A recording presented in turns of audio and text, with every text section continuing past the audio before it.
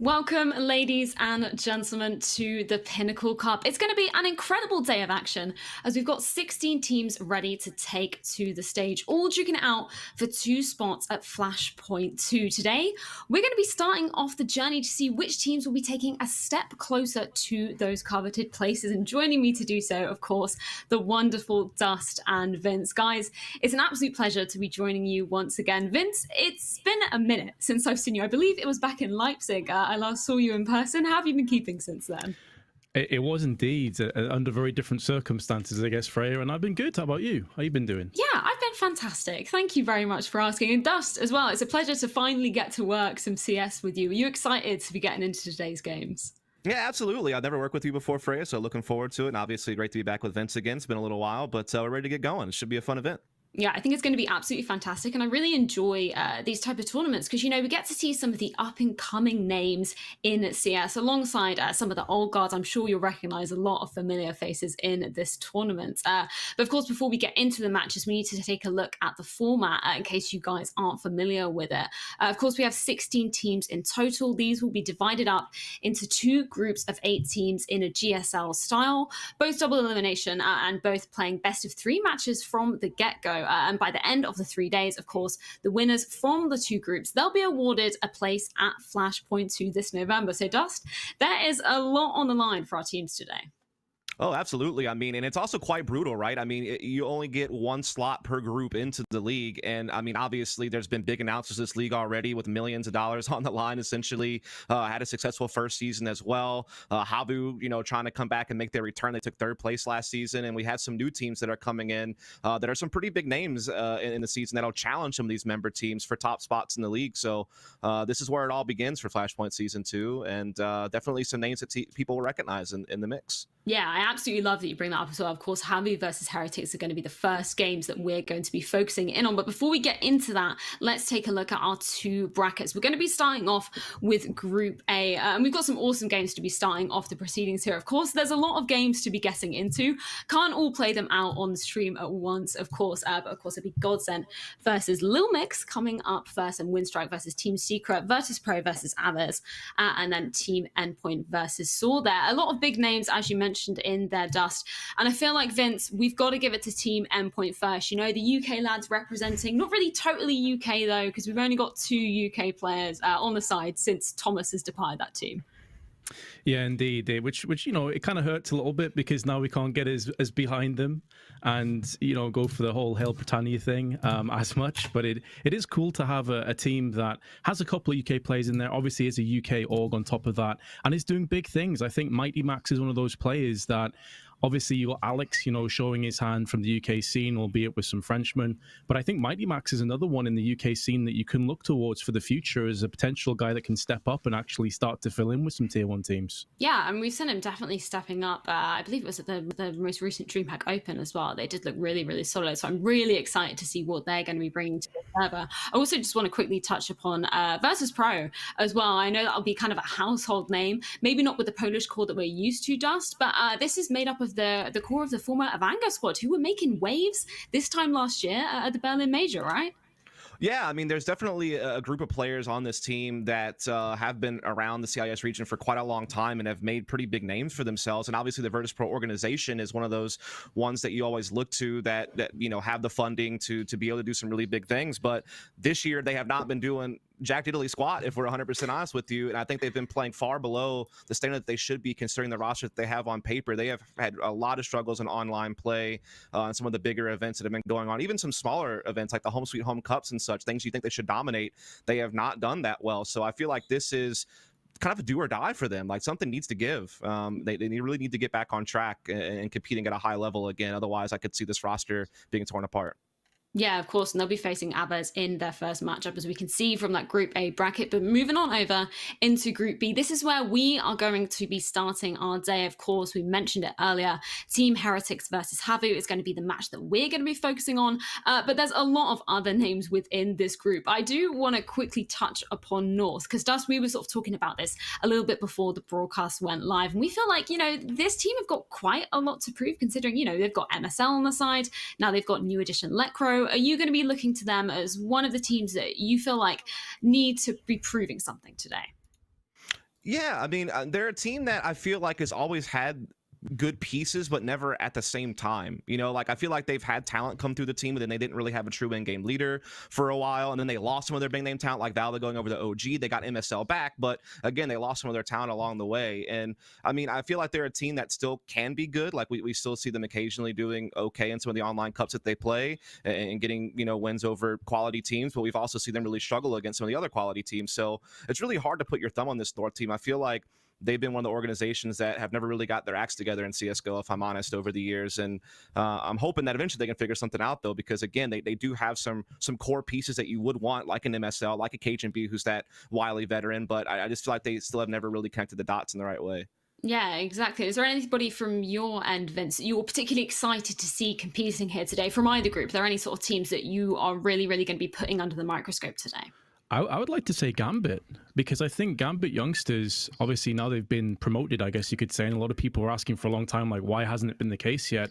I think there's so much ability on that team, and with them having Hobbit, they have a bit of experience as well. So you've got Exile and Shiro, two of those players that you look at and you think, like, honestly, if somewhere down the line a team like Na'Vi starts to come knocking, maybe these are the guys that step up to the plate. So I want to see what Gambit have to offer. I really think this is a team that could go pretty far, if not even qualify. Yeah, I think that's definitely a really good point. It's a shame that we can't be covering all of the games today here on the stream. There will be 8 going on rather simultaneously, but of course we will be starting off with HAVU versus Heretics as we can take a look at our schedule. And of course we'll have one more best of 3 series to follow after this. That's going to be pretty up in the air until the moment, because we need to know the results of some of those matches to determine who exactly we're going to be following. Maybe, you know, if you're out there in the chat, maybe give us some hints of who you would like to see coming onto the stream. But I think it's really, really cool that we get to start off with best of 3 matches, Dust, because that means there's nowhere for these teams to be hiding, and there is so much on the line for them. Yeah, absolutely. I mean, that's what you always want, right? You always want to have the highest level of competitive integrity. You always want to make sure that you don't let any types of randomness come into play, or as much as you can control it, right? So I think the best of 3 is always the format that you want. And with so much on the line, you know, such a big prize pool for the Flashpoint 2 season, and really want to make sure that we get the best quality teams in there. I mean, I think this is definitely the right approach to have this double elimination system. So happy to see it in play.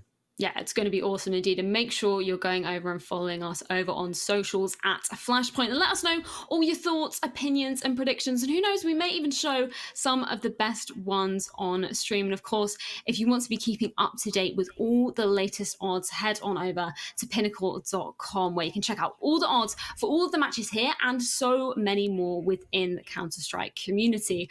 But I think with that, we can start to talk about our first matchup of the day. Of course, it's going to be HAVU versus Heretics, and there's a good reason why we've chosen the HAVU matchup particularly to be featuring on this first match of the Pinnacle Cup, because we were talking about it earlier, Dust. HAVU actually made it all the way, finished 3rd place at Flashpoint 1. That is no easy feat. They managed to claim $100,000 prize money, which is absolutely massive for a team like them who came through the qualifiers earlier on at Flashpoint 1. So they've been in a bit of a position where they've been the underdogs before, haven't they? Yeah, I mean, I think that a lot of people didn't even really maybe pay too much attention to HAVU, but prior to the Flashpoint Season 1, I mean, I feel like a lot of people maybe knew some of their players and knew that they, you know, competed in some decent leagues, but they obviously never really saw them at like bigger LAN events or anything like that. So I think they were a bit under the radar as far as what type of talent they had on the team. But I think that through Flashpoint 1, through Blast Rising directly afterwards, and some of their other online play, I think people have begun to realize just how potent some of the talent is on this team. Zori has definitely been one of those operas in the finishing that next to Yampi is like kind of one of those upcoming talents after Alu that you look to in that scene to really deliver. And then you have someone like Slowy, who is just this incredible aggressive rifler that I honestly thought might be a target for some of these multinational European teams that have been forming throughout this year, even like a prospect for like a Cloud9 who's still yet to announce their 5th. So I think he's definitely a very talented guy, but they come in with a really weird situation, right, that we're also having to look at, which is they loaned out X7 over to Ints for some of the RMR events coming up due to Yampi, of course, having the whole VAC situation. And so Yampi will actually be playing for HAVU, and that is going to add a whole new dynamic to the team that I'm not even really sure how to read into just yet. So that's going to obviously make things even more kind of all over the place, honestly.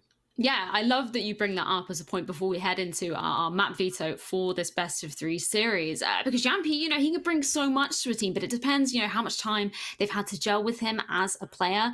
It's going to be kind of interesting to see exactly how it plays out. But before we do that, as you just mentioned, we've got to take a look at the map veto. I'm wondering, Vince, are you expecting any particular maps to be coming out of this series? Oh, I mean, looking at the stats, HAVU are likely to ban Inferno. It's a map that they just do not touch at all. And then you're looking at probably a train ban from Heretics. Mirage seems to be a common map between the two of them, and Nuke. So these are definitely maps that we could end up seeing in this best of three. But to be honest, I think regardless of which maps come down, I can see this being a really close game that goes the distance. I think this could go very well, the full three maps, and we could even have some overtime thrown in as well. I think they're pretty evenly matched. Yeah, that's what we were saying beforehand, Dust, weren't we? I mean, I do want to touch a little bit upon Heretics as well, as I feel like there'll be sort of more familiar names within that squad, particularly if you're a fan of the French region, because we've got players, like Kirishima. He's lifted multiple major trophies. He has so much experience on his side. Yeah, I mean, Heretics definitely do house a good mixture of like young upcoming talent as well as people that are going to be recognizable from years past. And Kirishima certainly is that veteran that's just like a jack of all trades. I mean, he can pretty much fulfill any role within a team or with even just a particular round as far as what types of things he can do for his team. And definitely a guy that's been pretty consistently a good performer throughout his career. Then you have Navera, who's like on the opposite end of the spectrum, a guy who doesn't have a lot of experience, but is very young and has a ton of potential, a very versatile player, can be very aggressive with rifles, can even do some secondary opping. And then you have Maka, who I think has been a really strong primary op for this team throughout the year. He's really come around as a player, I feel like, in 2020, and really taken that next step in his career. So there's definitely a lot there to look at for Heretics. And then there's, of course, their whole storyline where they might be losing Navera very soon to Vitality, supposedly. So again, it's kind of a crazy, that we're having like these supplemental storylines we weren't expecting that actually going to play into this matchup. Yeah, there's so many question marks coming into this first matchup, and I believe we can take a look at the maps to see exactly how they're going to be playing out and whether you were right with those predictions, Vince. Let's see if we can get them up on the screen to see exactly which ones we're going to be playing out on in this best of three series. Here we go, they're coming up. Let's see if you were right, Vince. Maybe Dust, you wanna talk us through this one? Yeah, I mean, the only thing I expect is a ban of Train coming out from Heretics. I mean, we already see that HAVU got the ban off on Inferno. I mean, I think Vince was spot on with that, but we know that Heretics doesn't really play Train, so I'd imagine that that's probably going to come from them. But they've also really struggled on maps like Mirage and Overpass. When you look at their overall records online this year, they've really just been really looking more towards like Dust 2 and Nuke as maps they could really rely on, and maybe some Vertigo. So I could see Vertigo maybe getting floated around, and maybe that gets like a surprise pick or something. But yeah, definitely the Train ban was exactly what I expect. As far as what HAVU is going to take a pick into, it seems like Nuke has been their bread and butter, but that's also a strength of Heretics. So I'm not sure what their mentality will be, if they want to stick with personal comfort or if they want to try to go for a map that they're really strong on, but maybe Heretics aren't as much on. But the next map in live will be Dust 2, which is again another map that Heretics are pretty good on. So I'm not really sure what they want to take as a pick on HAVU's side. I would imagine personal comfort, and they decided to go with Mirage, which is a map that they've actually kind of struggled on. They've had really mixed results on Mirage, so I'm actually a little bit shocked to see that come through. That is kind of strange. Yeah, I imagine it might be Heretics going with that Nuke pick, just looking at the frequency that they've played it. But yeah, that's kind of weird. Were you expecting that Mirage pick to come out, Vince? Yeah, I think when you look at the statistics, it's a map that they both share. I mean, it's 7 times played for HAVU with over 50% win rate and 9 times played, but as Dust touched on, only 22% win rate for Heretics. So I'm not sure how this one is going to come down. Obviously, maybe they've made a couple of adjustments. Maybe you learn more from a loss than you do just battering teams over and over again. But I'm not too surprised at the veto so far. I also do wonder if HAVU's doing this because, you're bringing a new player like Yampy, and Mirage is a map where I think you can get a little bit more away with like freestyling and not having to be as tactically sound. And also, I will say this, even though HAVU's results have been mixed on Mirage, they're still better than Heretics on the map, at least as far as record goes. So maybe thinking to themselves, yeah, maybe Mirage isn't the top of our pool, but we know that it's really low on Heretics. So maybe we can, look to do a ninja pick there. Not surprised at all to see Nuke come through. That's a map that's shared by both teams as a big strength. I would imagine that this final map is probably going to come down to either Vertigo or Dust 2. Probably Dust 2. I think that's probably the map that the teams have played more, I would say. I'm sure Heretics would probably prefer to see Vertigo go all the way through, but I don't know that HAVU will allow that to happen. Indeed, there does come the Vertigo ban. So I'd imagine Dust 2 is probably going to be our third map. Yeah, let's see if you are right as we can get the final map of the series up on our screen. So I think it is, yeah, it is going to be Dusty as the final map. And you know what? I think it's actually really interesting. I kind of hope it does go to the full 3 maps. We were saying beforehand, Vince, we think this one is going to go the full 9 yards. But I do want to touch on, we were talking about Navera earlier and that potential of going over to Vitality to be their 6th man kind of player. But he's the younger brother of Scream, right? And we were sort of singing his praises, saying that, he has a lot of potential as a player. Oh, absolutely. Absolutely. Like I think some people would argue that he right now is better than Scream, and Scream for a long time when his prime was up there as one of the best aimers in the world. So, I mean, sure, Scream's dropped off a fair amount; he's no longer active, but Navera is no slouch. This guy can absolutely stand up and be counted when it's really required. But then you go back to what we just said before.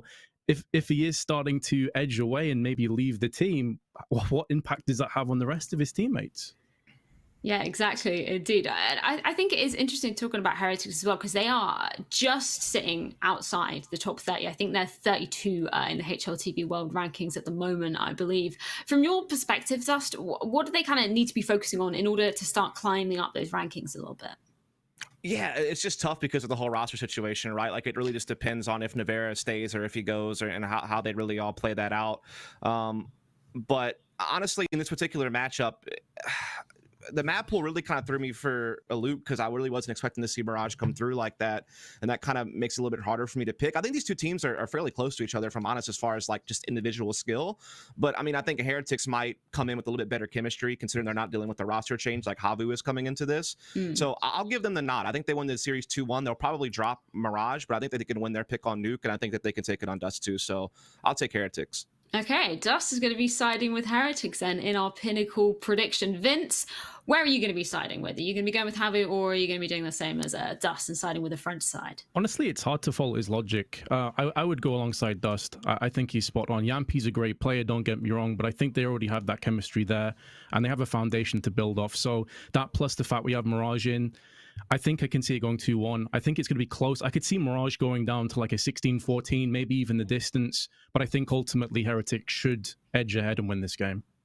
Yeah, I think I would be siding in a similar vein as you guys, but I do think it is going to be going to the full 3 maps. And I think with that, we're talking about HAVU and their run at Flashpoint 1 earlier this year, and the fact that they're bringing in Yampi as well to this.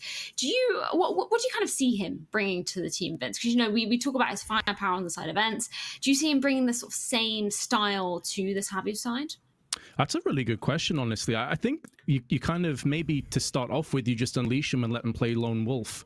Let him play to his kind of strengths and allow him to be somewhat of an X factor, because with such small amount of time, you can't really justify expecting him to be well-oiled and be a cog in the machine. Maybe he will be one of the outliers that, you unleash him every now and again and say, go kill, and let him just do what he does best. Because the guy individually skilled, he's so very good at the game. So he's definitely a player that I'll be looking at in particular for this best of 3. I foresee a lot of double opping Freya. That's going to be my prediction here. I think that they're going to try to go to that as much as they possibly can, particularly on CT sides, which some of these maps are definitely going to play to that, particularly in Mirage. It's going to be where they can get that double op going on their map picks. So that would be my guess, because that's where Yampi can have the most impact, I think. But Zori, in its own right, is a very strong opper. So I think that they're actually going to be quite potent with that. It's going to be something that Heretics are going to have to wrestle with, I think, in that matchup. Yeah, it's going to be interesting to see how that develops throughout the course of the match. And of course, if you want to keep up to date with the latest odds, make sure you're heading on over to pinnacle.com, and we can check in of the odds for this series as well. We can get them up on our screens very, very shortly to see if they're going to be agreeing with you guys. You might be going against the markets and what they're saying at the moment. Let's see what Pinnacle has to say in terms of their odds right now. It's going to be an interesting one as well, because I think we were talking about it earlier, and it's just going to be so close. They actually do be siding with HAVU there, 1.7 to the 2.17 of Heretics. But it's all open, and I think that's what's so cool about this style of tournament as well. There's so many different teams coming into there, and there's a lot of question marks, as we were saying, Dust, with both of these sides. I think they've got a lot to prove coming into this first best of 3. Yeah, I mean, just like looking at the two brackets for the groups, I think this is probably the closest matchup that you could have asked for out of all the matchups that were going on. I think that the other ones are a little bit more predictable on who should win, but I really think this is probably one of the closest matchup of the 8 that's going to be played in this opening round. So there's no surprise that the odds are close, and it's really not that shocking that maybe people would disagree with us on what the odds would actually be in this case. I mean, I'm not super confident Heretics will 2-1. That's just kind of the best guess I can make based on the limited information I have to work with. So I think this should be definitely a close slobber knocker type of game. Well, we're not going to wait a moment longer to get into the action. Let's take it away with map number 1, gentlemen. Thank you very much, Freya. Indeed, we will be jumping straight into the action momentarily. Dust, Mirage is up first. And I think we kind of painted a picture there of this being an incredibly close game, and even the odds like not necessarily going along what we said. If anything, maybe that just entices the viewers as to what could be about to fall upon us with just how close this game should be on paper. And then you will obviously add into the online element of Counter-Strike, and there's a couple of uncertainties and question marks right now with Yampi coming in and maybe Nevera going out. I find it very difficult to like completely put my feet on the ground and say this team is going to win this game. No, I think that that's definitely fair. I mean, I was really struggling to come up with the prediction coming into this game just because I feel like the results have kind of been all over the place. So I think both teams have a similar storyline of where when they compete at teams at or around their level, they can usually do pretty well. Like what HAVU was able to do in Flashpoint Season 1, what they were able to do in Blast Rising directly afterwards. You know, they definitely had a good little run there kind of in the middle portion of this year, but then they've also had their disappointments. I felt like they played far below their level on some of the home sweet home cups they've played in. Most of the other stuff they've played in has been like local finish stuff or against very small name teams. And when they have played against some of the bigger names, occasionally they'll do well. Like they can beat a Forest, they can beat some of these other teams that, again, are kind of at or around their level, but they've never really been able to take that step up and do well against some of the like top 10 or top 15 teams in the world. So that's kind of where their ceiling seems to be at right now. Then you look at someone like Heretics, who their last few events, they've really struggled. You know, you look at DreamHack Fall qualifiers, ESL1 Cologne, CS Summit 6, all these events, they've basically gone out in last place or were unable to progress to the main tournament. Now, granted, some of their losses come to really good teams like, you know, Vitality and Fnatic and FaZe, who just won a tournament. So, you know, maybe it's a little bit unfair to critique them so harshly on some of these last place finishes, but that's what makes it so hard to read, you know, at the same time.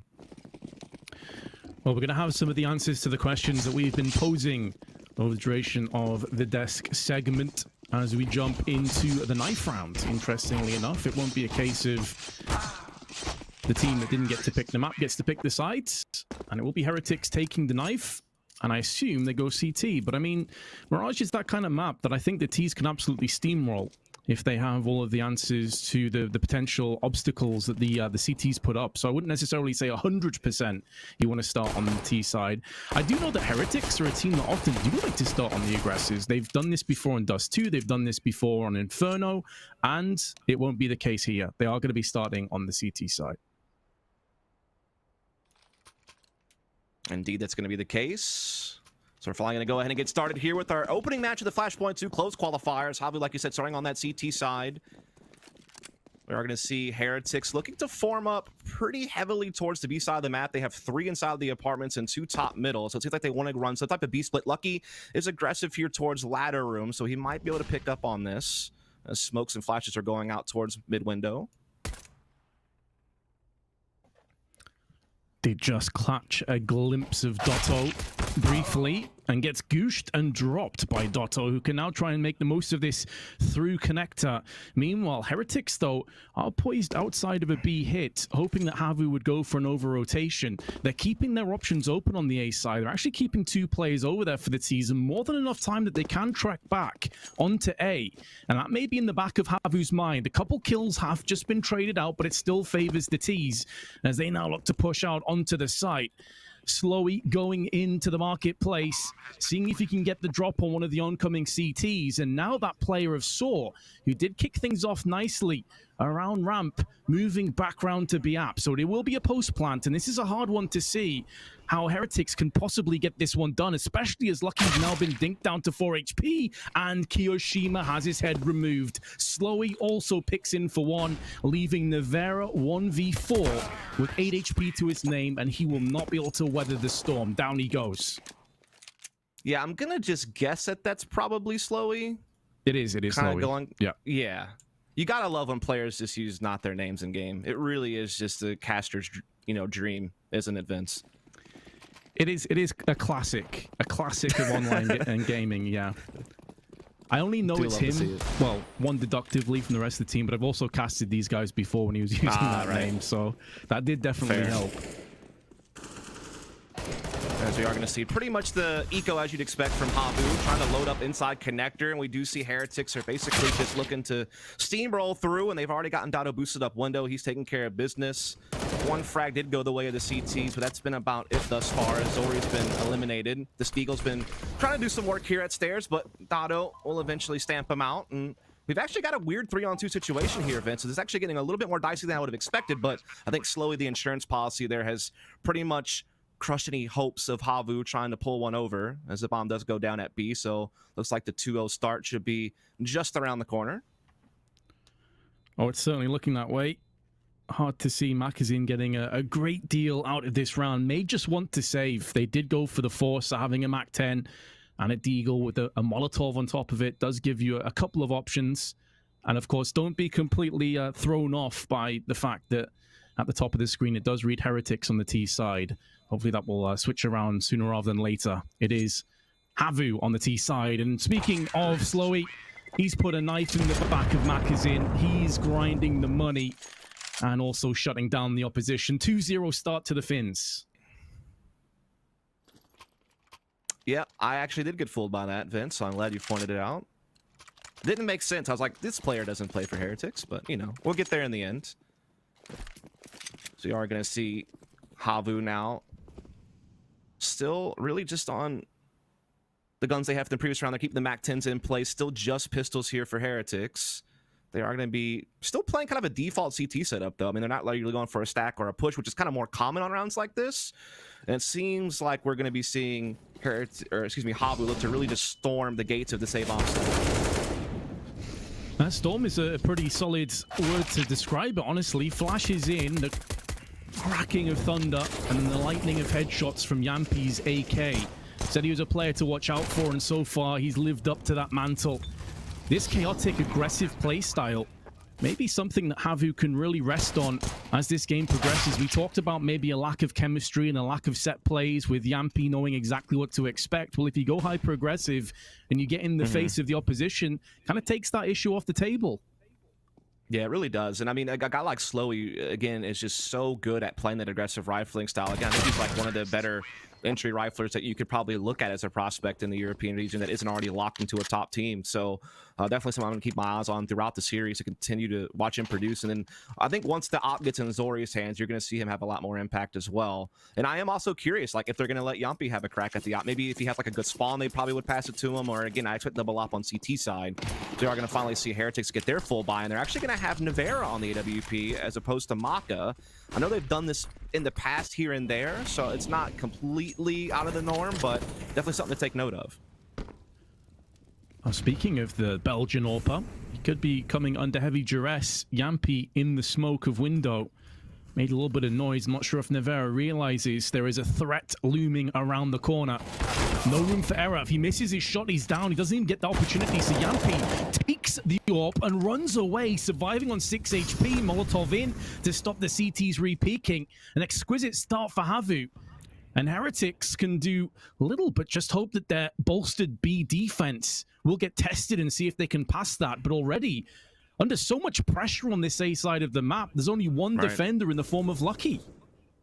Yeah, and Yampi might find a pick here on Catwalk very soon as to come down the time. He looks away just as Maka peeks up, and now he's the one stamped out instead. That is a crazy amount of milliseconds that separated what could have been a very successful pick again for HAVU. It's now even the numbers instead, but A side has been taken. Bomb gets planted. Slowy has control of Flatter. He's cutting off Maka's rotation on Cat, and it's still looking pretty good for HAVU, all things considered. The retake will be maneuvering through with limited grenades. No kits at the disposal of the CTs, and they will realize that puts more pressure on going aggressively, and Lucky does claim the frag onto Zori. Dotto still perched behind the site. As Saw does come out swinging with his AK, a 2-on-2. They nearly line up for Lucky, but he's sprayed down. And now Kiyashima, the veteran for Heretics, may be able to take down the kill on Dotto, but because there's no kit, there's no chance at a defusal. So he has to back away, and HAVU pick up their 4th consecutive round. Yeah, it looked good from the start, right? Being able to get that window room control so early, taking Nevera's off the board immediately, those were such great signs for HAVU. They did suffer a pick I wasn't expecting with the whole situation on Catwalk, but I think that slowly being able to maintain control of ladder while also the rest of the team is able to take the A site just gave so much map control to HAVU to cut off rotations, get intel, and just feel comfortable with how things were progressing.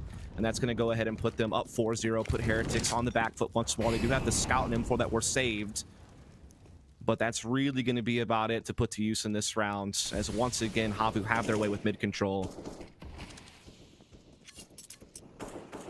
Which they've already got a handful of times. That will be a bit of a concern, but Nevera passes a bullet through Soar's temple.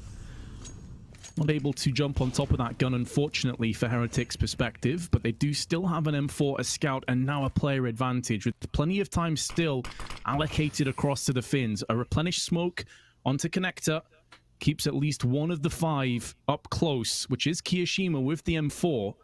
So the primary firepower locked down for now, and now HAVU decide to traipse back over with the bomb towards A, which seems like that will be their final destination. Yeah, and they're going to be really spot on in reading the gats in the defense, but they're running out of that timing because now you're already seeing Lucky and Nevera get into that ticket booth position. We are seeing HAVU take a lot of quick control. They're not checking their corners, and now the kills are coming raining in for the CT side. It's only Zori and Dotto left. Even if they were not to win this round, they can still do significant damage to Heretics. Already 4-0 up post-plant. The CT's dent pushed through the grenades, and now Zori has to deal with them all alone. His teammate's gone down, and as will he. HAVU will concede for the first time. Heretics actually bolster up their buy significantly with 2 AKs and an AWP, and because it was a half buy, their economy is boomed. That's a great result for Heretics. HAVU will be disappointed, but they still have plenty of money of their own to come straight back in with full rifles. Indeed they will. AWP is going to be in play for Zori, I believe, for the first time. So we'll have to see how that dynamic plays out. They're also going to keep Nevera as the primary AWP on the CT side over Maka. Haven't watched them that much recently, so I'm not sure if this is a full-time adjustment and who is taking on the role, but I've always thought of Nevera as kind of more of just like a versatile player who can do a bit of everything. We're seeing Keo get aggressive, though, and find a great timing on Yampi, who had that Molotov in his hand, so Keo's going to get a freebie there to give them that instant man advantage very early on in this round.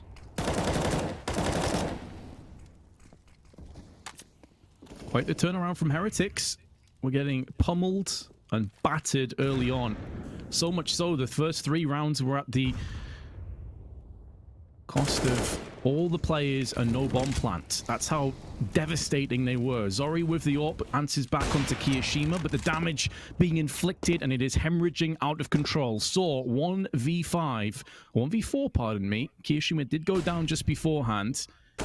Tagged down to 53. Spray not quite on point. Hasn't been punished just yet, but doing damage to multiple assailants. Has control of the bomb, so the CTs need to respect the fact that he may sneak his way onto either of these sites and get a bomb plant, which really would be mission accomplished from his perspective, considering the tenuous task that was put ahead of him.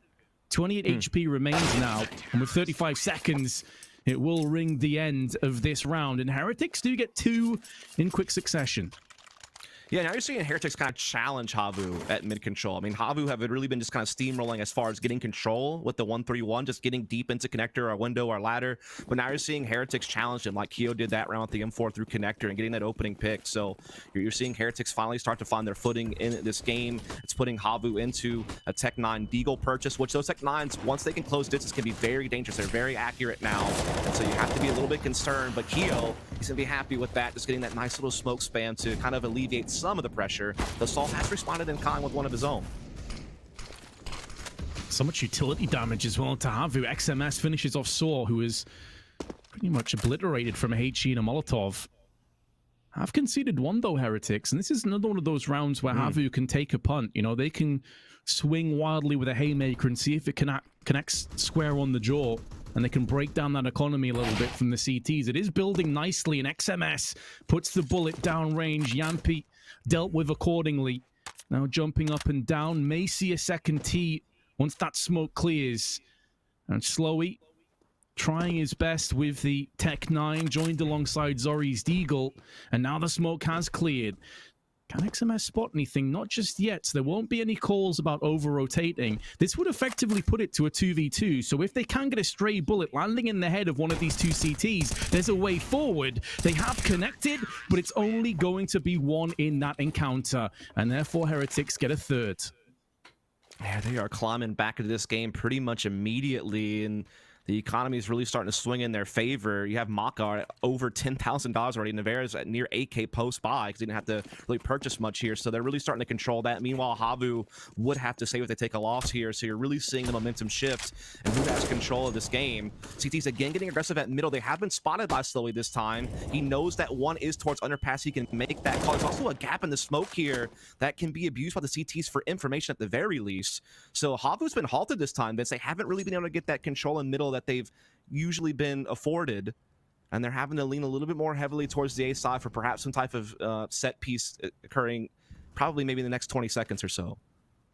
All right, that's an interesting little twist, because as we both highlighted, HAVU were getting the run of the mill down middle earlier on, constantly getting into wards window, in ladder room, through connector, catwalk, no problems at all. Now Heretics have made that adjustment. What do HAVU do? Yeah, I mean, set pieces is definitely one way around it, and they do have 4 players at A, but there's already a pretty good defense in place. Lucky might find a great timing as a Molotov is in the hands of the aggressor there. Lucky able to get away and get that bit of information. Navarre barely misses the kill there, but comes back for one, and they're just getting absolutely capitulated here on this A bomb side. Great defense from Heretics. Dotto trying to reel it back in, but it's going to be a tough 2v3. I don't want to use the word impossible, but it seems highly improbable that this clutch goes their way. However, Saw has given them a slight lifeline. The reason I didn't expect this to come into any kind of close proximity is because Dotto was so tagged down at 20 and all the pressure was on Saw. As out comes the wide swing from Makazin, not punished, and then goes back in for seconds. 16 seconds left. Saw last seen in connector, now moving through the smoke of jungle. And I think he maybe realizes that this is a done deal. Crossfire is established, no hope with the bomb down, save this AK, come back stronger in the next round. However, Heretics, after going 4-0 down, have answered back with 4 of their own. We are all even. Yeah, again, it comes down to that adjustment that we've been talking about, just the mid-aggression from Heretics, whether it be jumping underpass or taking duels through connector. They're really starting to throw a wrench in HAVU's initial game plan, and now HAVU's economy is sparse. They're going to have to just go with upgraded pistols around the single AK assault, so they're not going to have a whole lot to work with. Navarre's still going to be on that AWP for Heretics, as they're storing up money on the rest of their players. They're looking pretty for the rest of the half when it comes to money to spend. Saw's already been dinked down a little bit here as he was trying to make some progress towards connector. That nade will do even more. He's chunked down to 64 HP.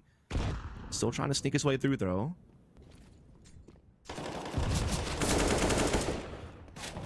Entry from Saw, looking for more, but he actually alleviates some of the pressure from ramps. The rest of his teammates rush straight through. They line up in Navarre. He is shooting them down with ease, and another one runs into his crosshair. That's 3 already, and I'm pretty sure it was him that tagged Yampy. Indeed it was. He got the assist for it, nearly got a collateral shot. They did concede a bomb plant and 2 kills thus, which, considering that they by and large went for a half-buy, is not too shabby, but the momentum has certainly shifted across now from the Finns to Heretics.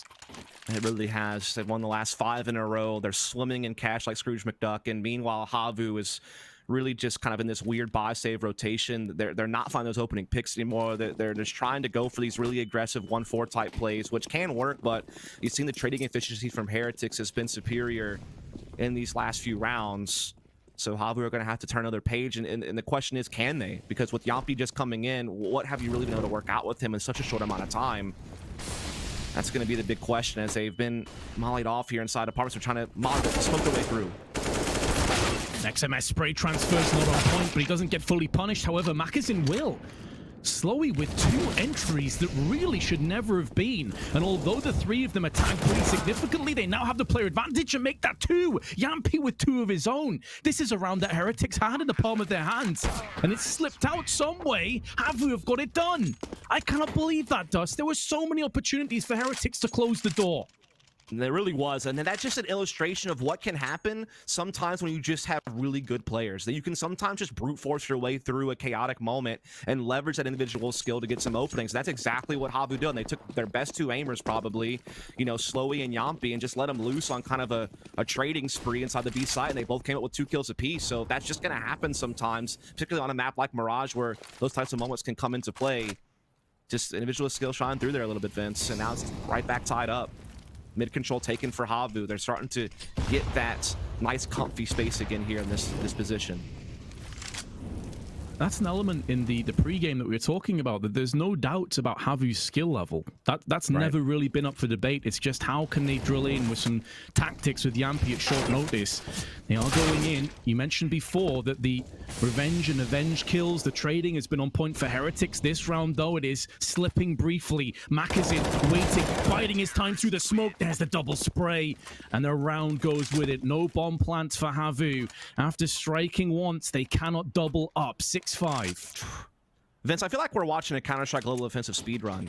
I thought we were watching, you know, a professional match, not awesome games done quick. I mean, all these rounds have just been, in the blink of an eye, you'd almost miss the key moments because they're just both teams are playing so aggressively. They're not wasting any time looking for duels or looking for map control. They're looking to get in each other's faces, and you're just seeing an absolute brawl.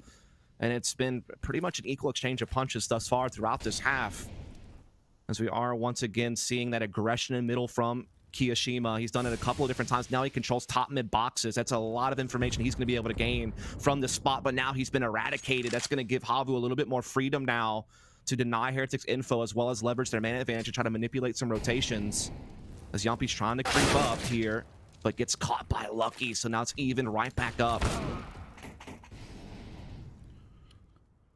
Nevera takes that equality off the table.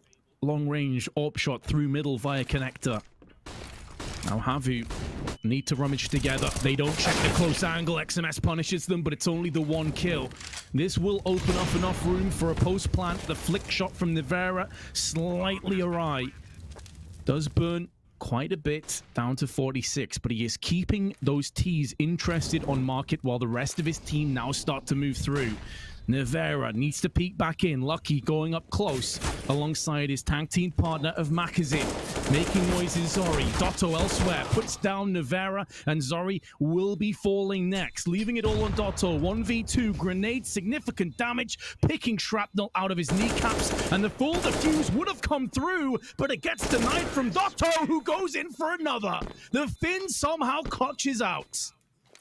I really don't understand this game, Vince, on like a technical level. It just seems so chaotic. I don't know if you'll agree with me, but I find it sometimes hard to follow. It just seems like both teams are just swinging wildly at each other. And I mean, Heretics in their comeback effort throughout this half have done really well with their mid aggression and their willingness to take duels through connector and at underpass and be able to use that to their benefit. But you've seen HAVU be able to respond in kind for a couple of rounds here very recently with just kind of pure brute force, just trade fragging their way through, or Dotto right there just having like a really cool clutch moment. So it has been, for me, a really hard game to read, honestly.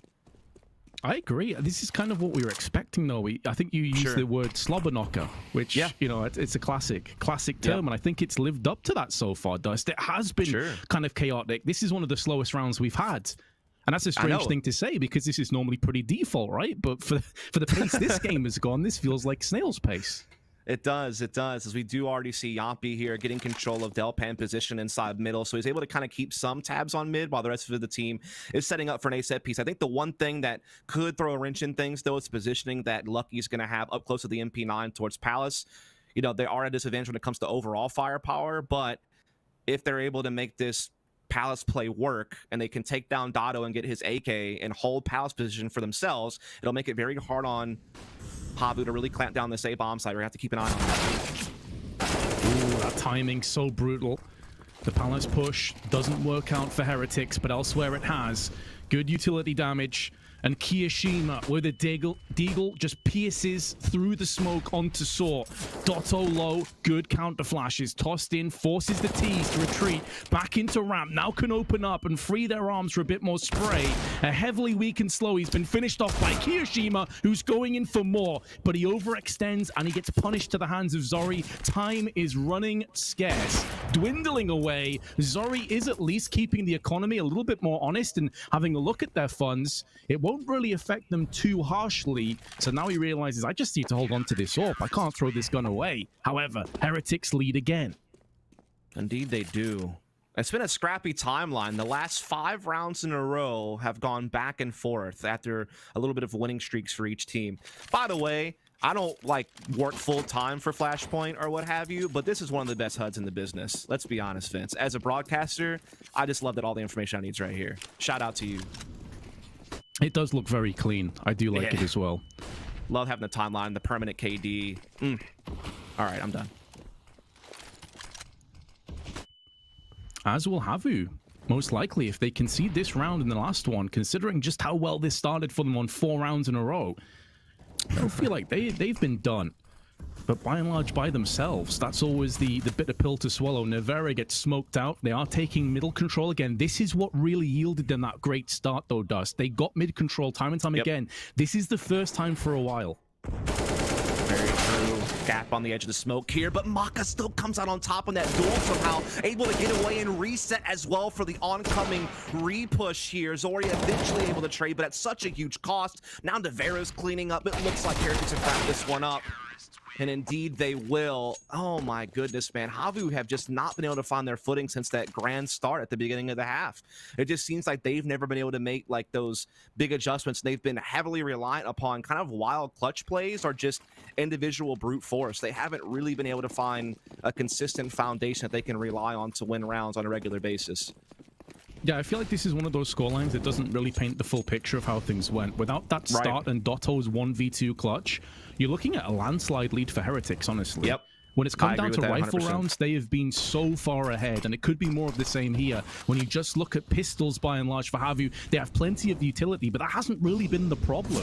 That hasn't been the issue that's been glaringly obvious to us, so I'm not too sure what to expect from the Finns. They need some magic. I don't think Nips around though, Vince. That's a real old reference. Most people probably won't even get that one. Hasn't been much magic in those parts for a while, Dust. That's the sad part, isn't it? Why have you done him like that, Vince? Why have you done him like that? Big Deke from Yampy, though. Hello. That'll work. Pulling the rabbit out of the hat, perhaps. Just shy of a minute to play with, and Keo, that's the bomb that goes down with the corpse of Yampy. Dotto traded out, but Zori does counteract. The HP certainly favoring the CTs, and positionally where the bomb is down is going to cost quite a bit of time for HAVU. It's looking a little bit grim, but they're still in this round. Yeah, there is still some hope, though. Low health on Slowy with that deagle. Zori taken off the board as well. Now another caught trying to jump into window. The timing is just so against HAVU at this point, and Slowy is now all alone. He does have bomb in his possession, but again, such low HP. Only the one flashbang to his name. Time running low also. Op right there staring him down, and Nevera will not miss. A cold start for Heretics was certainly a hot finish. They only gave up 2 rounds. My goodness. Yeah, it's pretty scandalous, isn't it? You feel like after that start, they're going to be hitting 10 rounds at least. And Dotto actually top fragging on the server with the 14, even though his team struggled. Goes to show just how well he was playing. And I guess on the other side of that, you'd have to say, on the CT side, need someone else to step up. We'll see if they do after this short break.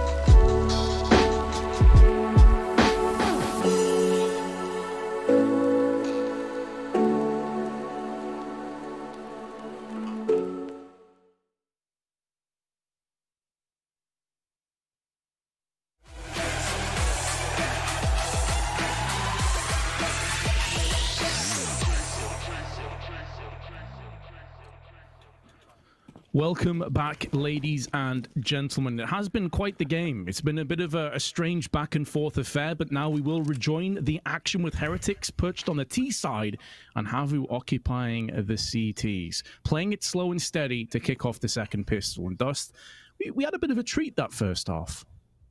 I guess you could call it that. It was all over the place. Like very, very hard to follow, but certainly a lot of fun all at the same time. With Heretics, I think, performing more dominantly than the scoreboard indicates. They just had a really cold start, but once they made their adjustment, they really steamrolled through the rest of the half, and they're looking pretty coming over to their own T side. But there's a lot of aggression coming out from HAVU here. They've already pushed all the way through B apartments and are flanking T spawn. It's going to be Slowy in this position. This could be such a crazy timing that he might be able to pull off. May not come to that if Dotto can hold the line. He has been forced back, and they give this up without too much confrontation because of what you just highlighted. They want Slowy to have impact. They need him to get some kills. The bomb is still yet to be planted. He waits for the perfect time and now takes off the head of Nevera. Bomb spills out without him, and now all of the emphasis spins on the T's with that much more pressure. It may create diamonds, but it's not looking good, although Kirishima does come straight back in with a frag of his own. And momentarily, Heretics do have the player advantage. 30 seconds left on the timer. They need to get a move on. They still need to get their hands on that bomb, which is just so close but elusive as of yet. Dotto with another one as Zori gets dinked down to 6 HP, and it's complete carnage. Still comes out swinging though with the frag, and now Makazin and Kirishima, between the two of them with only 28 HP, need to spin into action and activate some headshots. Here comes Kyo, another frag to his name. 6 seconds left, enough for the bomb plant, and both players one bullet away from death. Zori anticipating a fake, runs in, and there's Kirishima. He gets another clutch. There is the experience shining through. Heretics take the second pistol. I really do not understand how Heretics have pulled that off. It seemed like HAVU had the perfect positioning, the perfect little push through B apartments, the great timing on that flank to stop the initial bomb plant, and everything seemed to be stacked in their favor. And then somehow, someway, Kirishima with low health pulls out the 1v2 clutch. It just seems like HAVU can't catch a break at this point. Not since they had that 4-0 start in the first half. They have really been on the back foot ever since, and it seems like nothing is really going their way. As I say, that Dotto able to get a bit aggressive there on the A ramp, does take down Maka, gets a little bit of SMG farm cash, has some support as well with Zori and company nearby. They're slowing down this A press that Heretics were looking to go for right away, but can they pull it all the way through is the big question. It's a huge question at that, because so far HAVU, after a great start, have only won 2 rounds since their opening 4. That is the grim reality of how things have fallen down for the Finns. From zeros to heroes are Heretics, and they're looking to go one better. They have lost the first player. That confidence building from the pistol round, albeit incredibly low. Yeah, the problem is they have no information on the rest of the map, Vince. They're just kind of locked in at A. Meanwhile, there's been a push from HAVU up middle, so they know exactly what they're up against for the most part, and they have the ability to quickly rotate to have 4 players on the site when the full attack comes in. So it's looking quite grim for Heretics when it comes to positioning. Ooh, Dotto destroyed. I thought for a moment up close the MP9 maybe can strike, and Kirishima straight back in with another saw, posts up 1 alongside Yampi. Working out pretty well for HAVU, all things considered. Still maintain the player advantage, and with 20 seconds to go, XMS will be taken out of commission. Kirishima doesn't help him out, isn't watching for that CT peak, and that's where Slowy jumps into action with the scout, leaving Kirishima 1v3. He clutched in the last round, but under very different circumstances. They're peeking him one by one, keeping him in position, and now Kyo can do nothing in terms of winning the round, and he ends up going down. Was that after time as well? No, just before time ran dry. Otherwise, that would have been even more brutal. But HAVU pick up another round. Yeah, it just really came down to that initial pick on A ramp from HAVU, and then as well as just Heretics being stalled for so long after that. They could never really get the retrade. They couldn't really get any movement. They had no positioning anywhere else on the map. Meanwhile, HAVU had taken control of middle. They had everything that they could want. So I feel like Heretics just kind of got suffocated there on one side of the map and just could never really fight their way out. And that's going to be a nice early pickup from HAVU. It's going to put the Deco onto Heretics. It's a chance for them to start closing that gap on the scoreboard right away, and maybe even farm some extra cash at a slow as MP9 in the process, which will do wonders for their long-term economy. Flashbang is good towards B-Amp, stalls, and now Slowy can pick up the rest. From the back, he will show his hand. MP9 spray, grenade tossed in, nearly caught out of position by Nevera, and does actually get taken down.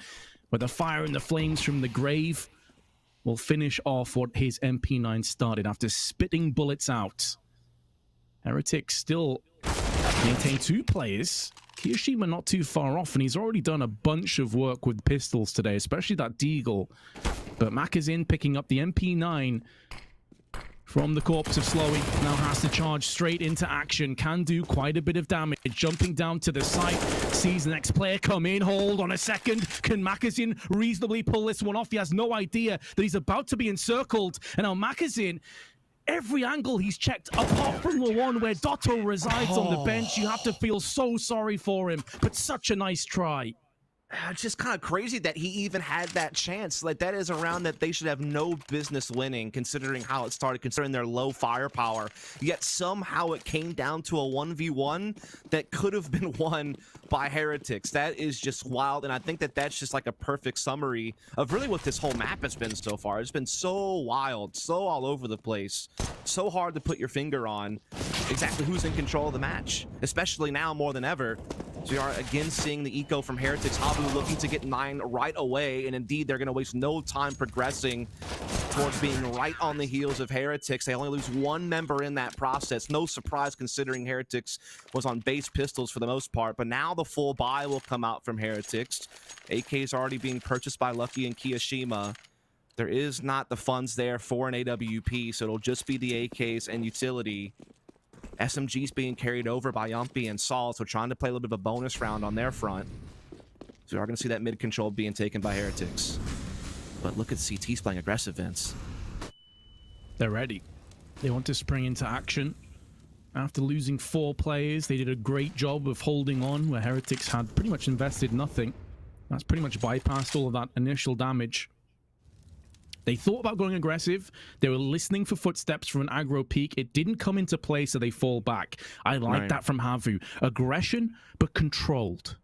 Yeah, they faded back once they realized that, you know, Underpass could be flanked, and then they could potentially get shot in the back if they held top mid for too long. So being able to fade back, but at least deny that space from Heretics for a good amount of time, and mean that they don't have as much leeway to work things out. They're going to have to make decisions a little bit faster now on where they want to take this bomb, as they do have kind of just a standard 1-3-1 with Maka playing inside the Palace. We do have Keo playing inside the B apartments. No surprise there. Again, Keo's a very flexible player in what types of positions he's going to take. They are going to be able to get control of Connector, however. They have positioning under window also, so they're definitely going to be going for that A crunch play with people in middle to be able to cut off rotations at window and catwalk. So all in all, Heretics are pretty well set up, especially with the CTs, you know, having limited firepower here with 2 SMGs still in play. So it's going to be a big ask here. But that SMG up close on A ramp could be a big problem. Time also becoming a bit of a nuisance on Heretics. 20 seconds. Still yet to get any casualties. Any corpses littering the map. A real issue. The T's have got to pressure in right now. They need success and they get it, but it's at the cost of Lucky's life. And Ozori pushed at the back of the site will do the rest. Heretics far too slow. Have given themselves nowhere near enough time to win this round. And to make matters worse, they've lost Nevera after time. He has $350 in his bank account. He's still doing better than me, Vince. So, I mean, there is that. He can hold on to that one, I suppose. But yeah, as you said, I think Heretics, when they got stalled at middle initially, they got it back, and I thought that it was good discipline from HAVU, but also good patience from Heretics to be able to get that mid control. But as you noted, they just took a little bit too long. Once they got control of Connector and they started forming up outside A ramp, it felt like they needed to pull the trigger, but that counter smoke from HAVU, they were concerned that a player was up close on ramp, which they were correct about, but they didn't really have a way to handle it. They didn't seem to have that oomph they needed to just go for it, to just throw their way in, which is a little bit uncharacteristic of them. They seemed a little bit too hesitant, and now they're back on a save, and they've already lost a player. So HAVU might take the lead right back, and it'll be the first time they've had a lead since their 4-0 start. Not quite there just yet, though. True. Lucky making sure that they are at least tentative about pushing forward. Goes in for a boost, not too far off. Both players taking damage. Lucky giving as good as he takes, though. And now Molly put down onto ramp. None of the T's currently residing there. They're making inroads over on the B side of the map, taking that middle control, and now trying to exploit B apps. Two players will be coming head-to-head. Aggression from Slowy up close to the M4, dispatching of Kiyoshima and dropping the bomb down in a heartbeat. In the blink of an eye, this round should be over. It does seem that way, doesn't it? With just a Deagle and P250 left in place, running through the smoke in desperation. Slowy will lick his chops at that prospect, getting the hat trick on the round. He is certainly one of the names you always have to look at on HAVU. He's certainly been performing well here with 18 kills, just behind Dotto at 22 for leading on his team. So we're going to catch the replay here. Good defense from Saul. Because, I mean, if they could have gotten through Murder Hole and gotten into CT spawn, that could have really made things more difficult to handle, but they were able to pick up on that. Full buy and play, double op. That we were talking about that pre-match, Vince, that we should see Zori and Yampi both sniping, and they are going to be doing it this round. Oh no, XMS is going in alone. There was no second player pivoting out of Palace. Dotto with the easiest opening couple of frags that he could ask for, and then picks up a third. And this is Heretics waiting to get this buy and instantly get repelled. They try an audacious play, they get punished, and now Dotto up close could even be getting the fourth kill. Beautiful flashbang tossed in from Zori, and just getting destroyed at Heretics. They never stood a chance. XMS having nightmares. He's like, I thought I got away from that type of stuff happening when I stopped playing with Happy a long time ago. Just having to run in by myself and get owned. But that round, I'm not sure if it was some type of like perfectly timed counter utility that I kind of missed that broke up that attack, or if they thought their flashbangs were going to be more effective to feed XMS in, or if it was just, you know, trying to do something a little bit unorthodox, just trying to creep up a ramp, try to catch someone off guard. Either way, it just did not pan out. HAVU were more than prepared for that type of attack. Got all the frags in this round up until that one. Keo finally does respond with one of his own, but I mean, not really a whole lot he's going to be able to do off the back of that, you'd have to imagine. He's had a pretty good game all in all, but this would be, I think, a bridge too far for him. Should be a 12th round for HAVU. They will have won the last 6 in a row. No T rounds from here except for the pistol victory.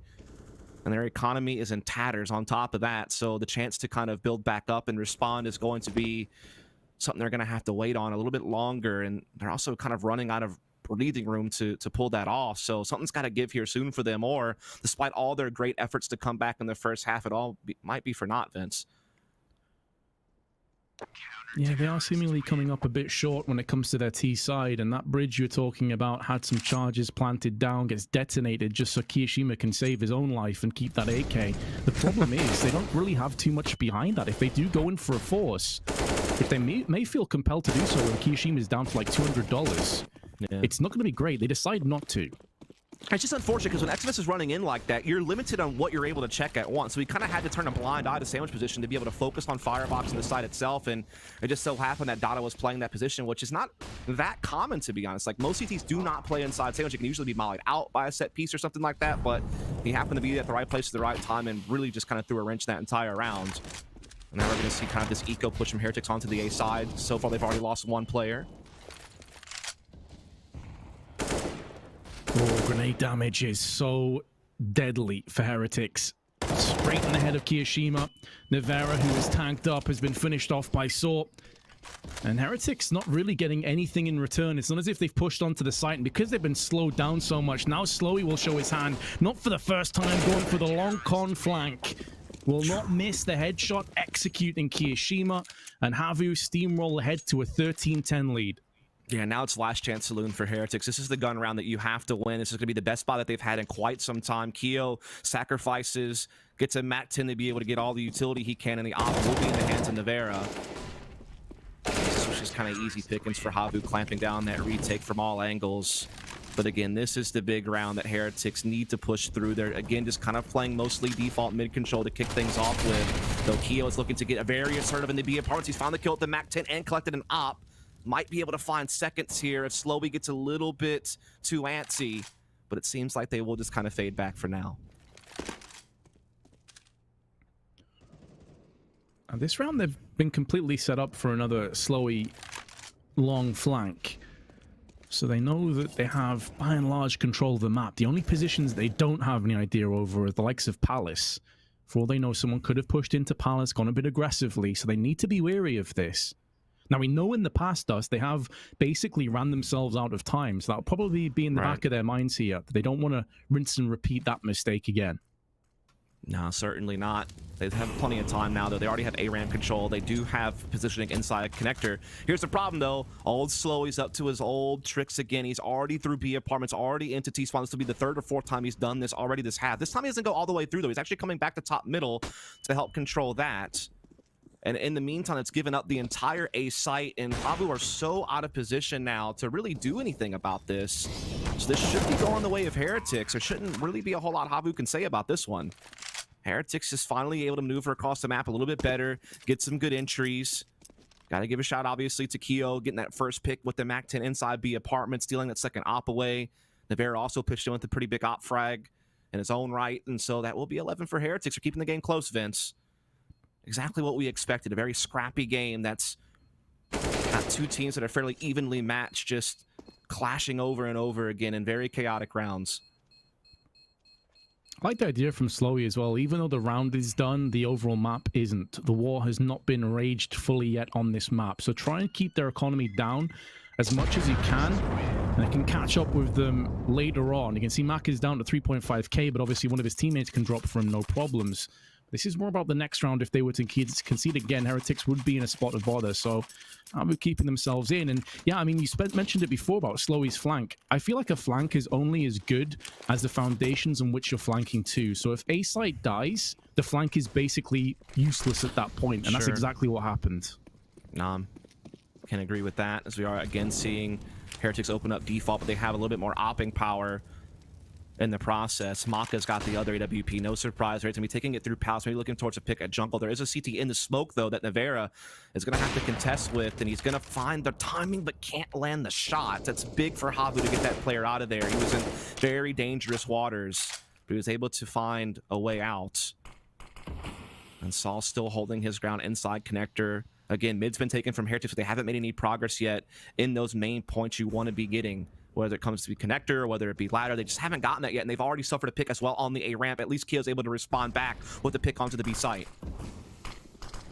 Blow for blow, the two teams go, and now Saw trying to use that small gap in the smoke, runs into another one. Slowy, knowing he's the last line of defense and he's about to get pincered from the push from B-Apps, try as he may, falls short, and a good flick from Navarra, much more difficult than the previous shot he missed on Catwalk. At least he makes amends for that miss. And HAVU, they have to dip out. They have to save. The two top fraggers, Kiyashima having impact again on 26. Dotto, 2 ahead of him on 28. Very well played by the both of them. Yeah, again, it's Kiyashima just having this impact, playing that aggressive lurk role on that B side of the map. That is so awesome to see him be able to be so comfortable in that apartment's position, because it just creates so much havoc. When he's able to get picks, it leaves the B bomb site very vulnerable. It forces rotations. It gives his teammates more space all across the map, and it gives you the opportunities to kind of open up your flow chart a bit more on what decisions you can make in the mid round. And it's just really helped Heretics kind of dig themselves out of a hole where they went, 7 rounds uncontested, and now they've won a couple in a row. They're keeping the score close. They're getting their economy back in order, and it just seems like they're starting to hit their stride.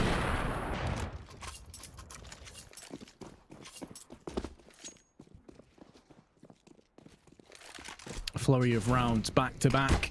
Heretics proving they do have some grit left in them yet. Lucky, flashbang out, holding position, which is for the better of Heretics, really, considering that HAVU have gone aggressively again. Yep. Falls back to what you touched on before, though, Dust. They know that is has a sell-by date, that position. Zori, though, does flick in onto Keo. That's a huge pick.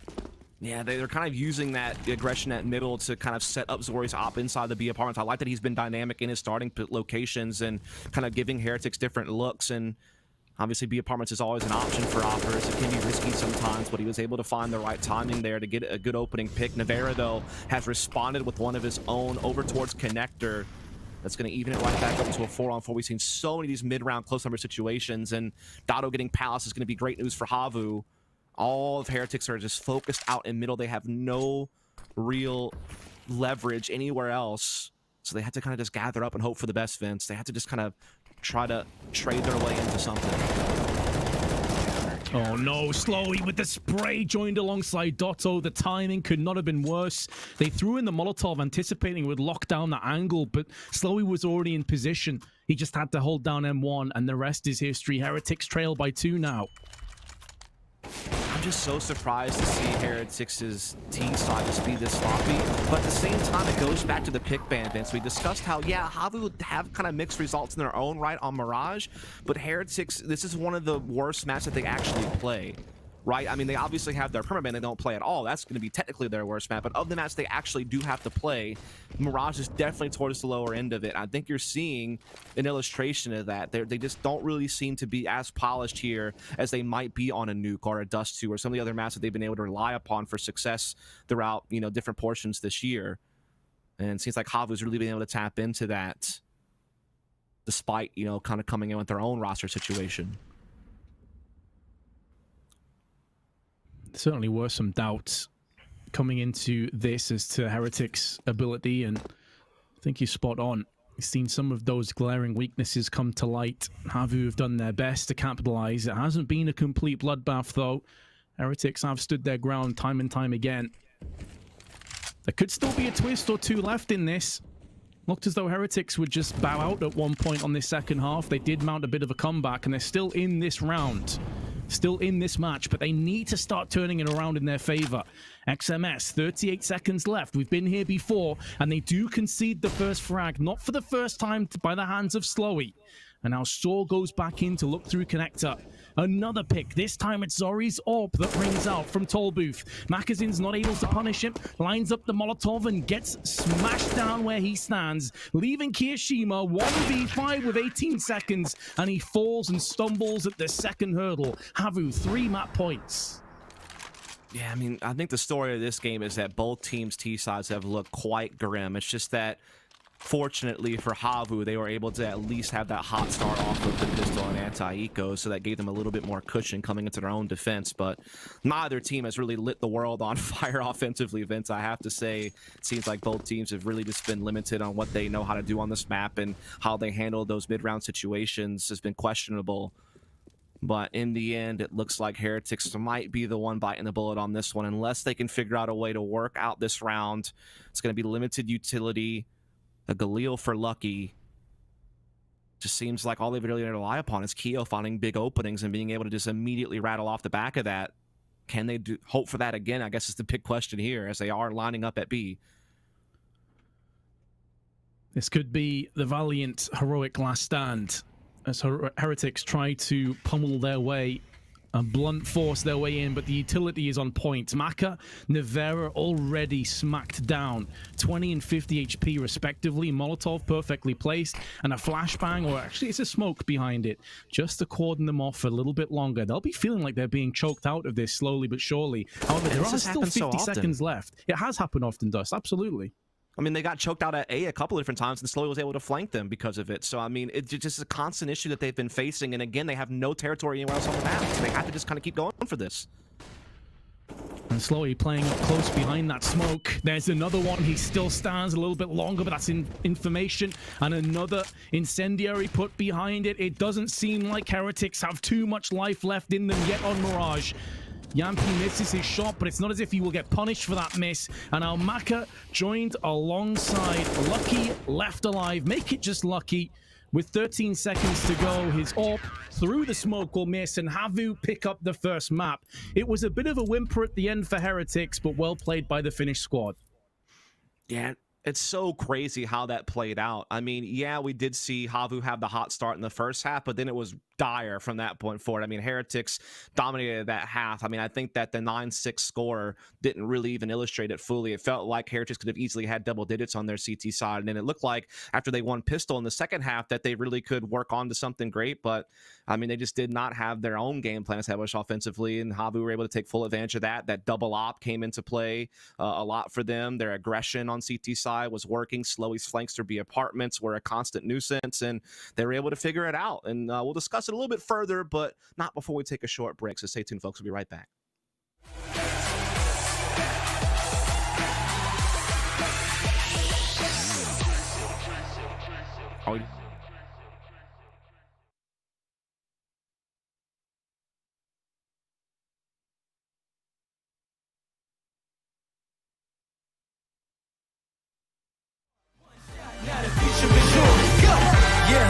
I was building on the lecture. Verses coming daily under pressure. Working on the plot and the scheme. The true stock trademark is at the edge of your dreams. I'm talking one shot for the kill. The priest cut threes up, straight dropping the chills. I'm talking taking over pieces and shares. A bomb race sky high. Check the movement is here, yeah. It's one art, one shot. Now the future is yours. Go, yeah. It's one art, one shot. Now the future is yours. Go. It's one art, one shot. I'm turning dreams into reality. In the lab with the formula and chemistry. The memories spark and motivate and make the industry shake. We put the bars in the brakes. I'm talking one chance at best, yes. Painting pictures for the culture, keep the brushes fresh. Flip the color, work the drummer, passion never rests. Freedom is a teacher under pressure, now we blessed. See, I was so go for the go. It's one art, one shot, now the future is yours. Go, yeah. It's one art, one shot, now the future is yours. Go.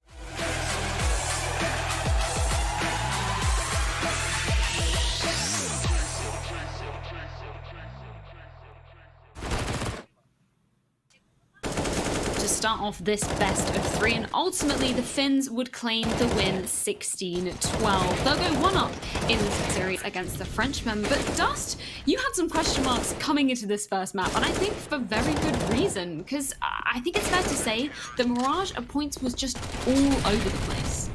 Yeah, I mean, coming into it, this is the map I thought Heretics would lose, like when I did my prediction 2-1, just because they haven't really shown us a whole lot on Mirage. Again, their permaban, they were able to keep that out of the equation, which is a map they definitely don't play and they would struggle on, but Mirage has been one of those other Master Heretics that, other than maps they do play, has been one of their worst alongside Overpass. So this was the map that I felt that they were actually quite vulnerable on. I didn't know if HAVU would just be up to strength to punish them on it, though, just considering that their own Mirage record is a mixed bag, and they had to just bring in Yampi very recently, and I thought that maybe that would kind of throw a wrench into the plans. And to be fair, neither team lit the world on fire on their T sides. They both look quite grim on attacking, but it seemed like both teams were able to establish really good aggressive CT sides and good flanks and good rotations, but it just seemed like, you know, HAVU were a little bit better at it.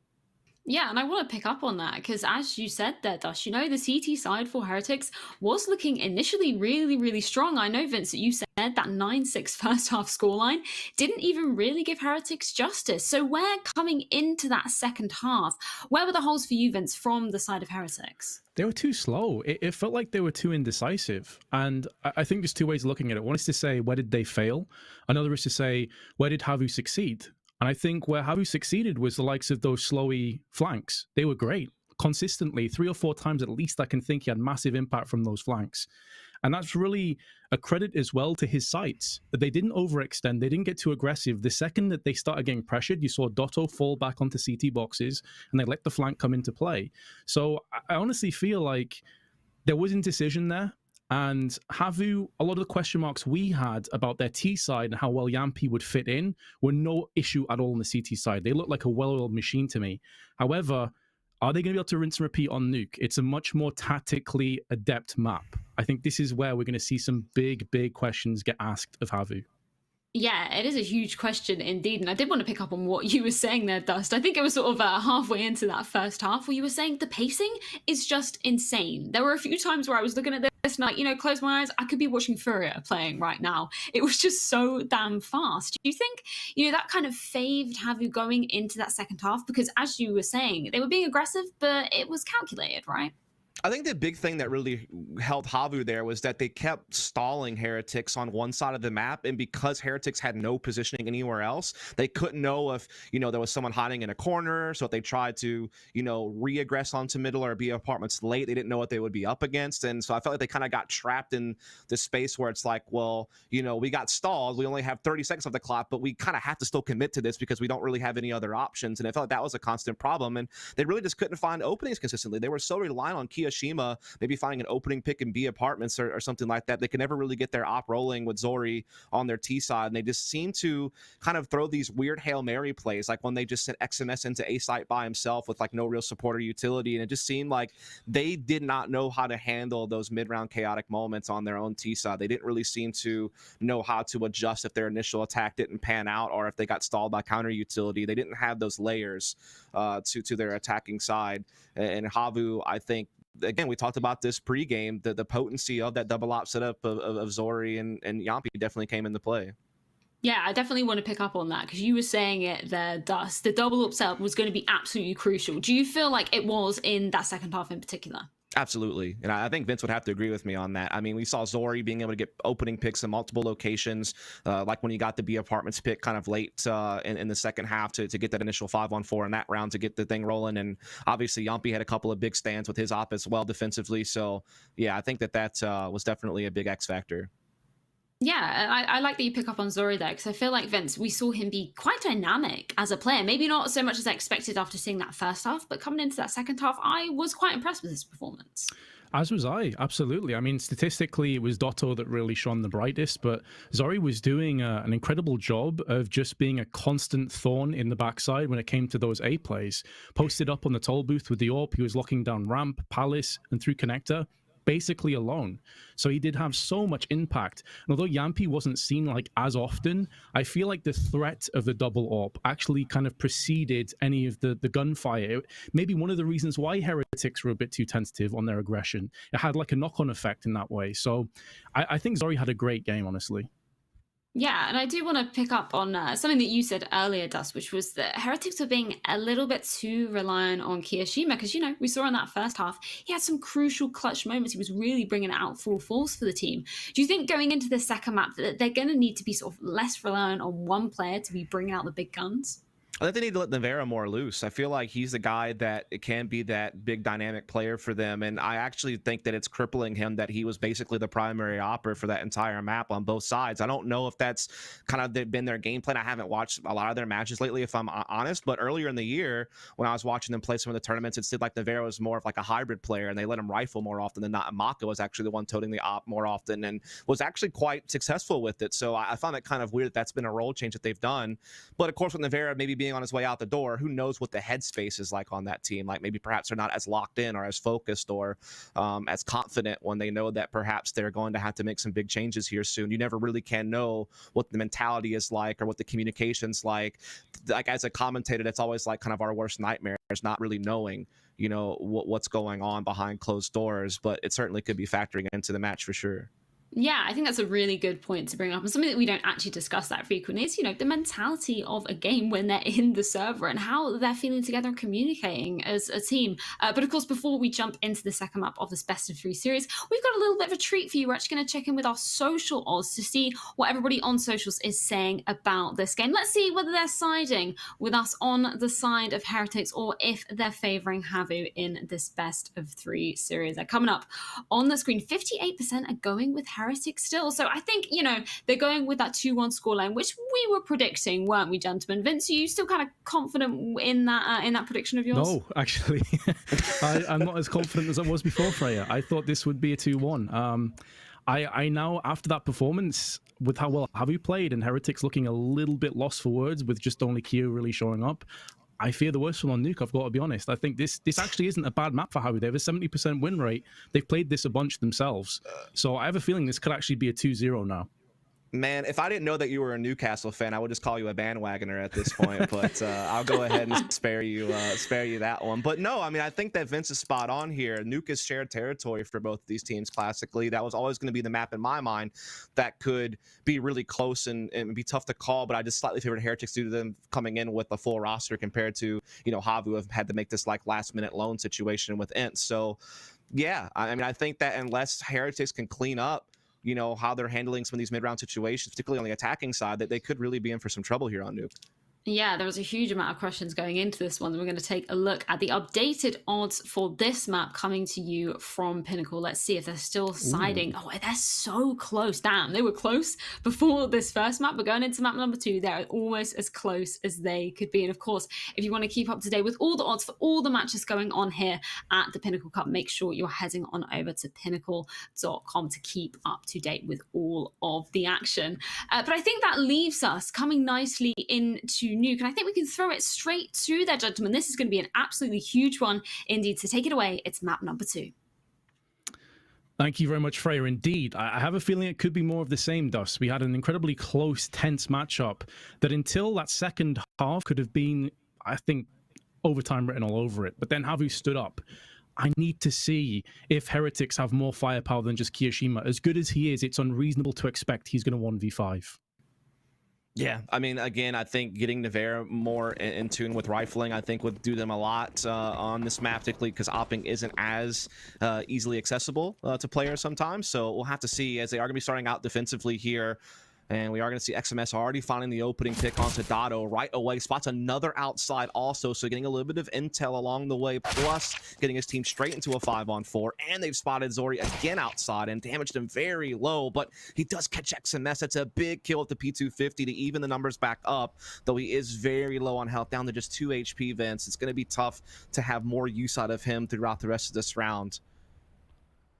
Tough, but as long as he still stands, there is no way Heretics can know that. And of course, with the P250, all he needs to do is connect the one time to the forehead, and Heretics could be sent reeling. Much easier said than done. Narrowly escapes death. A couple bullets whiz past his head, and Sort catching up a player on Heaven. Not doing too much damage, and HAVU still with plenty of time left.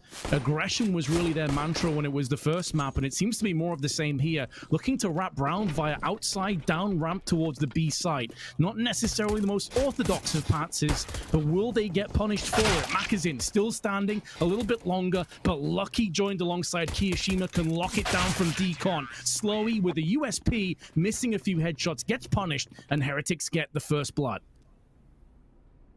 Yeah, just a really good round through and through from Heretics there. XMS getting that opening pick really got them started on the right track. While there was a response from Zori, quickly Heretics were able to clamp down. Big hat trick round there from Lucky. Hopefully that can be a sign that we're going to see some more of these players step up.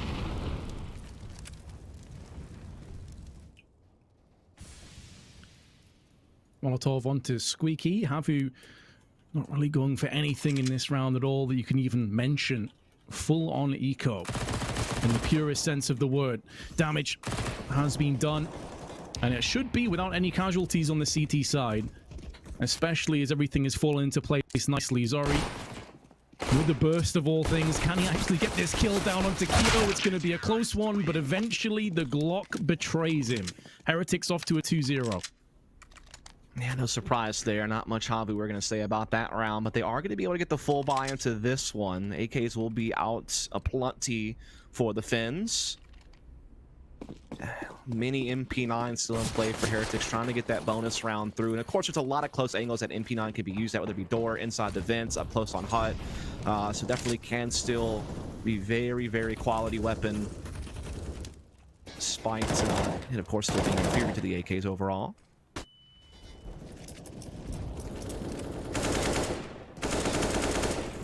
Kiyoshima already struggling. This bonus round is a painful one for the time being, but they haven't lost any early players.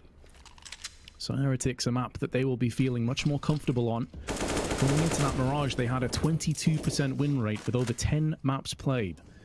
So under the 20% win rate now as it stands. This is a much safer pick you'd have to feel at range. Nevera's Org tramps over the AK.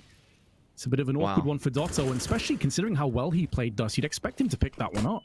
That was a very labored duel between the two, but did come out in Heretic's favor in the end. But they have been able to respond. They took Keo down. Now starting to get into the upper site as well. These trades have been on point. Only Navera stands.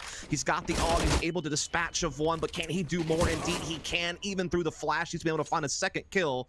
But unfortunately, it's still Maka all alone on the upper bomb site here. So this bomb should get planted any moment. Both players very low, and this is where the MP9 could actually shine. The bomb's not planted for Slowy. He may have to come out into the open. Maka doesn't have a kit, but Slowy won't know this. Slowy's still up close, assuming it is the fake, and now he will know it with guaranteed certainty when he sees the trajectory of that grenade toss into heaven. The Finns will be successful. The bonus round, though, at the cost of 4 Finnish lives. Yeah, that was definitely a labored victory, but a victory nonetheless.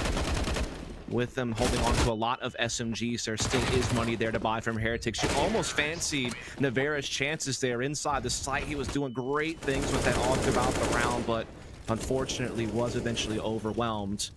And so HAVU are going to push one through early here. Navera repositioning now towards ramp with that AUG. Keeping an eye on the radio. We'll spot one cross. Not going to learn too much from that, though. Just going to have to play patient here. So it does seem like HAVU want to get ramp room control. They're putting a lot of numbers towards that direction, Vince. This is really where the AUG is so good, but the recoil working against Navera. The Galil triumphs this time. And with Navera's death, ramp opens up for business.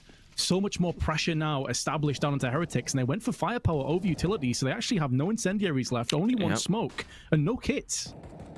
Yeah, HAVU has so much real estate right now on Nuke. They are living in Heretics' head rent-free, as well as really controlling every portion of the map with little cost as well. Now, Maka has been able to take a lick into Zori there. Dotto does spot, though, 2 CTs rotating through Secret. He can get in behind them, Vince, and this could be still such a big problem for Heretics, though XMS is coming through huge with those 2 FROMAS frags. Dotto can still drop. He's not giving his position away. Saw gets wrecked through the smoke. That's going to put more pressure up on Dotto. Saw just needs to stay alive. He needs to bide his time. And now Dotto shows his hand. This is where the lack of a kit will become a bit more of a nuisance for the CT. Saw at the back of the site, still alive. That smoke helps him and Dotto out. They've got a crossfire now, starting to take shape. Tickling the bomb. Saw through the smoke onto XMS. And now Lucky with the AUG can do little. Make that nothing. He may take down these 2 players by the bomb. Indeed, he will. So that's going to be costly for HAVU, but Heretics still concede. Yeah, the thing is they can't really punish that being costly. They can't really afford to go into this round and try to put a stop to HAVU.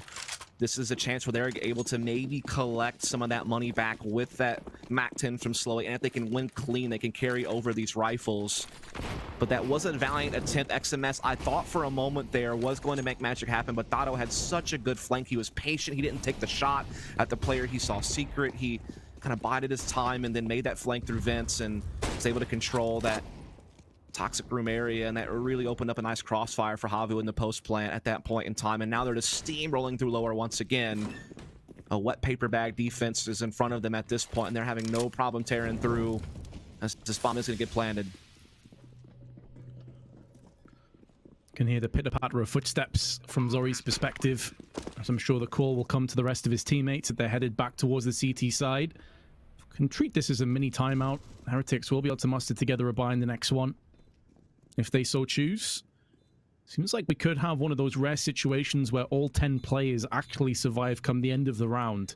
It's unlikely that HAVU, with losing so many players in that previous round, go chasing too hard here. Kiyashima, though, gonna show his hand, missing out, and Saw doubles up. So we won't have all 10 remaining. The Heretics may be good to save 2 players, which is Maka and Navera back at spawn. HAVU, though, will take the lead. The thing is, they can't really put anything around these 2 weapons, Vince. They're still only on a 3-round loss bonus. So, I mean, what they were trying to do was save all those weapons and then just basically try to replay this round over again, but that's not going to happen. They lose 3. They're going to have 3 players on just USPs unless they decide to spring for a couple of upgraded pistols, and so this should be another really easy round for HAVU. If we're honest, they're already getting off to a roaring start on their T side.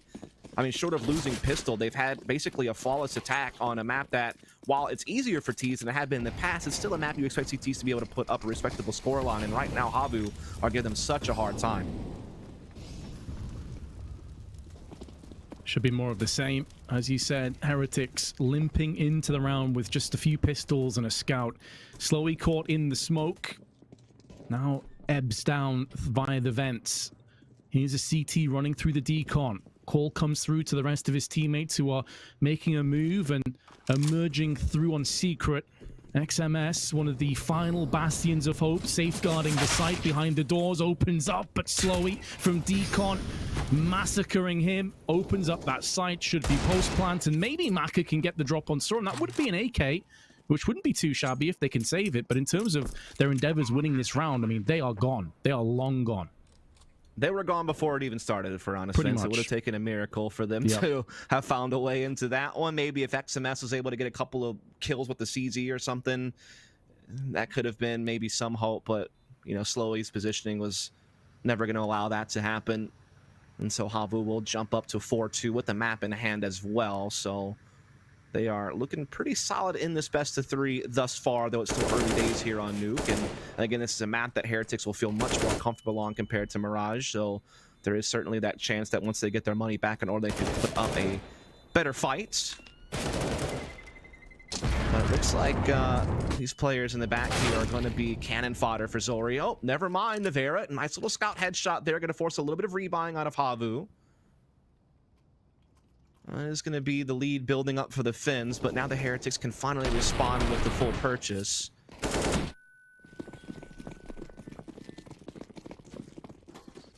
Interestingly, Dotto goes for a MAC-10, clearly establishing that there would be a high likelihood of a couple players limping in without any head armor. He had more than enough funds to afford an AK. They could have got an AWP as well, and you know, this is one of the things I mentioned before, could they get it done on Nuke? A more tactically adept map, and so far, the answer is a resounding yes. Yeah, they're getting a lot of good territory already here. They've already been able to kind of creep out Squeaky Door a little bit, get some intel about Rafters, get into Mini. It's definitely looking pretty comfy so far for HAVU. They have to make that actual push onto the side itself, and Keo has been a real problem. I didn't even mean to make that reference, actually, but it works. Yampi, though, with the response. Well, I suppose a good kind of problem if you're Heretics. We did say they needed to have more of them. Saw low in ammunition, and Zori helps him out with the AK headshot, perforating Navera. 3 play 2 as Maka takes out Yampi, the young Finn. We're playing no further part in round 7. Saw spraying into success. Both the T's, though, exceptionally low. Between the two of them have 26 HP. Well and truly behind on the health counter. And they look to maybe rummage back up towards the A side. And although Zori narrowly escapes death, he may be able to get the post plant into effect. This is winnable for the T's. Oh, it absolutely is. I thought he was going to get caught through Mini there before he get the bomb into the site, but indeed he did get it off. And so at least they'll get that bomb plant money rolling over. But as you noted, low health was out there for both T's. And so Zori winning this 1v2, chances are quite slim, but we'll see. Ooh, so lucky Zori in the respect of not getting burnt to a crisp, but unfortunate because it made a sound. And that sound cue was more than enough for Heretics to pounce. Their first round in 4. It will be a successful defuse. Final response from Heretics after quite the drought. They'll be able to hold on to an AK and AWP as well, so they'll be fully loaded in this next round as far as weapons and utility. In the meantime, HAVU, while money is there, that certainly doesn't afford them many luxuries. It'll be bare bones buy at best. Just some AKs and a little bit of utility. In fact, Zori had to take a Galil just to be able to get full nades.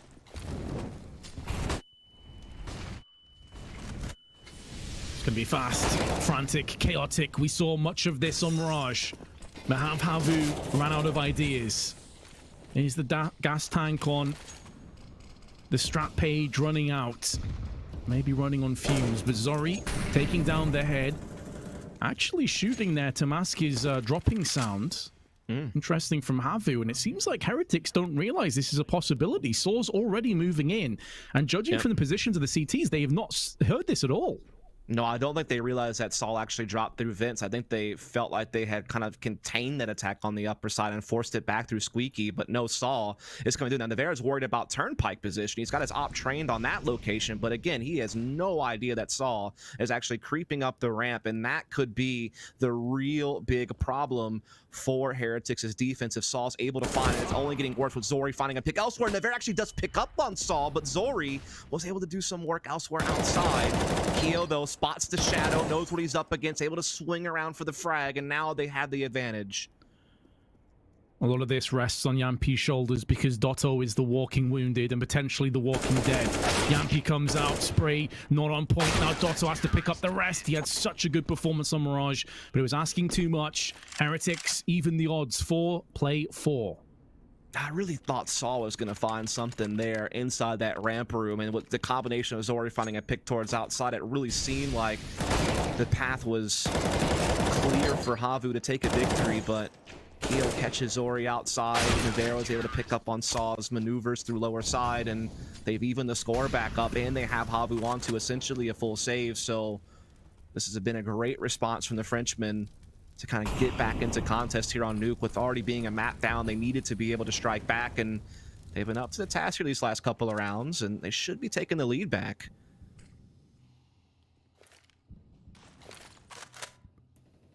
And the Belgian dynamic of this team in the form of Heretics is Nevera, and he pounces again. He's had a great start to this map.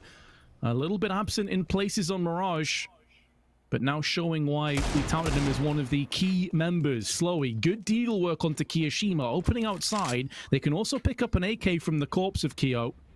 It does give them something to work with, but they're certainly well and truly behind in terms of the likelihood of winning this round, and it just got that little bit more deadly. Saw's head removed, and now Zori and Slowy have to try and tag themselves into what would be a remarkable comeback in this round. Yeah, if they could just get a bomb plant, that would be, I think, a big victory. Which if they can get this kill onto XMS and then drop down, it would be possible. But that incendiary is certainly going to slow things down and give more time for the other CTs to get into better positioning to kind of handle that type of attempt. As we do see Slowy still trying to make something happen with this AK in the heaven position. XMS is just below him here behind the box. He jumps down, doesn't check that location. XMS just holding, waiting, knowing that he's going to have the jump on him. But no, he steps out, slowly dispatches of him, and he continues to push through for another. Unfortunately, his teammate's fallen, but he can still get this plant. Oh, never mind. Nevera gets there just in time to stop it. But honestly, Vince, that round got a little bit more dicey than it probably should have, considering Heretics had a pretty early 4-on-2. I feel like HAVU, despite these losses, are still getting good picks. They're still getting good map control, and they're constantly a threat. I feel like every round that Heretics have taken, it's been something that is really causing the sweat. I feel like they haven't had that stress-free victory yet. And as a result, the CTs have not been able to really build up and flourish an economy. They're still in a position where if they lose one, they're in trouble. XMS, though, will try and make sure that's not the case. They've just picked up 3 in a row, and it could become 4. Maka keeping them honest, but Lucky pivots round into position with 2 of his own. And one of the fastest rounds that we have seen will go the same way. The CTs pick it up again. Finally a carefree round from Heretics. That's exactly what they've been missing, I feel like, in this half. There's one round that just went their way from start to finish with really no thorns in their side on the pathway to victory. They will now have 4 rounds in a row in their own right. Their economy is getting into a better place, though it's still not out of the woods just yet. Meanwhile, HAVU are on just pistol. So this is, again, if Heretics can win this round clean, it really starts to put them in prime position. It should be clean as well when you look at what the Finns are able to muster up. It's really not too much, and those grenades early on, so much damage. But 150 in total is easy clean up. Kiyoshima, janitorial duties, mopping up the T's. 2 of them did manage to spill downstairs, and now Saw makes the most of it in amongst all the chaos. It is a post plant, so really HAVU have accomplished the mission they set for themselves. A bomb plant was really all they could have hoped for. And now with this, maybe they can divide some of these CTs and try and put down some more bodies, but the bomb's not planted for either of the T's. You can see that Saw's actually looking elsewhere to try and retrieve one of those weapons. It will be a comfortable defusal, but at least HAVU have some money to play with. Yeah, HAVU will indeed, as you say, have some funds. It's probably one of the best buys they've had in quite some time, if we're honest. So this is going to be the first, I think, real test for Heretics to see if they can pull one out when they need to most to hold HAVU off for making a comeback effort. They're starting to get their defense into a pretty good place, but Zori spots out Navera towards outside. A big opening pick that happens very quickly and gives HAVU so much space in this outside position. They still maintain presence inside lobby. Dotto takes into the back halls. This is starting to put a lot of stress on Heretics' rotations. I feel like, is this the first AWP we've seen from HAVU? Probably. I don't think we've seen one yet, and Zori's already got one pick. Could have had a second, probably should have had a second, but Dotto's getting baited in. If that Molotov extends, it'll give the position away. If not, Maka will never, ever anticipate Dotto sat there, and it's the freest of kills from Dotto. Well played by HAVU, and it's just got a little bit more spicy. Kiyoshima, though, behind the vents, gets two, is running out of ammunition, and Lucky comes up to help him out. Kiyoshima's all alone. He doesn't have many bullets left in the magazine, and at least uses one of them to silence Zori. What a beautiful try from Kyo. Oh, yeah. I mean, that was almost a big blunder from HAVU. Just one corner unchecked, almost came back to haunt them, but they were still able to fit it through. Such a dominant performance with this outside take and this back hall's control. Those opening picks really just so decisive. Again, Kyo tried to give him a lifeline back, but just wasn't quite enough. Very wild round indeed. But HAVU back to winning ways nonetheless. And money is low for Heretics, so if HAVU take a victory here, it could very easily be tied up 7-all. Same could be said for HAVU, though. It feels like this round's worth 2, Vince, when you consider the money that's out there. All right, definitely. Buy one, get one free. Could be the slogan of this round, but that depends on how the next minute and 15 come down. Or will this round be brought to an abrupt end? HAVU going in, getting an even trade, 1-for-1. Navera trades out with Dotto. And both the assailants still remain, but not for much longer. Now Navero goes on to Dotto, but some business is opened up on ramp, and HAVU make the most of it as they charge down onto the B sites. That's an absolute slugfest. Again, we've seen echoes of that throughout this series as it comes down to another mid-round 3-on-3 situation. Site being taken, Yampi holding off this window room rotation as the bomb does go down. Kyo trying to challenge, but Yampi will have none of it with that AK. It's all come down to Navera now. A slick flick from Yampi for that second kill, and you can see how important that kill was as well, by the way. Zori, Slowy, Yampi, all 50 or below HP. Incredibly close, but they get across the finish line first, and as we highlighted, Dust, Heretics' economy now is in the bin. Oh yeah, it is quite grim, to say the least. Very dominant round, and I really do feel, despite the fact that HAVU we're down at 1.74. It does feel like just the way the rounds were playing out that you felt at some point something was going to give. They were always getting good, spacing on the map. They were always getting, some good opening picks or getting themselves into winnable situations despite, inferior firepower in many of those rounds. And so it did feel like the dam was going to break at some point, and it already has. And HAVU are flowing with rounds, and it seems like they should be adding on another one here momentarily, as it's just USPs for Heretics, except for Navera, who does have the P250, but that's really not going to make much of a distance, you'd have to imagine. Seems like this should be a tie game in just a matter of seconds. Yeah, it spells a pretty grim situation when $300 investment is something to really mention and highlight for Heretics, but they have got two. Oh, that's the bomb that goes down with it as well. An incendiary planted down as they look to try and just rush straight in. Zori gets the open, Slowy spins around on a pivot to take down Lucky, but HAVU, collective sigh of relief because that nearly went horribly wrong.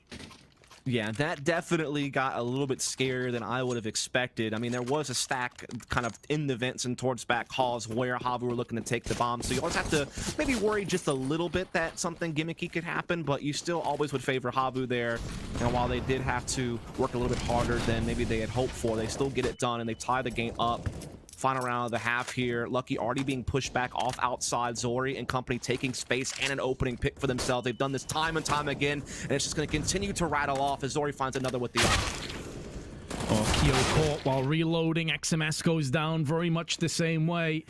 And that curtain coming down for this half, and it looks like it will read 8 rounds to HAVU and 7 for Heretics, unless Macazin can come back with a 1v3 on 22 HP post-plant. He's got 8 kills so far. Nothing to really write home about, to really prop up and feel like he can pull this one off. The last 3 rounds of the half and potentially 4. Looking like they will find their way into finish hands. Maka round the corner, gets the spray onto Zori, but now his position is known. He is compromised. Doesn't have a kit and only a smoke left. Could extinguish that Molotov with. But picking up the AWP, and these are speculative shots. These are desperate shots, and it's not going to work for him. HAVU 8-7 lead. Oh my goodness, man. A great T-side from HAVU. I almost felt like they could have gotten even more out of that half. I know 8-7 sounds close, but I really think that that half was even more dominant than that. It felt like they kept getting opening picks and they kept having close chances, even in rounds where they were like on half buys or full saves. So yeah, man, what a great performance from them. They already have a map under their belts. Now they're in prime, driver's seat here on Nuke, and we'll finish things off after a short break. So stay tuned, folks.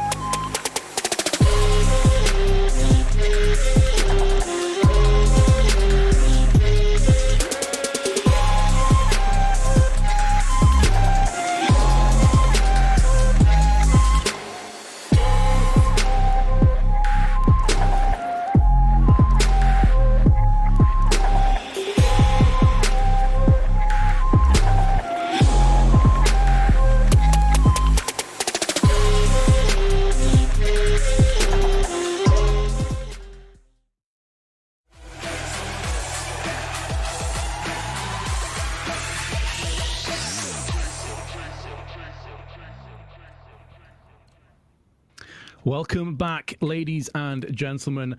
After a really topsy-turvy map, HAVU do lead after conceding the pistol round, and it does seem to me Heretics just haven't really got off the mark, Dust. They've been struggling again. Yeah, it seems like they just never got off the blocks. They still are waiting for a second pistol round to be fired or something like that. Either way, they need to figure it out soon. Otherwise, they will be going down to the lower bracket. I mean, this is double a limb, so this doesn't mean you're eliminated if you take a L here, but it does make things a lot harder on yourself, as this is a very competitive bracket in the sense of the format, but it's also unforgiving, right? I mean, only one team of each group is going to make it actually to Flashpoint Season 2, and so if he gets into the lower bracket right away, that's going to make things quite grim. And speaking of grim, Yampi's absolutely send the bear to the grave right away. And instantly dips away as well. Keeps himself alive. Zori gets caught out in transition, but now returns fire. He falls down, but it's still a 2v4. And both the T's are struggling and gasping for air. They may be subdued momentarily. Yampi comes back in again, leaving Maka all alone with the weight of this pistol and world, indeed, on his shoulders. Trying to put some surgical precision in play with the USB. That's a solid shot onto Dotto, but he needs to connect 3 more times, and with 35 seconds left, he'll be pressured to do so. Saw from above strikes, and HAVU take the second pistol. Yeah, I mean, it was a valiant effort considering the circumstances. It didn't seem like he was going to have a whole lot he could really do from that spot. He was basically just trapped inside the locker room, but was able to at least get one impressive USB shot, but not as impressive as that one. Yampi, just an easy one-tap to kick things off. And Heretics, who are obviously looking to do something fast and decisive, but they just got halted at every turn in that process. And now they will just have to take the essentially full save here, giving HAVU a chance to extend that lead more and more as they are going full outside. They've been spotted by Dotto already with this scout, and he's already found one as well with the P2K. One tap onto Lucky. Maka does respond, but still they are quite far behind and found out at the same time. Yeah, and being able to one-tap someone with the P2000 gives the information you're looking for. They're on an eco, guys. They're 100% on an eco, because otherwise you don't get the one tap from that range. So now they know roughly what's coming up. They know it's going to be rifles. That gives HAVU a lot of advantages. I expect that they'll just hold on to their SMGs. I think they'll play this as a bonus as Heretics did. Yeah, that would likely be the case again, particularly on this map. There's still a lot of angles where those SMGs can be very useful. And there is always that chance that maybe you just kind of catch someone at close range. So still certainly could be able to do the trick. I suppose if we're looking at sequences, it was Heretics' bonus round loss that really spiraled them out of control. So I will be hoping it won't happen to them as well. But so far, so good for Heretics. They've got the advantage, and Lucky puts them one step further towards success. Dotto remains with an MP9 hiding in the vents close range. He may have heard Keo move up close. He's looking to try and pivot in for some kills. If anyone's unlucky enough to go down the ladder, it could be at their detriment. There'll be some questions asked between XMS and Kiyashima, but it doesn't really matter. They got the win. Oh, you know he's fuming about that. Absolutely. Like, if that was not a professional team and just a matchmaking situation, that guy is tilted off the face of the planet. But I imagine that Heretics' composure, considering that they won the bigger battle there, probably means that they're going to be fine with that. And they have a chance to really close the gap now, too. There isn't really a whole lot HAVU could buy. Even with that being a bonus round, there's still a couple of guys on just SMGs, and Yampi is only on the 5.7, so great news for Heretics. So they have lost an opening pick, but Maka's able to respond right back. Ooh, actually wall banging through 2 walls. The lockers wall and the boxes. Takes Maka down to 37, puts him in range of all these guns. But yeah, this is the grim, ugly side of the bonus round. It sounds great. You win, you just stack up so much cash. You lose, though, and you are limping into that round. As you said, Yampi with a 5.7. Now, they've got a kill, and they've weakened Maka, so that's good news, but they still have a lot of threats to contend with. Yeah, with Heretics being like a control of Heaven like this, it just means Saul has to worry about so much mini Heaven. He has to worry about hut push. You know, he's just got so many responsibilities. It seems like it should be overwhelming. He does get some help from Zor's AWP, but he gets flushed into awkward space right now at Tetris position. Gets caught in the back. Saul, though, able to jump off the back of that and get 2 of his own. A great response from him. But now he will be silenced, and it's all going to come down to this 1v1. And it's going to be won by Kiyashima. Another chaotic round, as many rounds have been in this series, but Heretics do hold on, and they do get on the heels now of HAVU. Just 1 round separating these 2 teams, and the economy is absolutely barren for HAVU. That's a brutal outcome. So try as he may with 2 kills. Down to 1-on-1. They were not expecting 3 or 4 players to be stacked up in Heaven, and that cost them dearly. And with Heretics winning the last couple of rounds, they can't justify a force buy. They know that Heretics will be able to replenish any fallen guns pretty convincingly and pretty straightforward. So HAVU just tap out. They're playing for the longer haul. Navera narrowly missing out, but actually slowly comes in and lands the headshot. Now Navera springs into action. There's 3 and 4. Panning the stats, could be on for an ace. Oh, finishes it off with a beautiful one tap. Can't get too carried away as it was against an eco, but still his aim was on point.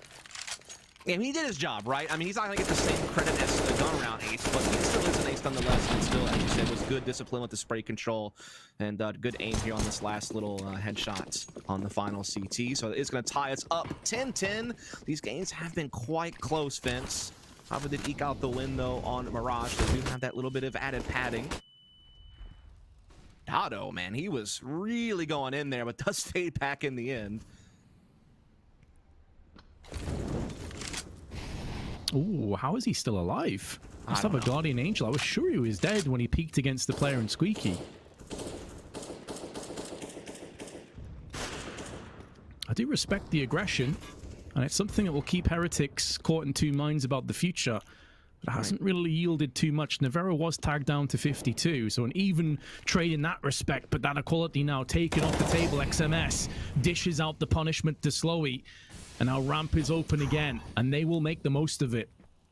Oh, absolutely. There is a gap, though, here that Dado might be able to spot this cross into the back halls, but now a smoke will come in right where it needs to be. He finds a little bit of a gap, though, almost caught Navarro by himself in the back, but is going to miss that opportunity. So now Heretics have the 5-on-2. They have full control of outside and now into the back halls.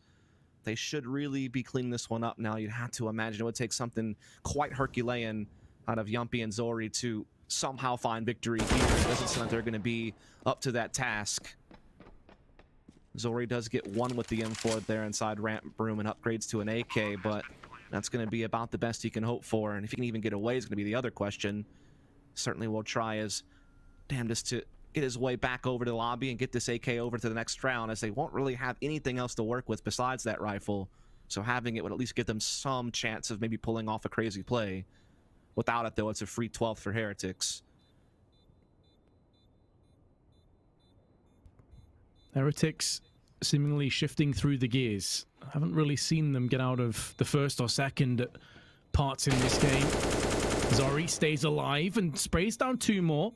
Considering that Navarro's down to $650, not too shabby if he can stay alive at this point. It could catch them later on. Now, obviously, the rest of the team are all brimming with 5,000+. But these are the kind of little moments that can catch up with Heretics if they're not careful. Sure. I think the worst part about this for HAVU is they still probably haven't really felt like they've been able to show their hand yet on the CT side. They have not had a complete full buy yet, and we're 6 rounds into the half, and they still aren't able to do so. Like, even that round, which is their best buy, they still had one player on an SMG, and they didn't have an op in play, and they had limited utility. So I feel like they haven't really put their best foot forward yet, Vince, and obviously this is just going to be another example of that as we see the T just tearing through ramp room. Just that one AK on Zori. Not checking their angles, not doing their due diligence. And the AK spray from Zori after he backed away was enough to take the attention off of Saw. There's a spin around shot from Zori. Hold the phone for a second with one AK, a P250, and a couple more pistols. HAVU could maybe get this done, or perhaps not. Saw gets sprayed up through the smoke. 3-play-3 with over a minute on the clock. Yeah, it's kind of hard to tell where Heretics actually want to take this bomb. They still have Lucky watching lobby, making sure that no one's pushing through HUD or squeaky door, knowing that CTs might be going for gimmicky plays considering the low economy, and considering they don't really have that much intel. In the meantime, Keo trying to clear a path into this lower side. He's got the bomb carrier just behind him on Navarra, who's got the AWP. There is a flank that might take place in lobby area, but this bomb certainly should be able to get planted safely in the lower side. That's the one thing going for Heretics here. Dado does have potentially an element of surprise, but it's all going to come down to timing. The timing may not work out because Zori's been picked off and finished. Dotto's flank, so frustratingly, may just prove to be a dud. His other teammate has also died. And Dotto looking for exit frags and not much more. So you could see what they were going for, HAVU. It's a nice attempt. He wants to save the AK and look for some exits, but ultimately Heretics pick up a 12. I kind of just wish the others would have waited for Dado a little bit longer. I feel like Dado was the X factor, the one that could catch everyone else off guard. Everyone else is kind of in predictable positions. Dado was the trump card, and they never really allowed it to come into play, it felt like. So they are just going to have to walk away with perhaps this one save AK on Dotto. But still, they're keeping these rounds close despite them being rounds they should really have no business winning. And as you were kind of talking about earlier, at least that maybe helps them out long term. If they finally can get that full gun round win, Heretics would be forced to save a little bit sooner now because of how close they've kept these rounds. So that is maybe something that come into play, but they have to get themselves to that point, which means they need this round to work. This is the best spot they've had all half-long events. They need to see if they can push it through. Yeah, exactly. We're having like optimistic little slithers and glimmers of hope, but they have to capitalize on that. If they don't, it's all for naught ultimately. So yeah, this is a huge moment in the game. HAVU with double orbs with an AK that's been taken over from Dotto. He has no grenades left, but the rest of his teammates do. So if they can be successful here, there is a path back into a potential 2-0 for the Finns. Meanwhile, if they fail here, though, you have to feel like Heretics just ride momentum out to a third map because they would be right back to saving on the CT side. So it'd probably be 14-10 coming up. So it's all going to come down to this one. Zori finding an angle with the AWP is going to take Lucky down and does so without any punishment in return. He's able to just to hold back. Second op's going to come into play now. Yumpy's going to strike in also, and so everything's going according to plan for HAVU as they're looking for round number 11. No need to peek either. They know that their money is in no great shape. No need to peek. It's a 2v5. You have all the angles covered. You can see that Nevera is desperate for Zori to just show a pixel. Just to show him a little glimmer of a chance. He's on 21 kills. He's been playing so well for Heretics this time around. Not so much on Mirage, but he's really stood up when it's been counted on Nuke. But HAVU playing it so intelligently. They're not giving anything up. Yeah, no reason to. They've already done their job. Now they just have to hold back and milk the clock and carry all these weapons over. Seems like we're just going to be at a stalemate for the rest of this round. So it will be 11 going to the Finns.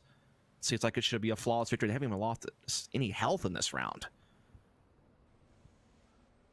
Dominant performance, and again, that's kind of what I was expecting, Vince. Like, I kind of all the way through this comeback from Heretics, where they won the 5 rounds in a row, you never really could feel too great about it because you knew that HAVU never really had their chance yet. They hadn't had their full buy in play. Now they do, and as soon as they get it, they win without losing a single point of health. I mean, that really kind of tells you everything. And this is where those previous rounds that we were discussing, losing 2 or 3 players here or there, has caught up. $0 for Maka, $50 for Lucky, $800 for XMS. If they were unsuccessful again, this is where they're going to have to start going into half-buy territory, and Zori just slowly and patiently disciplined approach. Nevera peeks into him, and he gets his opposite number. Down goes the Orpa of Heretics. See, now Nevera can't go for these slow, dry peaks anymore. He's up against fellow Operas now who are holding these angles. He's going to need a little bit more assistance from his teammates with utility to force Operas off angles and allow Nevera to slide into positions. Or he's going to have to hope he's just a little bit faster on the reaction speed. That time around, not going to be the case. Zori is going to be able to take him. And this is where Heretics are going to have to start making adjustments now. They're not having free reign anymore as they've had in the past. They're going to have to work a little bit harder for space and for trades, something that has not been a problem for them previously, but now is due to the firepower HAVU have in store for them.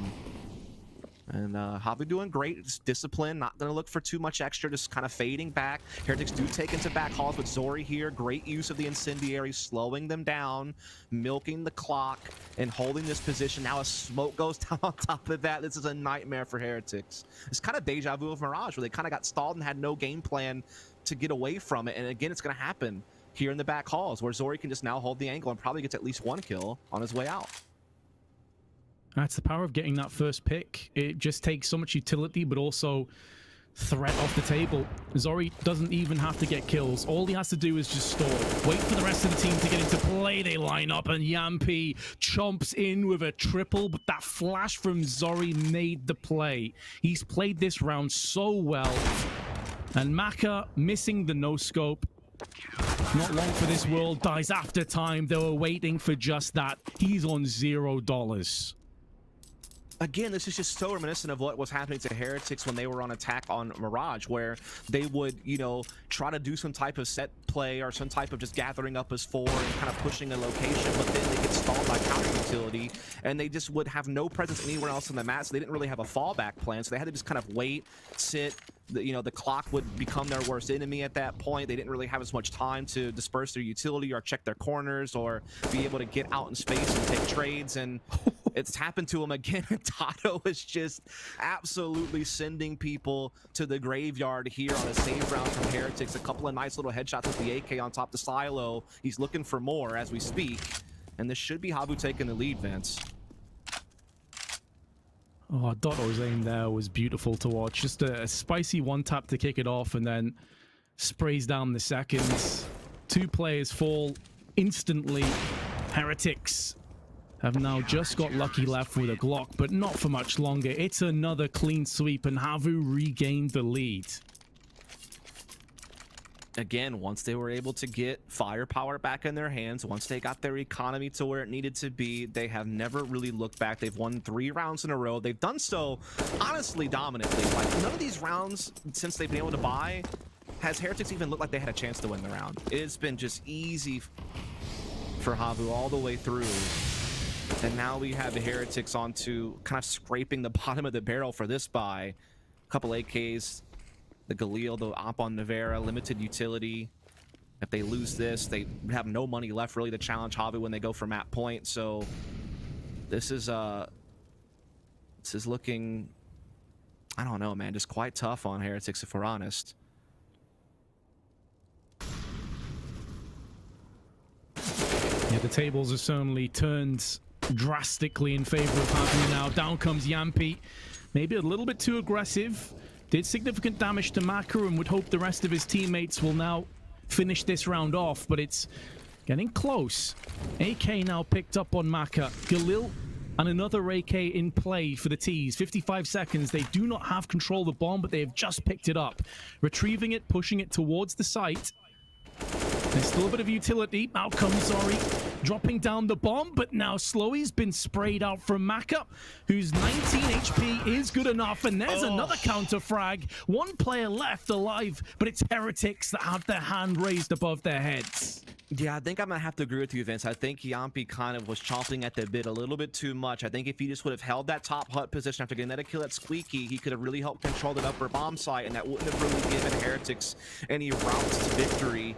But instead, it kind of allowed them to actually get out in space in the upper site, and then Maka catches a big kill at Mini there onto the upper, and that all of a sudden evens the score right back up, and now that window creaks back open. Now it's no longer, you know, Heretics stuck outside. They have a way back into this. AK buy is here now. Now, granted, if they do take the loss, they still don't have an economy, so it still could be HAVU running away with this, but now it's up for grabs, and Lucky with the big headshot entry onto the ramp room. Man, I thought Maka had, sorry, pardon me, I thought Slowy had managed to escape that. He was kind of falling down towards ramp when the headshot hit. Yampi now at the back of the site. Needs to make amends for that previous round, and he does get 2, so he steps towards that mark. But still 3 players from Heretics remain.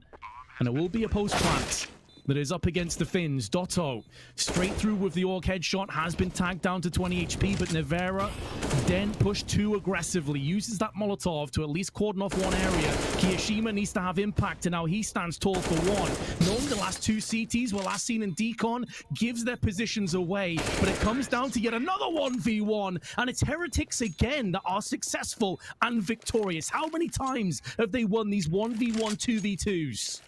Yeah, it does seem like HAVU are starting to kind of choke a little bit here at the end of the half, and Heretics are a good enough team to punish you for that. If you give them windows of opportunity, they are capable of leaping through. Yampi with a couple of big kills and lower, but then it's just Nevera and Kiyashima. They have been the driving force of Heretics throughout this series. They're definitely the better players on this team, more often than not, and they're really rising to the occasion to keep their team in the hunt here in the upper bracket and try to force this third map on Dust 2. They now have the lead. They are now the ones dictating the pace. HAVU, though, still have the economy to full buy here. They still could push us to 14-14. This round, it might be kind of a 2-for-1 deal, if we're honest. There's going to be some force buying involved no matter what, but Heretics are now all of a sudden in control of this game.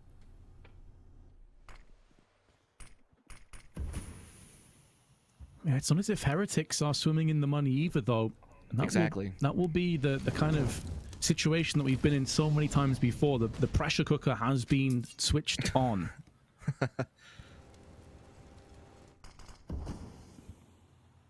But instead of slow cooked meat, Vince, it's Counter-Strike players. Oh, yes. Plenty incendiaries on both teams and Molotovs to boot that they can toss these out. This is about to get too hot for one of these teams to handle. Yampy up close on Squeaky. 40 seconds allocated to Heretics. Good Molotov tossed in, forces them out. That's the bomb that goes down with them. That Molly almost the MVP, though. It forced the T's hands, and now Slowy shows his hand. They're stuck in Squeaky. A Molotov behind Lucky. There's another one. And an apt term to say the pressure cooker has been turned up to full heat. And Heretics burn to a crisp. They cannot withstand the punishment. It will be 14 apiece, and Heretics in trouble again. Nah, there's no slow cooking about that, Vince. That's just straight up open fire grill right there. Getting absolutely grilled at this point. Only Maka left trying to save an AK here on the roof, and he does get the kill on the Slowy, which allows him to pull the AK on through, which is great news because what they're able to afford around that is going to be very, very slim. They're going to have to be very crafty on what they choose to purchase to give them a chance to make a play in this round to try to still fight for it. And it seems like, honestly, conceding for overtime wouldn't even really be that bad of an idea, but they do try to go ahead and get some upgraded pistols around this AK as well as some utility. They're trying to go up fast, upper, quick, and they do take Zori down immediately. There is the response, though, from Saul with the HE grenade, so at the very least, HAVU keep it on equal footing. What is happening, HAVU? How is this happening? You've just been rushed down with pistols, and now it's a 1v4. No. Slowy, last man standing. This was their chance to wrap this best-of-3 series up, but instead, they get sprayed and 1D'd down into oblivion. Heretics with them at points. Someone get over there and give them the Heimlich maneuver. There is no way they should be losing these rounds. It's unfathomable to me that HAVU are somehow, some way allowing Heretics to now have control of this game despite the run they were having once they got guns in their hands on this CT side. And now look what they had to work with. A couple of MP9s and an M4, a couple of upgraded pistols. This is looking like Heretics are going to be forcing a third map here any moment unless HAVU can somehow dig deep and come up with something tricky with these pistols and MP9s. Heretics, though, playing cautiously thus far, not giving anything away too early. I think overtime's very possible, Vince, though, to be honest. Just the way this half is played out. Wouldn't be surprised to see it. Neither would I. And as you already highlighted, in terms of the firepower, certainly heavily in favor of Heretics. Slowy gives his position away, darts back, there's a flashbang to afford him safe passage back to B. And now the aggression forthcoming. How is your 5-7A, Maka? Or pardon me, it's Maka that dies. It's Slowy. I keep getting caught out by his name. Here come HAVU, though. It's a 1-4 trade that's not good enough to stop the bomb plant, and that really should have been a counter kill. Dotto missing the mark with his M4.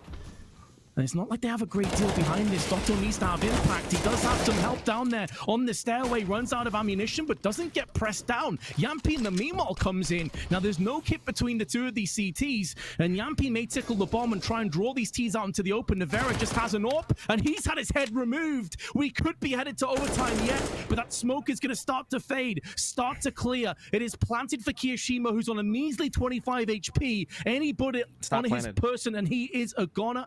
But actually, it's no. It's not planted, Vince. It's not planted. I thought it had been. No. Was it denied in the smoke? Stopped it.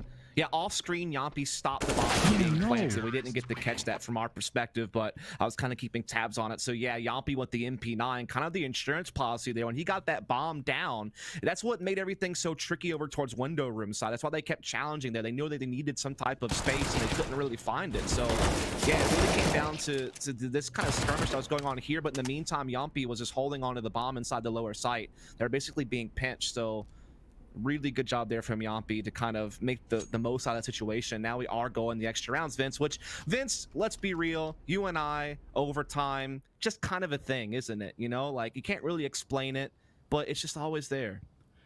Yeah, and I coming into this best of three, I mean, we even said it at the start and the pregame that we thought this is a kind of game that absolutely could hit that mark as well. You know, two very evenly skilled teams, as we've seen throughout the duration. I'm still just a bit speechless because I genuinely thought that bomb was planted, man.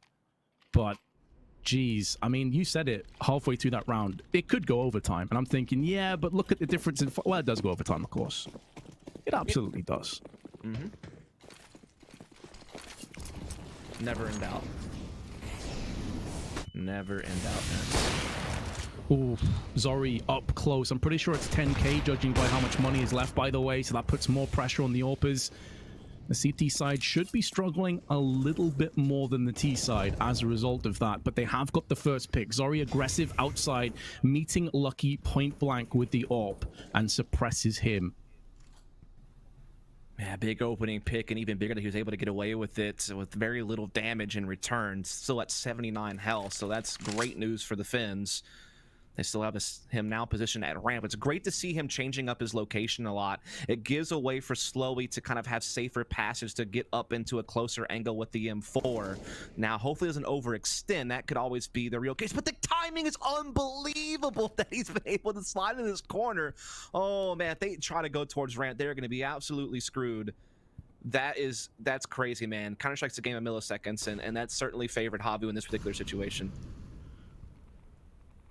Yeah, real grim timing. And not only is it a case that if they go ramp, they should get just destroyed by him, but it's so much information as well. Yep.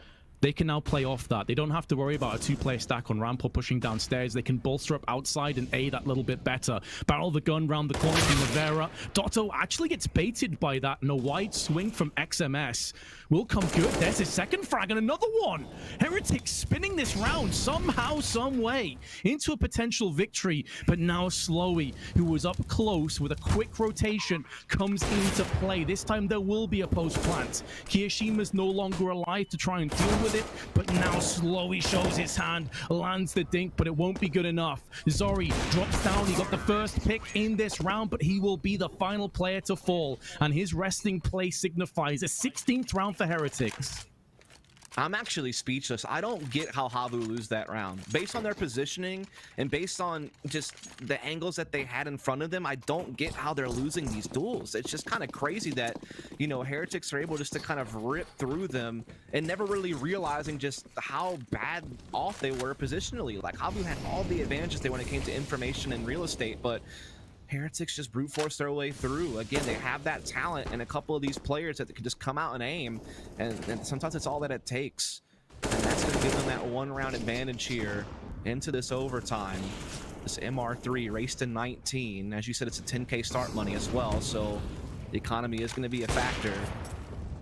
See Zori and company trying to, again, go for that aggression inside ramp room. And into radio, and indeed they do get that space again. Last time they couldn't do much with it. This time they're hoping for better. Dotto does find a kill on the Kiyoshima. Keeping their noses in front is Slowy. Maka will be his prey. Just shy of a minute on the clock. Heretics trail by a player and trail on HP. Two of them very low. Zori with a slow peaking Lucky was actually their most healthy member on the squad, so with his death, a huge part of the puzzle goes with it. And I mean, Heretics looked like they were dead and buried in the last round, so I'm definitely not going to write them off dust, but this does look pretty grim. Rip. Yeah, I mean, I really didn't even have a chance to respond there, Vince, did I? Dotto will go ahead and dot the I's and cross the T's to finish off that round and keep us at even footing, 16 apiece. As we get to the last round of the first half of this overtime number 1. At least HAVU were able to kind of keep their composure after a really tough loss in the previous round. Heretics have no quit in them, though. They have been able to kind of scrap their way together some rounds to keep this one on equal terms, but for how much longer will be the question. They have double op in play here now on the T side, and one's already been taken off the board. Keo at least able to respond. Every time I see Zori try that wallbang, he is just narrowly missing out. Like on another day, he's landed 2 or 3 frags through there. It's actually insane. Source heard the footsteps though. Behind those smokes, and the wall has afforded them a bit of a safety net to push down onto B, but we have been here before.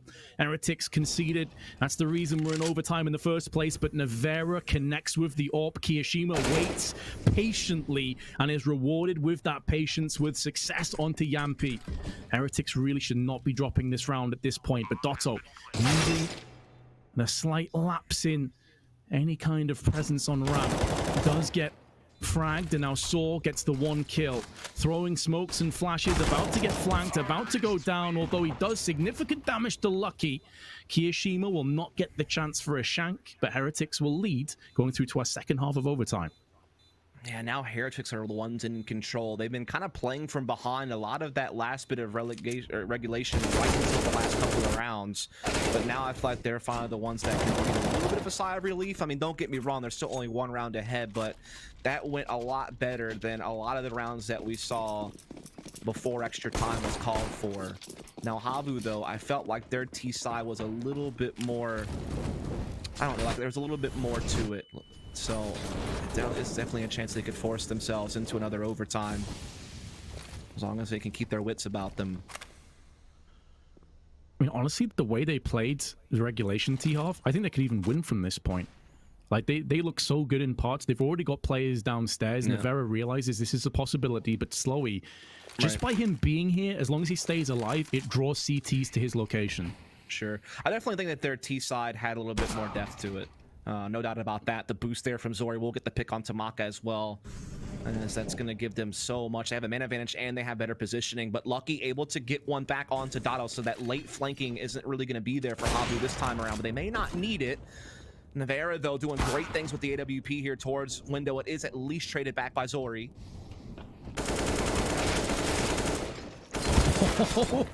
Slowy nearly whiffed that hard. I was kind of waiting with bated breath because I thought he'd screwed it up, but he does get 2, not able to get a 3rd. But that could be the round determining moment. Kiyashima with just an M4 by his side, his only ally, maybe thinking about trading up to the AK and saving it. And indeed he shall. Yeah. Yeah, I mean, like we were kind of talking about, if you look at regulation, I keep mixing it with relegation. Jesus, come on, Dust, you can do this. Gotta give myself a pep talk here to get through this moment. It's been a little bit tough casting some Counter-Strike, if I'm honest. So, but it's nice to be back. Glad Flashpoint had us here. A great match that we've been gifted here in kind of our first game together. As Mirage was a pretty close contest, all things considered, and this one has been that and then more. And yeah, this, you know, not as neat and tidy as you'd want it to be, but it still got the job done. And that's what matters most, is it will square things back up at 17 apiece. Double op is going to be in play for Heretics now. A very expensive investment. If it doesn't work out, they're going to have slim money in the final round of this OT. But if it does work, it'll be totally worth it.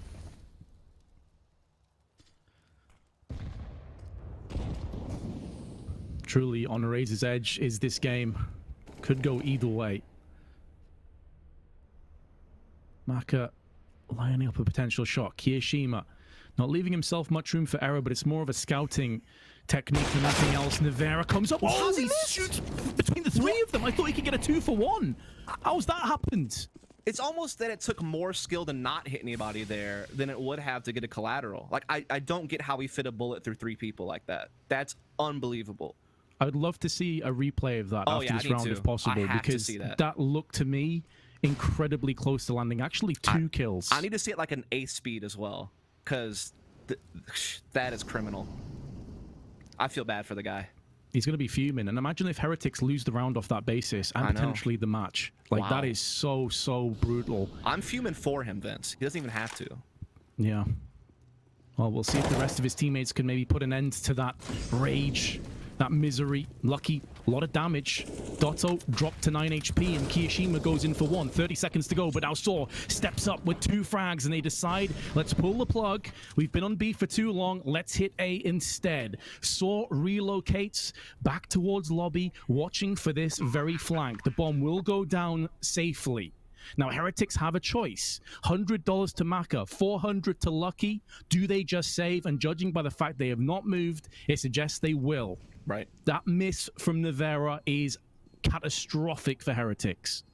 It really is. You know how like people sometimes hit pixel shots where you can't even believe they've hit the shot? It's almost the reverse of that, where I feel like there was only like a pixel of space where the bullet could go and not hit somebody. From bad to worse, perhaps, because Lucky, with $700 trying to hold on to their last weapon, if he falls, and he does, Wow. there is going to be little to nothing on the cards to play with. That's a rough one. If you're Heretics, it's just imagine how different this would go if he lands a potentially collateral there. I think that was very much in the cards, and if he had hit that, we'd be singing a whole different tune. But now all of a sudden, HAVU are looking in prime position to go ahead and 2-0 the series. It took a little bit extra effort than we expected, considering how things were going in regulation, but it seems like they're still going to find that finish line in the end. But maybe there's some hope for Heretics. They have a couple of MP9s. They have the AUG on Nevera. He's been playing absolutely excellent throughout this series. Same with Keo, and really, there's been no real burden on the team this time around. They're getting good production out of most of the players on the team, but it's just HAVU's been a step ahead the bulk of this game. To play devil's advocate, though, Dust, with a worse buy than this, Heretics saved themselves in regulation. Sure. It was on the T side, though, and it did come off the back of just a straight-up A-rush. Very different circumstance here. This time they have to play a little bit more passively. Maka goes aggressive with the MP9, but Lucky gets traded out, and now the aggression starts to take shape. Nevera burns to a crisp, not quite sure what that was, and XMS is taking tons of damage, but his Deagle comes out for the better. Zori wallbangs XMS down, doesn't allow him to stay alive and retrieve that weapon. And Kiyashima gets up close. Wasn't aiming for the first player, but nearly took down the second before Zori sends him cartwheeling out of the round for what could be the last time in this best of three. Unless Maka can pull off the 1v3 clutch. There's the first. Sora is very low, but he's about to get flanked. If he's not careful, Dotto will be able to take him down. Cue the Jaws music. It's all over. Dotto decapitates him, and HAVU take it 2-0. Man, it is actually unreal that those last 2 rounds come down to maybe 2 bullets. You know, the missed out shot from Nevera, and then that round Keo, it felt like he had an opportunity with the Deagle on that hut push, and he didn't connect either of those kills either. And I'm not saying it's their faults, by no means. I mean, those guys played excellent throughout this series. They were really giving their team a lot of chances to win, and they just had a couple of unfortunate moments kind of go against them there at the end. And it's wild to see a game be decided that way. Like those like little key moments. That's Counter-Strike sometimes, man. But what a series to kick off this this qualifier. Excellent series, Dust. I've thoroughly enjoyed that. Didn't go the way either of us expected. I thought it would be 2-1 to Heretics. I'll hold my hands up. I was completely wrong. Can't say anything against HAVU. They played so well. We'll be breaking down all the action of that best of 3 and looking to our next best of 3, guys. But first, a slight commercial break.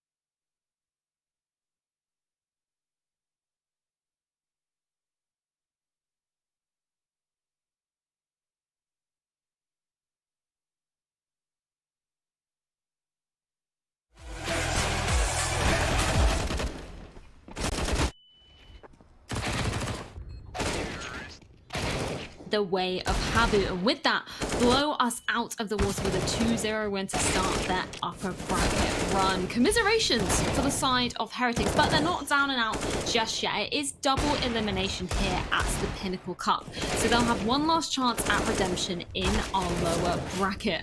But Dust, although it was a lot closer, we were really praising those T sides from HAVU. Where did you see the strength of the team lying? I just felt like HAVU was deeper, like all in all, compared to Heretics on the offense. It felt like they had more pages to their playbook, I guess you could say. It seemed they were a little bit more composed. It seemed like they were handling the mid-round situations a little bit better. If their initial game plan wasn't really working out, so they could make like mid-round adjustments a little bit more efficiently. And it just seemed like HAVU, or excuse me, Heretics on the other hand, were a little bit more kind of lost if the initial things didn't work out for them. If they weren't getting the initial pick, or if they weren't able to get that, you know, initial push to start working, if they got countered in any sort of way, they didn't really have a way to adjust. That was really kind of the same story on Mirage for us. So it felt like the constant theme throughout this best of 3 was Heretics just did not have the extra layers to their attacking side to handle any sort of real pressure or counter that their opponent threw at them. Yeah, I think that's a really valid point. That adaptability just didn't really seem to be there for them, particularly even when, you know, HAVU were on that CT side and they were really stalling Heretics. But that didn't really seem to happen when Heretics were allowed to get that 50th round, Vince. Can we kind of start to break that down? What on earth happened there? Freya, I wish I had an answer for you, honestly. I'm just sat there like head in hands, don't know what the hell's going on, because I thought HAVU had that 16-14. They just got rushed. And I think ultimately you can't necessarily fault them for that. It was just a case of, you know, Heretics landing their shots. Sometimes that's going to be what Counter-Strike boils down to. It's about whether you win your duels. Overall, I completely agree with Dust, though. I feel like when it came down to the strat book, HAVU just had a deeper playbook, which is really surprising to me, because the reason I said I thought Heretics would win 2-1, and I hold my hands up, I was wrong. I'm sorry, Heretics fans. The reason I had them winning this is because I didn't think HAVU would have a deep enough playbook. I thought when it got to the nitty-gritty, the strats, the really trench kind of warfare, it would be Heretics that had the upper hand, because Yampi's just basically been coming to the team with X7 going out. So I'm so surprised, and I've got to say I was really impressed with HAVU in this game. Yeah, I think it was very impressive indeed, particularly because of that sort of roster mix-up coming into it, Yampi not being fully integrated into the team as X7 is going over to ENTS for the RMR event. It's kind of cool to see the side sort of switching players and it being quite fluid in that sense. But I do want to pick up on Zori, because I know, Dust, you were talking about the double up setups, just looking at his impacts on this last map of Nuke. 31 kills, top fragging in the server, and I feel like his impact could just be felt throughout the entire game.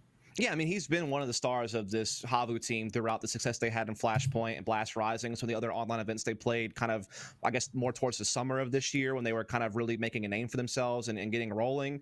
He was definitely one of the driving forces of the team, I felt like, alongside someone like Slowy, who has that really big rifling capacity. But just to kind of, you know, jump in on what Vince was saying, it's even more surprising because X7 and Yampi are completely different players. So it'd be a little bit different if you were making a roster transition and you were just doing like kind of a 1-for-1 trade where like all the roles would stay the same and everything could be played, you know, kind of according to the initial plan. But they've really had to change a lot, I feel like, to implement Yampi, and it seems like they've been able to do so rapidly. Like I'm really impressed. And obviously, if you can make it work, I mean, that's great, because Yampi is such a skilled player, definitely more skilled than X7 is. So yeah, the fact that they've been able to find a way to make him work is going to make them very dangerous, I think, in this qualifier. Yeah, it's a very interesting storyline indeed. And I know, Vinci was saying, first of all, when we were talking about it in the pregame, you kind of thought Yampi would be going out in that sort of lone wolf role, as it were, within the side of HAVU. How did you kind of see him play out? Did you see him sort of integrating into the team throughout the course of this first series? Yeah, to be fair, I don't think I gave the guy enough credit. I don't think I gave HAVU enough credit. I assumed that he would be kind of unleashed and do his own thing, but actually he was integrated very well. You wouldn't. I honestly, watching that game and sitting back now, if you told me this was a team that had just got like a 5th player coming in recently, I would have called you crazy. It looked to me like they were all on the same page. It was very, very impressive to me. The word used, adaptation. I feel like they adapted far better than Heretics did. And the other stat that's quite damning for Heretics, looking into it, is the player with the best ADR on both teams was Kirishima, and he was second best on rating on 1.31, slightly behind Zori. Kirishima is head and shoulders above the rest of his team. Nevera's in second, and it's not even close. This was a very good game for Kirishima, but no one else really helped him out towards the end. Yeah, I love that you bring up that point because it was something that, we were criticizing Heretics a little bit on that first map of Mirage, kind of relying on Kirishima a little bit too much. Is that something you saw kind of replicated again, Dust? Yeah, I think so too. I think going back to the whole HAVU things, we're talking about like how they were able to implement Yampi. I think what was great was they basically let Yampi play positions, and I feel like Slowy was actually the one that adjusted his role, because back in the day when him and Hoodie were on the team together, you kind of saw that he was playing more like lurk roles, Slowy that is, and then he kind of transitioned into more of like a secondary entry rifler. But because he has that background in playing kind of solo spots on T side, he was able to kind of just shift back into that and allow Yampi to kind of travel with the pack. That way he didn't have to like worry about doing a bunch of stuff by himself. He could just kind of be paired up with someone and just kind of follow their direction, so to speak. And so I think that that's really the perfect way to make this work. And then, yeah, getting the secondary op to him was great. And yeah, just going back to what you kind of asked and what Vince kind of mentioned, it did just seem like Heretics came out cold. Right, it just seemed like they weren't really able to handle the high stress situations. It seemed like they weren't getting good performances. I don't think that Navera being on the primary op makes sense to me personally. I don't think that's going to work out, and I do kind of wonder about that, for them for the rest of this qualifier.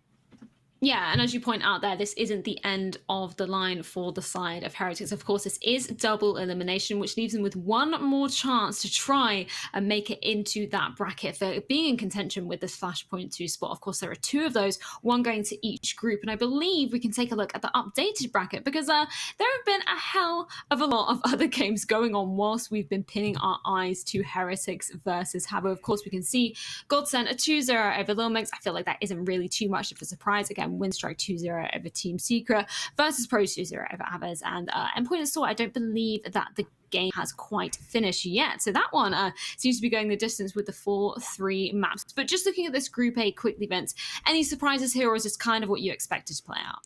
No, I think this is pretty much the way I was expecting. The only surprise for me is that everything was like pretty clean at 2-0. I was expecting to see a few more sort of slug matches, but yeah, I think the teams that you expect to win pretty much came through unscathed.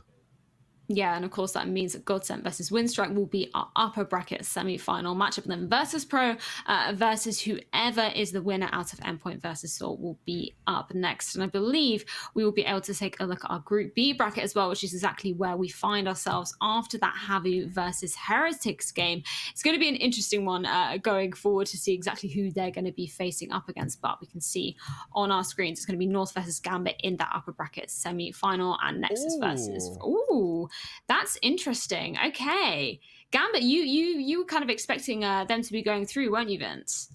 I thought, yeah, they're one of the favorites as far as I'm concerned. They're my team to watch.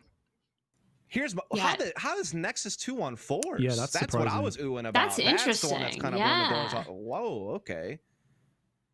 Wow. That's very interesting. We can see, if we can see the little... Let me have a read of those, because we can actually see the scores underneath as well. So actually, yeah, that went to the full 3 maps. And Nexus, man, okay, that is pretty unexpected, isn't it, Vince? I wouldn't have said that they'd be going through. No, not at all. I thought Fours come...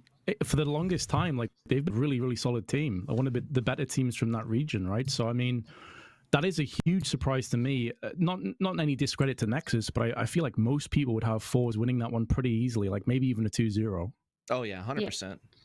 Yeah, 100%. We can see with the lower bracket as well, that means that Budapest 5 will be going up against XCOM Aggo in that lower bracket round to keep them with their tournament life. And of course, at Fours versus Heretics, man, that is going to be rough if you're Fours, man. I mean, as a team, I imagine they were coming in sort of expecting that. They've been in the upper echelons of that CIS region, haven't they, Dust? So that's going to be a very interesting match for our lower bracket. Oh, absolutely. I think that Fours versus Heretics in the lower bracket is kind of like a game that I felt like could have easily been in the upper bracket semifinal or something like that. So that is definitely going to be that's a horrible game for whoever loses that, because you're out, right? And think about the opponent you had to face in your way to elimination. So that is kind of crazy to see Fours down there. That's definitely the shocker of the opening matches, I think.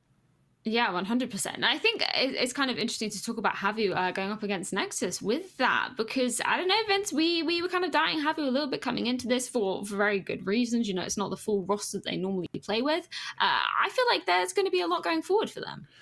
I honestly, when you asked me after the first map, and I quickly changed sides, like an absolute coward, because of how well they played, I think they earned a lot of people's respect, and I can see them going even further in this tournament as a result of that. Yeah, it's going to be fantastic to see how they progress indeed. Of course, that isn't all the games for today. We have one more lower bracket best of 3 matchup coming up after this short break.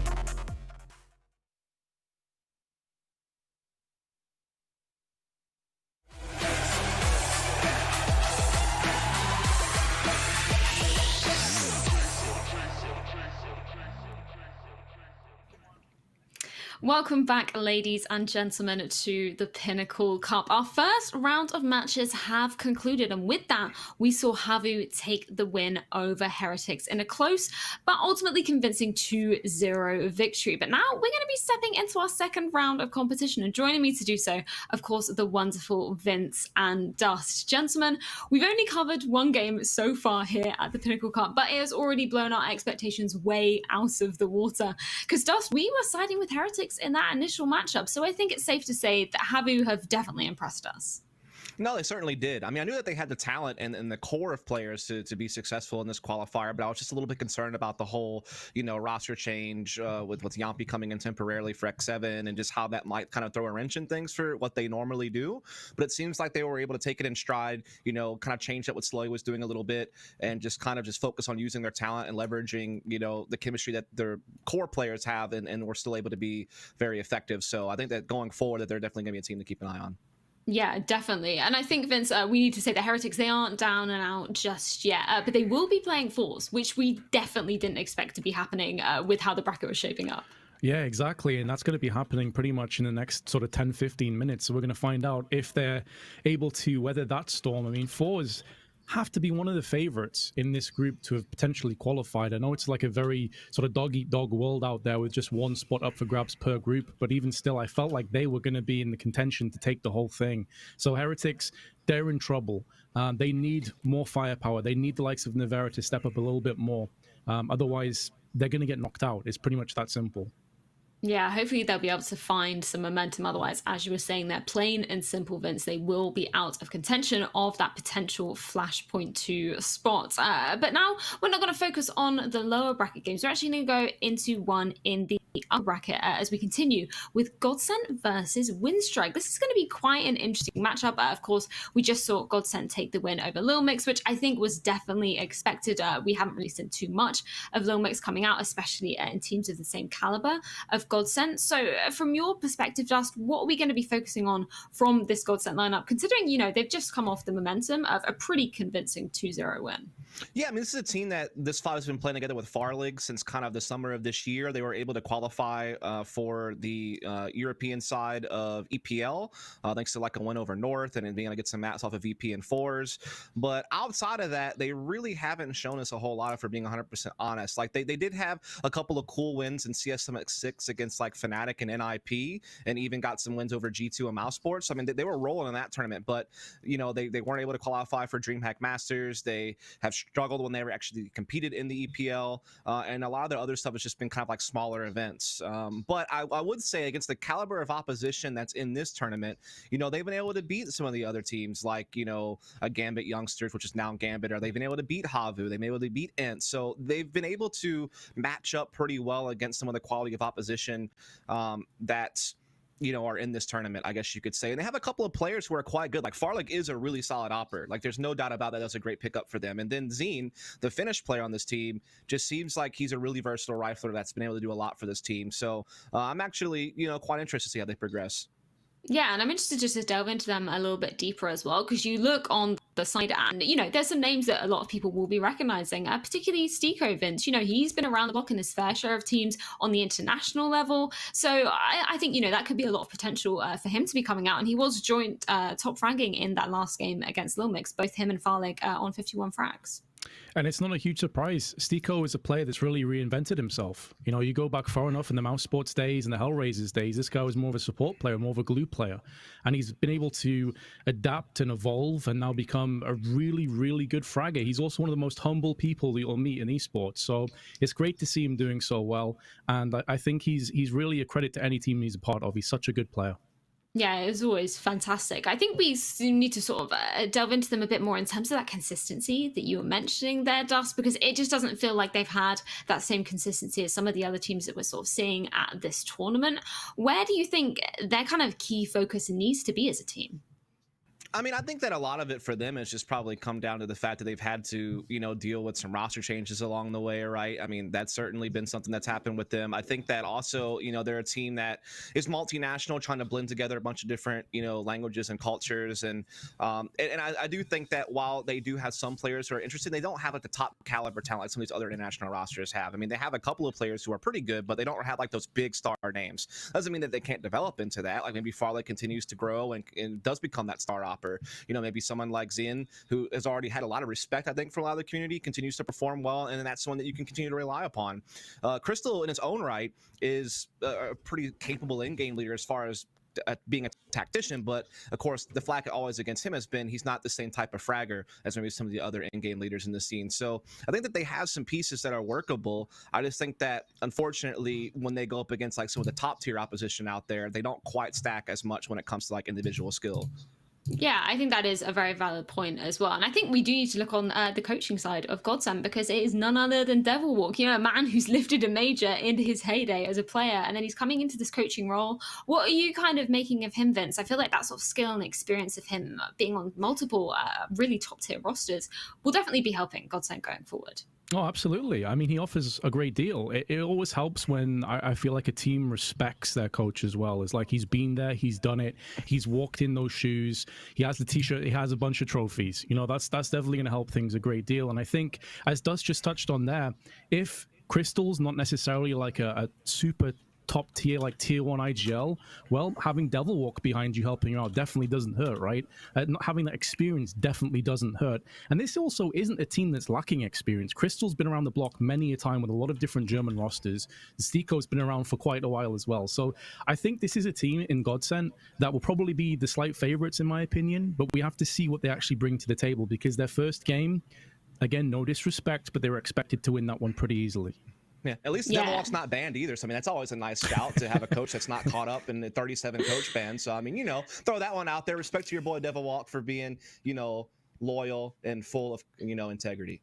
Exactly, indeed. We're going to see exactly what maps they're going to be laying out on, as I believe our pick and ban veto is ready. I know there's a lot of question marks coming into this because we're not too familiar with the Windstrike team and their particular favourites or what they would normally lean into. But Vince, where are you kind of seeing this one going in terms of, you know, the GODSENT side of what they prefer to be picking into?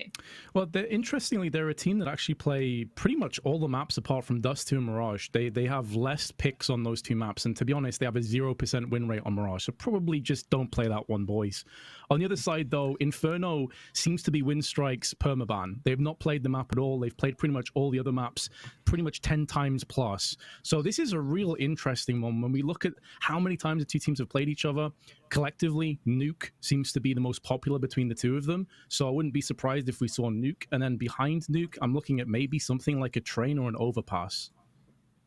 Yeah, I would concur with that. I think that Nuke is probably the map that you're going to go for if you're GODSENT here, just because while it is a map that we've seen Windstrike play a lot, they only come in with a 33% win rate on the map with this lineup, so they have not had any success. And you know that they're going to ban Inferno, as they always do, so that's not really going to be on the table. And that is what's going to come out. So if I'm GODSENT, I'm thinking that Nuke's definitely Windstrike's weakness, and that's what I would think that they go for, and indeed they do. As far as Windstrike, if I had to guess, I would imagine that they're probably looking towards like maybe a Vertigo, you know, maybe a Train. You know, something along those lines would probably be where they want to take things. Yeah, let's see what this second map comes out to. I'm quite glad that we're seeing Nuke in there for GODSENT as the first. I would like to see Vertigo, and we're gonna get it. I'm so happy that we didn't have to wait long to see Vertigo. You know me, I'm a massive Vertigo fangirl, so I'm very excited to see that one. So where does that kind of leave us, Vince, for the third and final decider map? You know, if we get there in this best of 3 series, where do you think it's going to be leaning? I think it's between Train and Overpass. If I had to guess between them, I think it's going to be one of those two maps. And having a look at the statistics right now, both maps are like relatively even in terms of win rates. This is a really interesting one for me. I'm not entirely sure where it comes down. Yeah, I think it could be either one of those two maps. It's kind of a coin flip for me. I don't think we're going to see Dust 2, though. I think that's going to get banned out. But I do think that either one of Train or Overpass, it doesn't really matter. I think both teams seemingly have similar results on both of those maps. So neither one would be a surprise. But GODSENT getting rid of Dust 2 is kind of a given. Yeah, let's see exactly which one is going to be picked out. It is going to be into Overpass, which, yeah, as you guys were saying, pretty 50-50, but it does make a lot of sense. I'm just looking at the past game that Winstrike just played against Secret. They did win on Overpass, and then they won on Train again. 2 pretty convincing victories.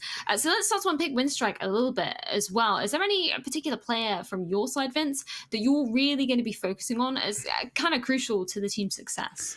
Well, I'd say there's 2 players that really stick out to me the most. Bondic, because the guy has just been around the block so many times and has such a huge amount of experience. He seems to have been like on the cusp or there in the CIS region for the last decade plus. Like the guy has just been around forever. And then Elian, if you look at statistics, he's actually their biggest player in terms of impact from Russia. So I would expect that Elian's probably going to have a pretty big impact in this game, and definitely the player that I'm going to be watching out for the most. I know who you're going to be watching, Dust, and I think you know who I'm going to be watching. Yeah, I'm going to be looking at Nickelback's photograph the whole game. What a rock star this guy is. I bet he's through standing in lines of clubs he can't get in. Already 3 in the space of 10 seconds. You're welcome. So maybe we'll keep a tally of how many Nickelback puns we can get in here. I got them locked and loaded.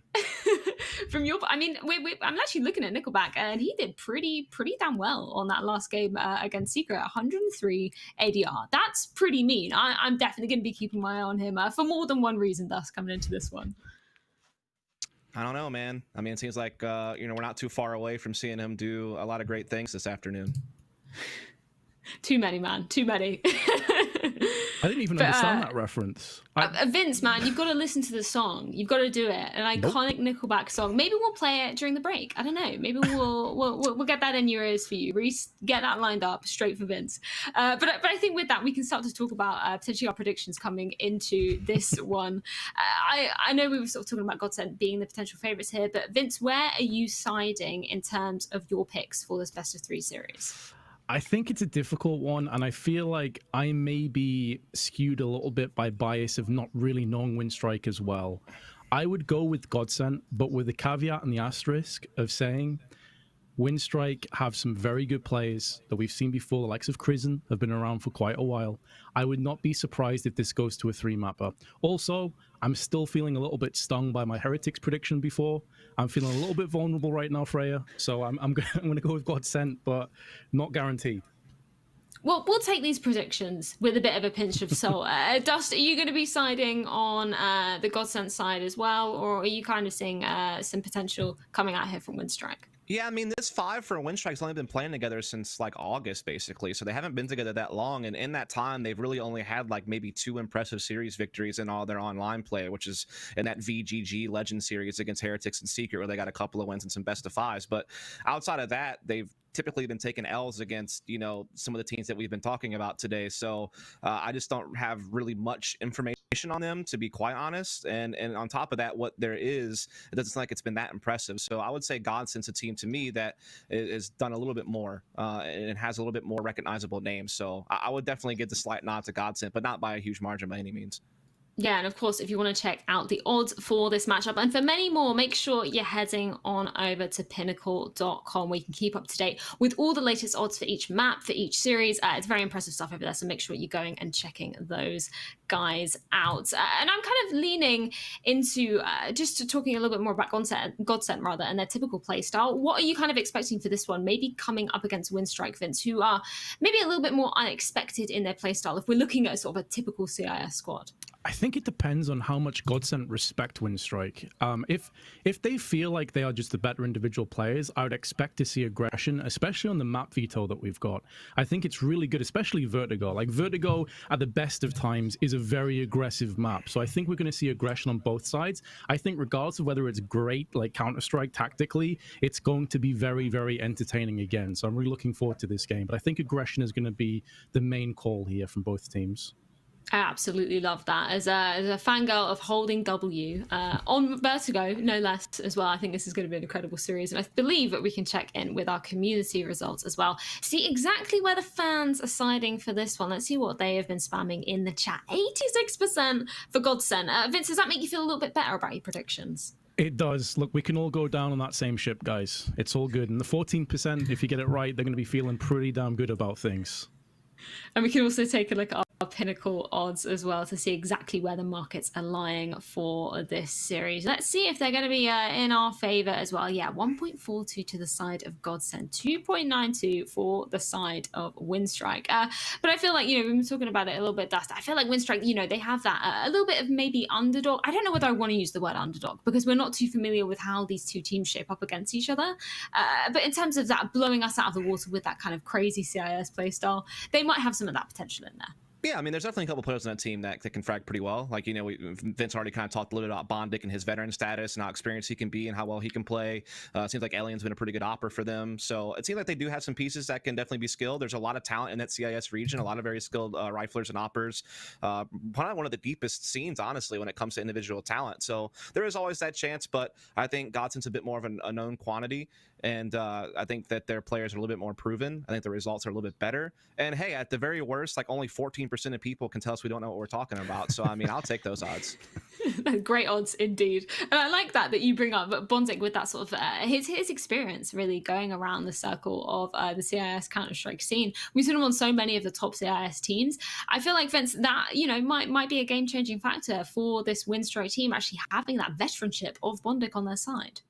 No, absolutely. I completely agree with that assessment. And I think it can offer an invaluable almost clarity to the team.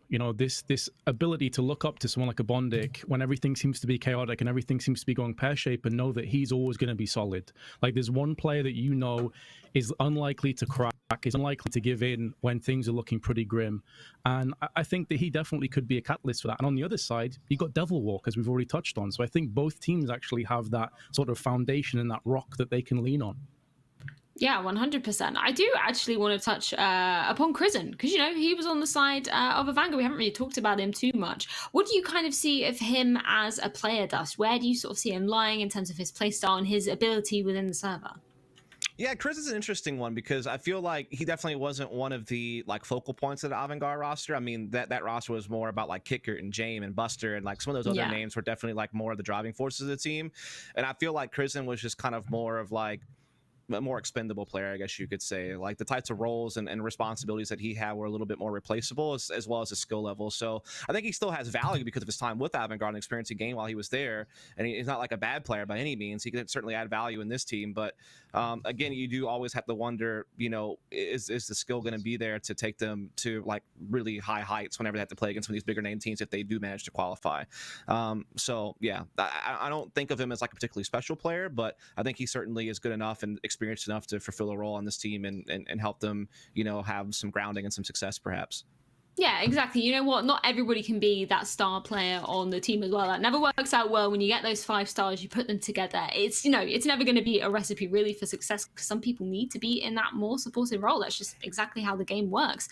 And I think it's interesting talking about this coming into being an upper bracket matchup. We were saying, we were going to be focusing on these lower brackets, these elimination matches, but actually focusing on the upper bracket, there's a little bit of room to work with here, isn't there, Vince? There's not as much pressure in terms of you have to win this game or you are out of the competition. There's a little bit more leeway maybe coming into this. Absolutely. Yeah. I mean, it's always a comforting thought to know that you're not dead and buried if you are to concede. But on the other side, these guys are all competitors. They're not happy to lose any game. They're not happy to go out thinking, look, we might get a second shot here. We've got a safety net. They want to just win out. They want to win without losing a single map. They're playing for pride. They're playing for success at the end of the day. So although it is nice to have that safety net, I think both teams will also be like tunnel vision on just taking this map down quickly, getting into the second one, rinsing and repeating, and just getting themselves done as soon as possible. Yeah, exactly, because there is 2 more days of competition after this. This isn't the winner going through to Flashpoint 2 this November. Oh no, there is a whole road ahead of some of these teams. 16 teams are competing here in the Pinnacle Cup, and it's been fantastic to see already, although we've only been focusing on that one game earlier, which was HAVU versus Heretics. There have been so many other games going on at the same time, and one that's going to be going on right now when we're speaking about this, I know we were talking about how hype this game is also going to be, is Fours versus Heretics, Dust, because Fours were a team that we were not expecting to be in that situation of potentially being eliminated in the first day. No, not at all. I mean, when you look at some of the players in that team, like Z-Power just being this crazy good opper, Flit just being the super stable rifler that caught the attention of Navi even earlier this year before they decided to go with Perfecto instead, or maybe they, I don't know, contracts and buyouts. Like, who really knows what the final story is on all that. But the point is that this team definitely has some great talent. I know that Jerry's always really been kind of regarded as a solid in-game leader as well. So to see them kind of fall prey to a team like Nexus is kind of crazy to me, because, I mean, they've been pretty good in some of the smaller tournaments they've played in recently. So definitely didn't expect them to struggle against a team like Nexus, that's for sure. Yeah, it has been pretty nuts indeed. But I think with that, we can begin to get into our second matchup, rather, of the day. This is going to be an upper bracket matchup, and it's going to be GODSENT versus Winstrike. Guys, take it away with map number 1, being Nuke. Thank you very much, Freya. Yes, for the second time today, Dust, we delve onto the battlefield of Nuke. Last time it went overtime. I have no idea how this is going to come down. One of the cool aspects of not knowing a great deal about one team, there's always some uncertainties there, Dust. There's always a couple of twists and turns and surprises in store. Yeah, but all I know, Vince, is that when we stand together, we can handle these types of situations and be able to still, you know, cast these types of games. We can burn this broadcast to the ground, Vince. See, I feel like you're doing Nickelback references, yeah, of course, but I don't. 100%. Yeah, definitely. The issue is I don't know which ones are, so I don't know how to react. That's okay. You're saving me anyway. You know, like, you're doing a great job bouncing off of me. Someday, I'm sure you'll eventually, you know, get it all together. See, I think I've heard Someday before, but the rest I don't know. I think we're jumping into the knife round as well, Dust, so I can be saved from the Nickelback puns for a little bit longer. Obviously, the determined sides. Winner of this likely goes on the CT side, as ever is the case. It's nowhere near as one-sided as it used to be. It used to be absolute, like, CT heaven. Right. But GODSENT will be taking it. Vince, if today was your last day, or would you be happy that this is what you're doing? That was great. Yes. That got really morbid, and I feel like you just dropped another Nickelback reference. Yeah, for sure. I didn't know how I was going to get that one in at any point in time where it wouldn't be grim. So I figured I'd just go ahead and bite the bullet and get it out of the way. Okay, yes. It's okay, Vince. You're never going to be alone. I'll be there with you. So you just know someone's going to be sat at home, like, tallying up how many puns. And, like, pretty much... what are you waiting for out there? Yep. It's grim. It's grim, guys. Yeah. This is how you remind me of all those dark times casting in the past.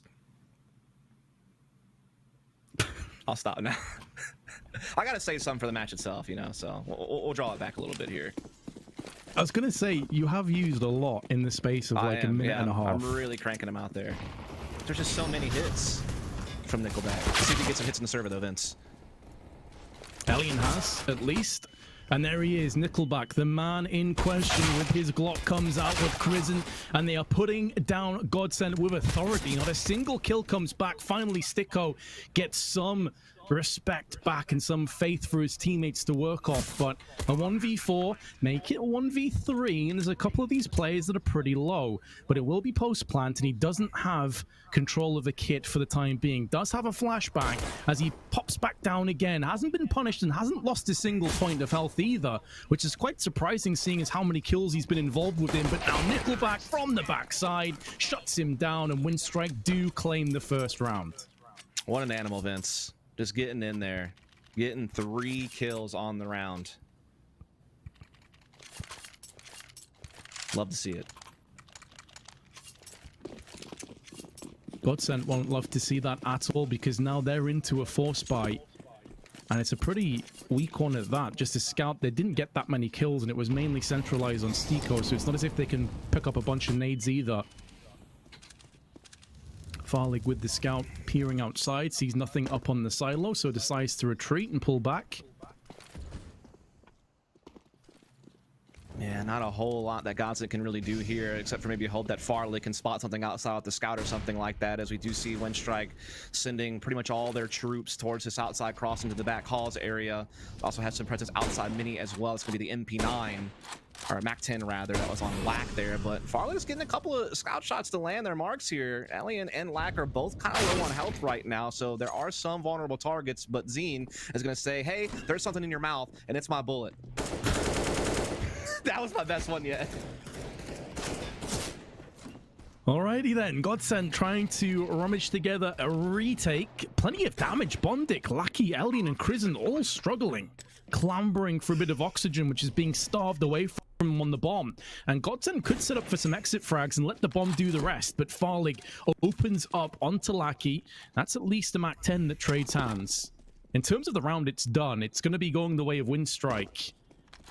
But at least GODSENT do retain a little bit of firepower for the next round. They got something to work with. Indeed. Gonna try to feed that machine into the next round. See if they can't make something happen. I mean, a MAC-10, a scout, and a deagle, that's not too shabby. That can definitely put a little bit of stress on Windstrike. Though they are still going to jump up to a 2-0. They only lost one player this round, so I mean, pretty clean when it's all said and done. Nickelback already at 5-0.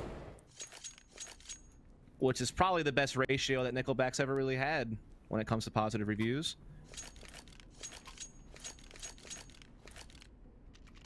I think that's very true. Sad. Yeah, it's kind of sad though. I feel like they're not as bad as people make them out to be. They're not good. Don't get me wrong. I'll be honest. Like, as you know, I'm into my metal, my rock, and all kinds of different music. I don't think Nickelback are that bad. They're not that bad. They're not that bad. They actually did a recent cover of Devil Went Down to Georgia or something like that, and their guitarist actually shredded it. It was kind of impressive, actually. But I promise now I'm done making Nickelback references. Hold him to it, chat. Hold him to it.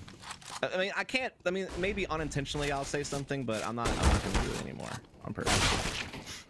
He is the first player to take any flak, and that's with the scout shot. Krizen.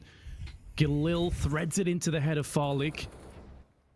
And that MAC-10 that we talked about hasn't really been in use as of yet in the hands of Zen. Down go the T's via secret.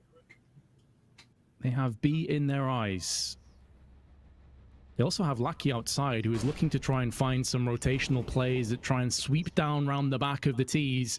Won't be coming into play just yet because Zen is still alive. Puts that MAC-10 to use. That's some bullets. And it will be ate up by Windstrike, and could have gone in for more because the player he was up against ran out of ammunition kind of awkwardly. But it's just the one death in Bondik. Two players low, Krizen and Nickelback struggling. But it seems like we will have yet another round going the way of Windstrike. Not too surprising. I mean, even though GODSENT was able to carry over a couple of weapons into this round, they still didn't really have that much to work with when it was all said and done. So Windstrike getting kind of the clean sheet 3-0, which to be fair is a lot more rare these days than it used to be. It used to be kind of like a 3-0 as a given if you won the pistol, but nowadays with like pistols being more powerful, people being more willing to force buy, the way the economy system works, you see a lot of like 2-1s or something along those lines. So Windstrike will certainly be pleased with being able to get to 3 without too much trouble, though they are losing a couple of players here trying to chase after this Galil. They will still have 2 AKs that carry over into the next round, but there's that. And Alien, he's got you know, a Zeus. Didn't want to bring too much attention to it, but it is there. Always harder to get that successfully off on the T side. I feel like it's more tailor-made to those nitty-gritty angles where you can just sit and wait for the oncoming Ts. I imagine he picked it up probably off a CT dead body or something. Yeah, probably. No, I don't think he purchased it. That would make the most sense for sure. But now, GODSENT have a buy. We've been waiting for this for a while. It's a solid buy at that, including an open Farlig, who's done a lot of damage with the scout. Only has the 1 kill, but I feel like his ADR is probably spiked off the charts. Zen through the smoke, through the head of Bondik. The experienced member of Windstrike takes a dirt nap. GODSENT have the advantage, but can they make the most of it? Yeah, that'd be a great little platform to build off of if you're GODSENT already down 0-3, getting an opening pick on your first buy. That's really how you can get a little bit of momentum rolling, as we are going to see Windstrike taking pretty much all their numbers that they have left and looking to take it outside. Maybe trying to do some type of cross. I mean, that is kind of the bread and butter of Nuke T side, is just getting that smoke wall outside, you know, pressuring back calls, maybe using it to slip into mini garage. You know, that is kind of, you know, the default, I guess you could say, of T side Nuke, similar to mid control and other maps, is to just try to get this pathway for yourself and try to create something in this area in the yard, as they are going to put some smokes deeper, not the straight line you're used to seeing, but more towards big garage and mini, which gives you more space to kind of push towards big garage in your own right, or maybe even start trying to put a threat into mini or into even like a heaven backstab. So it gives you a little bit more options, I feel like, as indeed you do see Nickelback slipping into mini. Does find the headshot on the Madden. Great entries from Winstrike. They still need to deal with the AWP threat perched at the back of the site. Now Farley shows his hand, and there's more CT sweeping and sprawling into position. Zen picked up the first, and now full circle this round will come. It's Stiko that takes it away, and GODSENT finally get on the board. Farley surviving with 1 HP. What a difference that makes to the economy of GODSENT. Oh, absolutely. Rebuying that would have been a real problem, if not impossible. And I mean, just getting that clean entry at the very beginning certainly did them wonders. Zine getting that kill. It was looking a little bit damning though when they started actually getting into the upper site, but Farley was able to hold on with that AWP inside the site. Really helped shut that down, so well done to him. Winstrike's still able to get the full buy here. Still plenty of money to do that, at least in this round. And they've already blown the door off and are trying to get that little bit of space or pressure towards that upper side. In the meantime, Nickelback, how has he done that? Just through the smoke, takes out Zine. That's an impressive kill from him. 8-2 right now. He has definitely been on fire for Winstrike so far this game. Tons of impact. Can he keep it going forward though? See a lot of players often early stages set the thing alight and then start to slow down and dwindle and dull to a degree. With the opening pick though, Winstrike making the most of this momentary weakness on GODSENT. Looking to make it permanent. Elian from the backside. Farlig completely caught unaware as to that being a possibility. Or maybe the call came through, but he felt safe. Wow. Whichever way you spin it, though, Winstrike in such a good position. Oh, yeah, they have threats on heaven. They could take it to lower. You have, you know, the CTs kind of scrambling to cover all the angles. I mean, when you're 3-on-5 on CT side Nuke, it is so hard to cover everything. You have to be so careful. Crystal, you know, just kind of just swinging all over the place, trying to do the best that he can. Sticko, a couple of big kills in the lower bomb site will certainly help out the cause a bit, but unfortunately just won't be enough. They were too far down in numbers as it was, so those two aren't going to do it. Crystal all alone gets caught by Nickelback there in the back halls. The dude is absolutely destroying the server right now with 9 frags and 5 rounds played. Yeah, can't really add much to that, Dusty. He's just been exceptionally good. A lot of impact. GODSENT, head spinning. These have been pretty rapid rounds that they've been contending with, and they can't muster up enough money to get another buy into effect. So it's just pistols, couple of Kevlars sprinkled in between the players. Winstrike have been dominant on Nuke thus far. Absolutely. Kind of surprised to see them just kind of tear through it this much against the GODSENT team, who again I think have just had a little bit more impressive results in recent months. Definitely have some more recognizable names on some of their players. I mean, I know we know Bondic, but the rest of Winstrike, if we're honest, are not really household names by any means. Then you also add into the mix as well, Dust. This is GODSENT's choice of map. They picked Nuke, and they're being this obliterated early on. Big grenade onto Zen. Down to 39, he falls. Yeah, that's going to be a tough pill to swallow, that's for sure. Of course, it's a round they didn't really have much stake in anyhow, with just being on the upgraded pistols, but you'd like to at least give yourself a chance, but getting taken down that low off the rip doesn't really give you a whole lot of opportunity to take any engagements where you aren't just instantly thwarted, as we are going to see that big mini push come in right now. Sticko trying to hide here in this corner. He's got a bit of a crossfire opportunity with Maiden, who's inside Tetris position, but now he's been dealt with and the upper site will fall. Again, not really a shocker by any means, but you're maybe hoping that GODSENT will try to at least put a little bit of pressure on them, but it has been just a clean sweep. Zine does eventually find one there. That's going to be about it seems, as Crystal's left alone with the Deagle here outside heaven. T is waiting for him, but actually misses his chance, and this gives Crystal an AK. Maybe he can get away with that. That's pretty much the only play that's left available to Crystal, because in terms of clutching the round, that has long gone. So looking to save the AK, probably will get charged down by the T's, whose money is Not exactly booming, but it's not terrible either. They can justify another lost weapon. They may not do so, and to be fair, Crystal may walk into the trap that is being sprung by Nickelback. Watching the angle, perching up on the box. He can see the shadow of Nickelback. He knows he's there and still comes out second best. Unfortunately, Nickelback was watching the spawn, which is in direct line with the box jump. And GODSENT go down, and this is where, we were speaking about Devil Walk, maybe this is where he interjects and tries to figure out what's going wrong, because outside control has been a very real problem. Yeah, I think this is where you take a tactical timeout, like, for sure.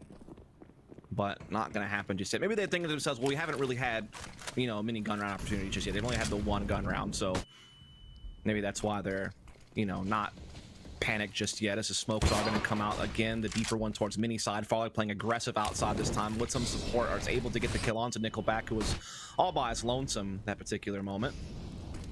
So big opening kill from GODSENT. Sticko tossing the grenade.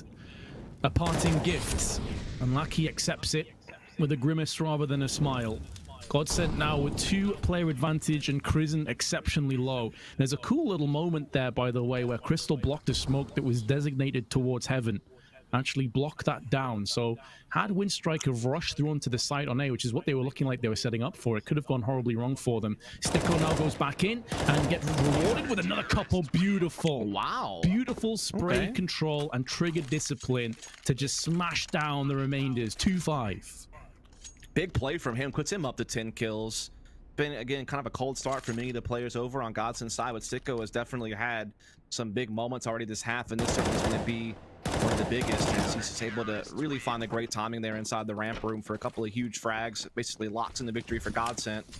And now Windstrike will be the ones on the back foot here. Just the upgraded pistols. GODSENT, you know, more willing to challenge towards outside, but somehow Nickelback just kind of slips around and gets a kill on the Zen. At least it's traded back, though, by Farlig Zop. But that is kind of surprising he got away with that, considering the positioning of his teammates.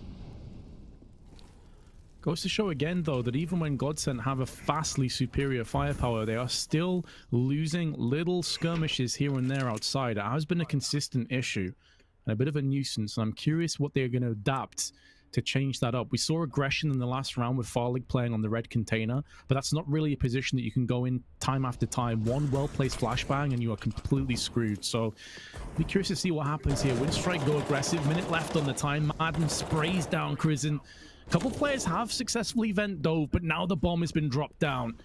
And Lackey, segregated from his teammate, looking to try and use that smoke as a shroud to push into vents, has made a ton of noise on the approach. And the fact they have a Deagle and a CZ between the two of them and no grenades suggests that this round probably will go the way of GODSENT sooner rather than later, and Sticko pushes them towards that very mark. Timing actually working against Bondic. He was so unfortunate. Sticko just dropped before the CZ had a chance to fire off, but 3-5 with GODSENT on a 2-round streak. Finally starting to see a response here.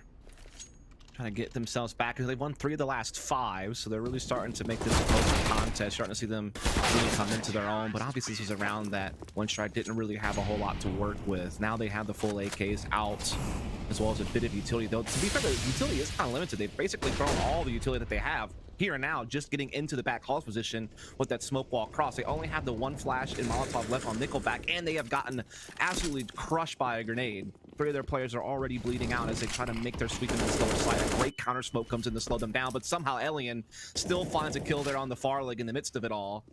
Maiden able to trade it back at the very least, but still, there is some hope for Windstrike despite some of their early round struggles.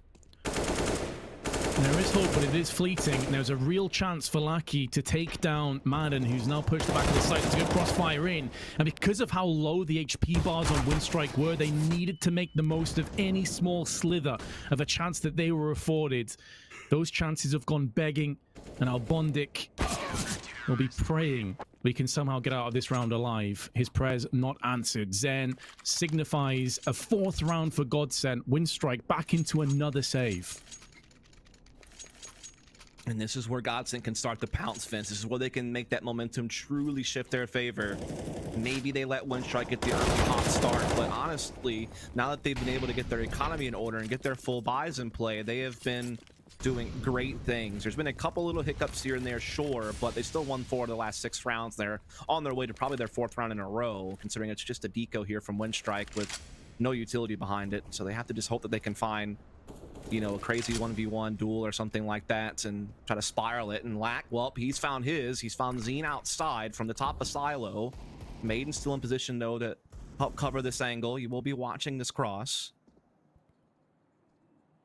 Looks like it could be a run boost or potentially just a boost up on the red containers, but Madden, a step ahead, understands the situation, has heard a Deagle rip out earlier on, knows that they're desperate for some of those one-tap peaks.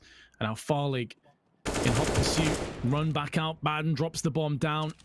Now looking towards the red containers one more time. Farlig does, I think, tag Krizen. Indeed, he did, but slightly through the box, so Madden finishes him off with the assist. And really, at this point, Windstrike, if they could get a kill or 2, that's probably good enough, all things considered. Bondic does connect with another one, but it's only going to be 2 in total, and the economy building up nicely. GODSENT with 4 in a row. Yeah, well done by them to get those 4 in a row, as you said. And also just good teamwork there. They knew that they had a player pinned down at red container after they saw the boost when Madden got his first kill from Mini. And Frog was able to cover one side while Madden covered the other, and they were able to just kind of clean things up. So good team play there from GODSENT. They've been really good at contesting outside on this defense. That's been a great adjustment from them once they were able to afford utility and superior firepower. They've really been able to do well there. But this round, they tried to do something a little bit wacky on the radio room push through a smoke, and it's really come back to haunt them. Krizen finds that kill. Alien's going to get his op pick towards outside, and this round is spiraling out of control for GODSENT. They need to regain that control, and it might be the trusty Dane that answers the call for his comrades. Good flick across, but they lost Madden just a split second beforehand. So as much as Farlig is doing in terms of having some of that control fall back underway, it is being taken away elsewhere. Stiko onto Bondic. The hunter becomes the hunted, and the prey falling into shape, but now it's Stiko's turn to be pushed down a peg. The bomb has been retrieved, and Farlig is going to have to go 2 better and double up to a 4K if he is to clutch this round. Krizen and Lackey both full HP, but Farlig still has the AWP by his side. Looks like Windstrike will decide to go on the A side, and that puts a lot more pressure on Farlig. Yeah, he does have the kit and a little bit of utility, and he could swap out maybe for a rifle, but of course that might make some noise and give his position away. So he's got to be very careful here as he is creeping around. He's already had a couple of nice shots this round, don't get me wrong, but it's always tough to do a retake in close quarters with an AWP as your primary weapon, but we'll see if he maybe figures something out. That's exactly it. You've painted the picture perfectly, Dust. And Krizen splatters Farlig. That 4-round streak comes to an abrupt end. Windstrike leads 6-5. Yeah, it's just tough because Farlig was constantly having to bail his team out with crazy op shots after the aggressive plays didn't work. I mean, the radio room push obviously didn't pan out. Stiko tries to go for a duel at Squeaky. He loses that in the 2v2 situation towards the end of the round. And Farlig, you know, certainly tried his best to give them some hope, but too many of his teammates fell throughout to really give them any chance. So Windstrike will take the lead back after a temporary tie. Still not allowing GODSENT to have a lead of their own in this half. Again, outside aggression here from GODSENT. It's been kind of their bread and butter, and Farlig has been very successful with it, so I'm not surprised to see him once again looking for an opportunity here. These are those slight adaptive plays that we were discussing before when the score was 1-5 and wondering how they were going to deal with this outside threat. Farlig, slightly different position, but with the same idea. Lock down red container. The problem is this position right now is very susceptible to being a one and done. If he gets wide swung by 2 or 3 players, the best case is that they maybe line up for a 2K, and that's about it. Molotov put down onto the secret stairs. He can't just hold his position. He's not been forced off, and now there's no avenging player in position. Madden can just wide swing in for 2. Farlig tries to survive, tries to escape, but he gets sprayed out from Krizen. But the damage has been inflicted. It's a 2v4 in favor of GODSENT. Yeah, that was totally worth it. Even though he was trapped, he got great help from Madden for a couple of kills here. Great flashbang was put into use as well at that point. So again, good team play from GODSENT. They're managing these moments pretty well. It's left Bondic and Krizen all alone here with limited time. Bondic trying to make a bit of a backstab play with his teammate here towards Heaven's side. There is a player, though, waiting right there. It's going to be Zine. He is perfectly positioned to handle this type of attempt here. Should be getting a freebie, and indeed he does. That's Bondic down. All on Crizin now. Basically just stuck between... Well, I guess it's not really a rock, more of an AC unit in a hard place. He does get the kill onto Zine, but that's going to be about all he can do. He'll be able to save this AK over, but... GODSENT now going tooth and nail with Windstrike here the last couple of rounds, keeping it very close. 6-6 is the score, and GODSENT have had really the momentum here lately. So if they can keep it up, they can still pull off a pretty solid half. Windstrike have already done pretty good damage in the 6 rounds they've gotten. If they could find one more in the next 2 rounds, that would be probably success in their book.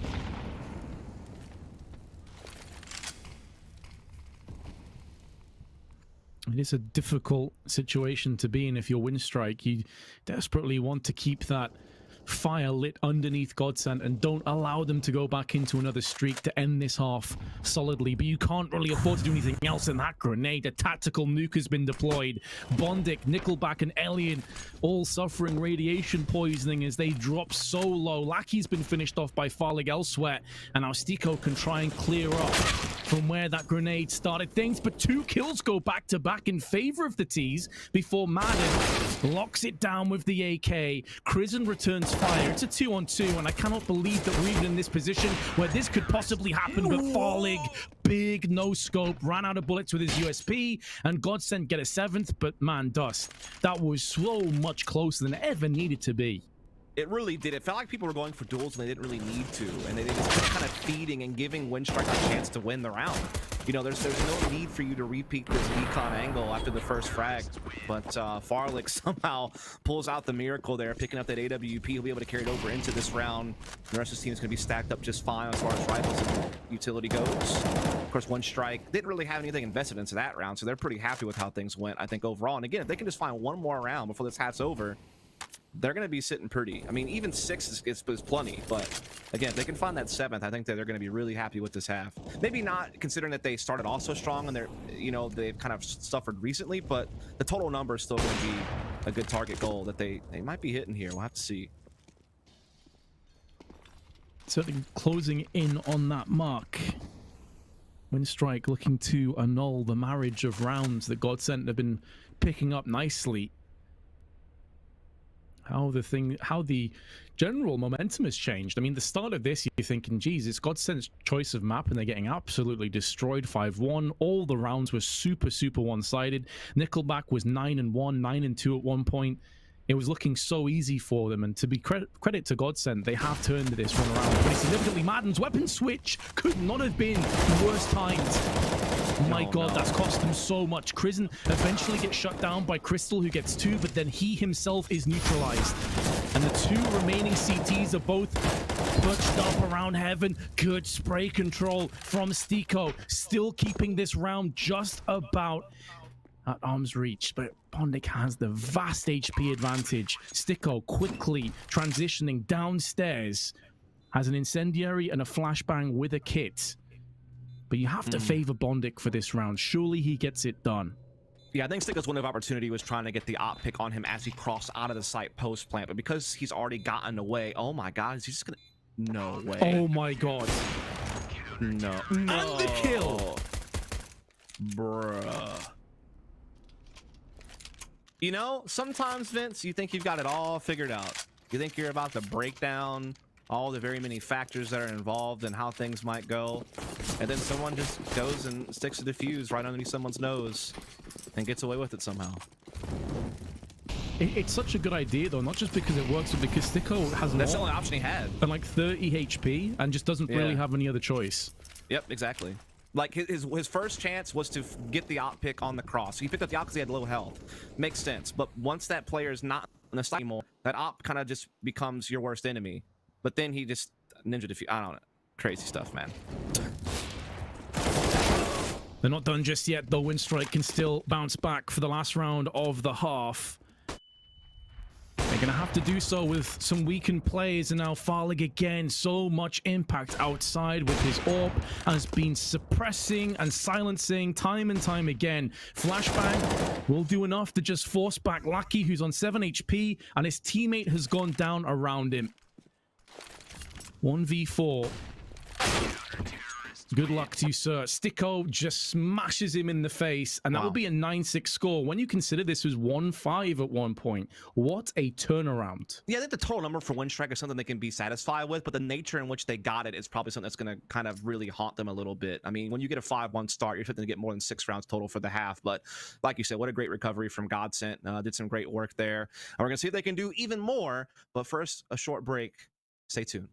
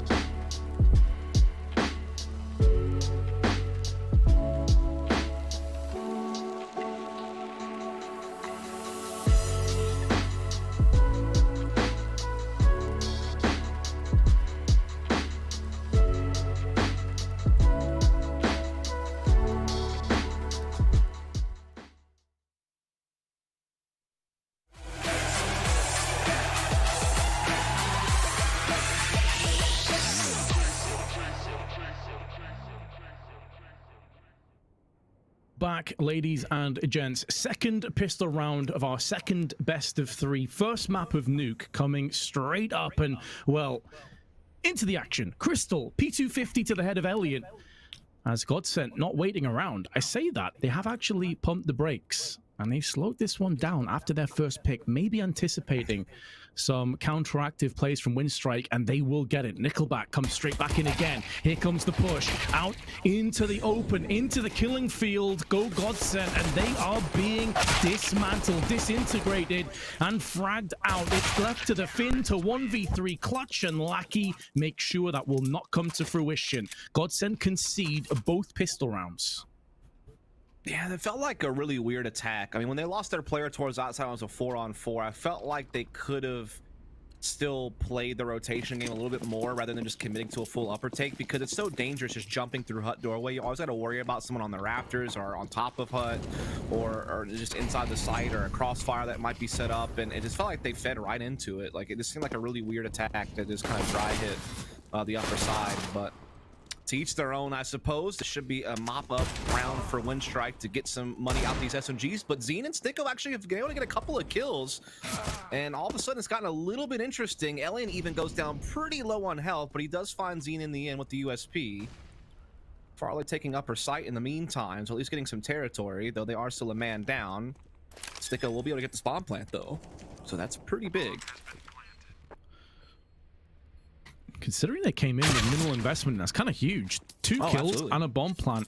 Very nicely done for GODSENT. And it was that fight outside with the Deagle. I think it was Alien that was being tagged. That's a win that GODSENT probably should pick up in that trade, because one more bullet and Alien was a dead man.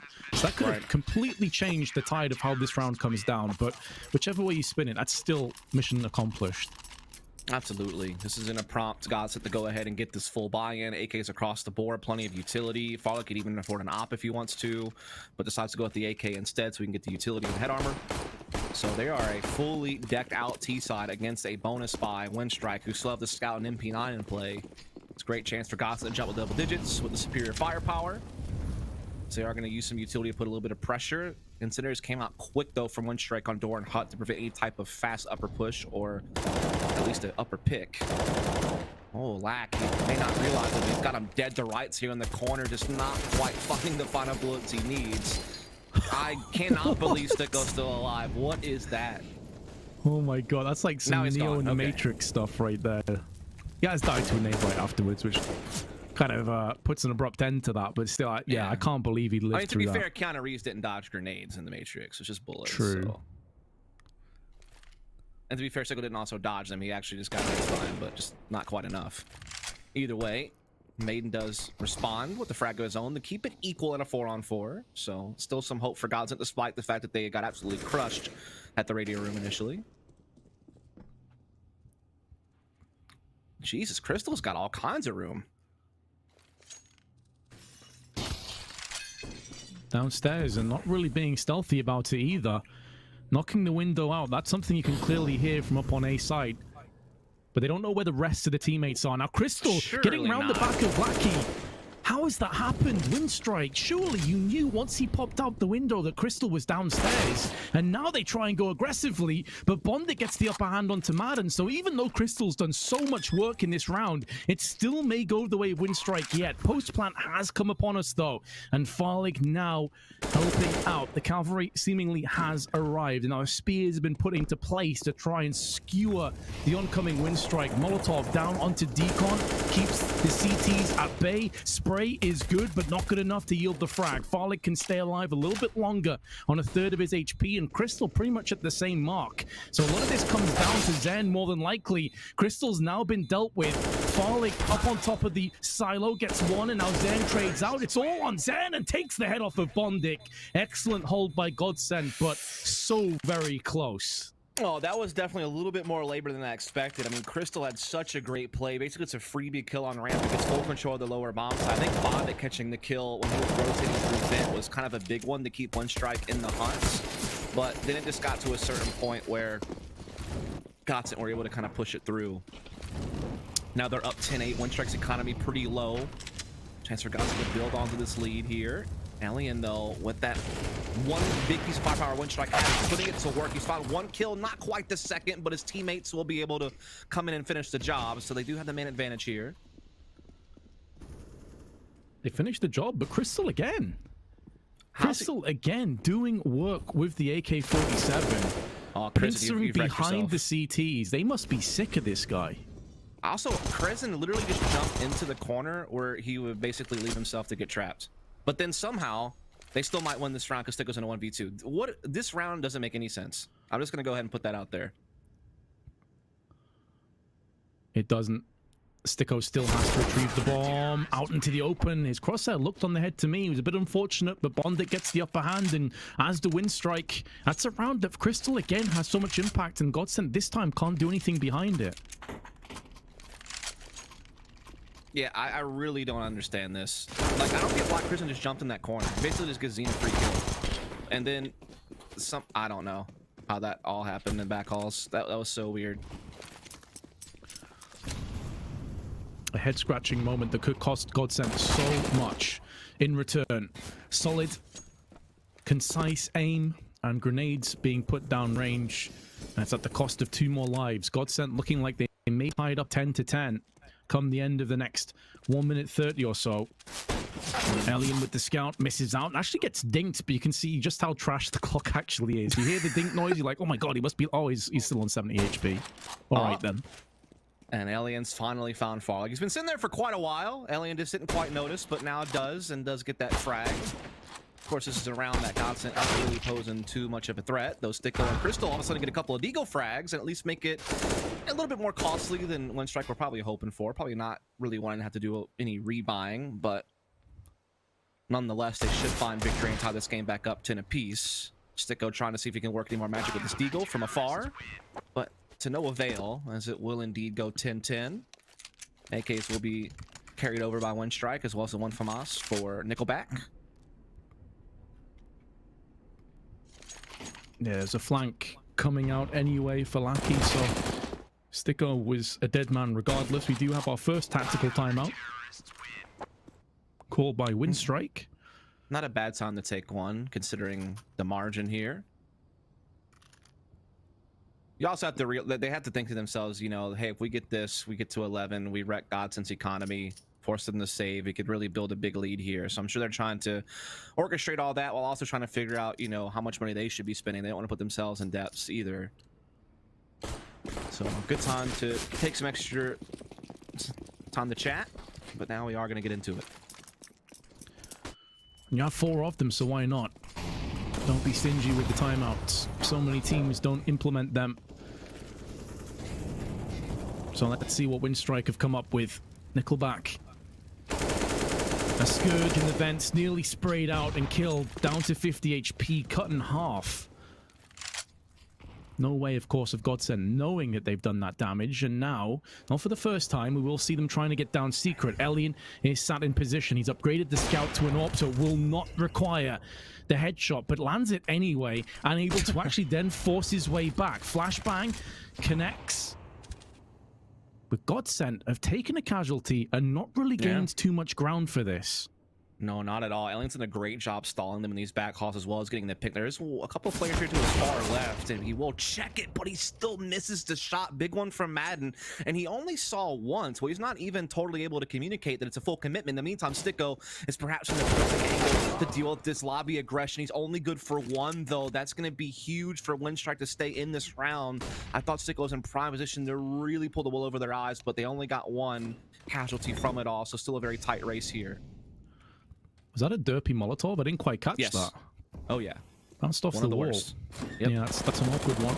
Smoke down, though, does afford some sanctuary on the bomb plant. Nickelback smashed to 23 HP. And Farley goes aggressive, and the timing could not have been sweeter. Sprays them both down, one with the grenade out, one switching weapons. And with that quick bloodshed, Nickelback has to save the AWP. So GODSENT will regain the lead. Another scrappy round comes to its conclusion. I'm really regretting giving up my ability to make Nickelback references. We'll give you a free pass for a few rounds, all right? All right. I gotta find, like, I gotta make sure it's a really good one, though, so I'm gonna be patient with it. I respect it. Nickelback patient this time around. Saves the AWP, but GODSENT regain the lead, and the economy behind that AWP is scarce.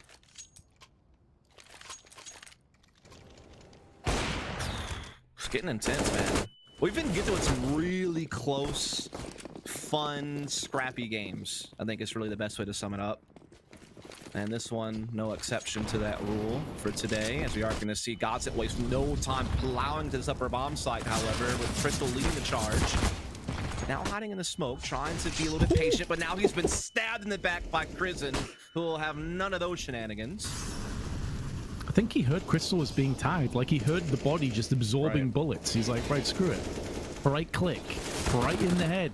Bondic, drive by with the CZ, switching weapons, gets caught by Zen, who goes in for another one, but comes out second best. It's the AWP of Alien. And going aggressive like that against a force buy with MP9s, like that's just a gift to Winstrike. They couldn't be happier. Certainly, Slack will come in. The plant was allowed, sure, but Sticko's stuck in a pretty much impossible 1 versus 3, though he is doing a little bit of damage. Crimson and Alien are actually kind of low on health, so there is maybe some hope, some small sliver of light for Sticko to try to put to use. It's a full defusal, full 10 seconds. Sticko will have time to peek, but Alien snipes him out of his boots. Nice try from Sticko, but not good enough. Winstrike get even again, and this time it's GODSENT's turn to feel the burn of their economy. They're into an awkward position now.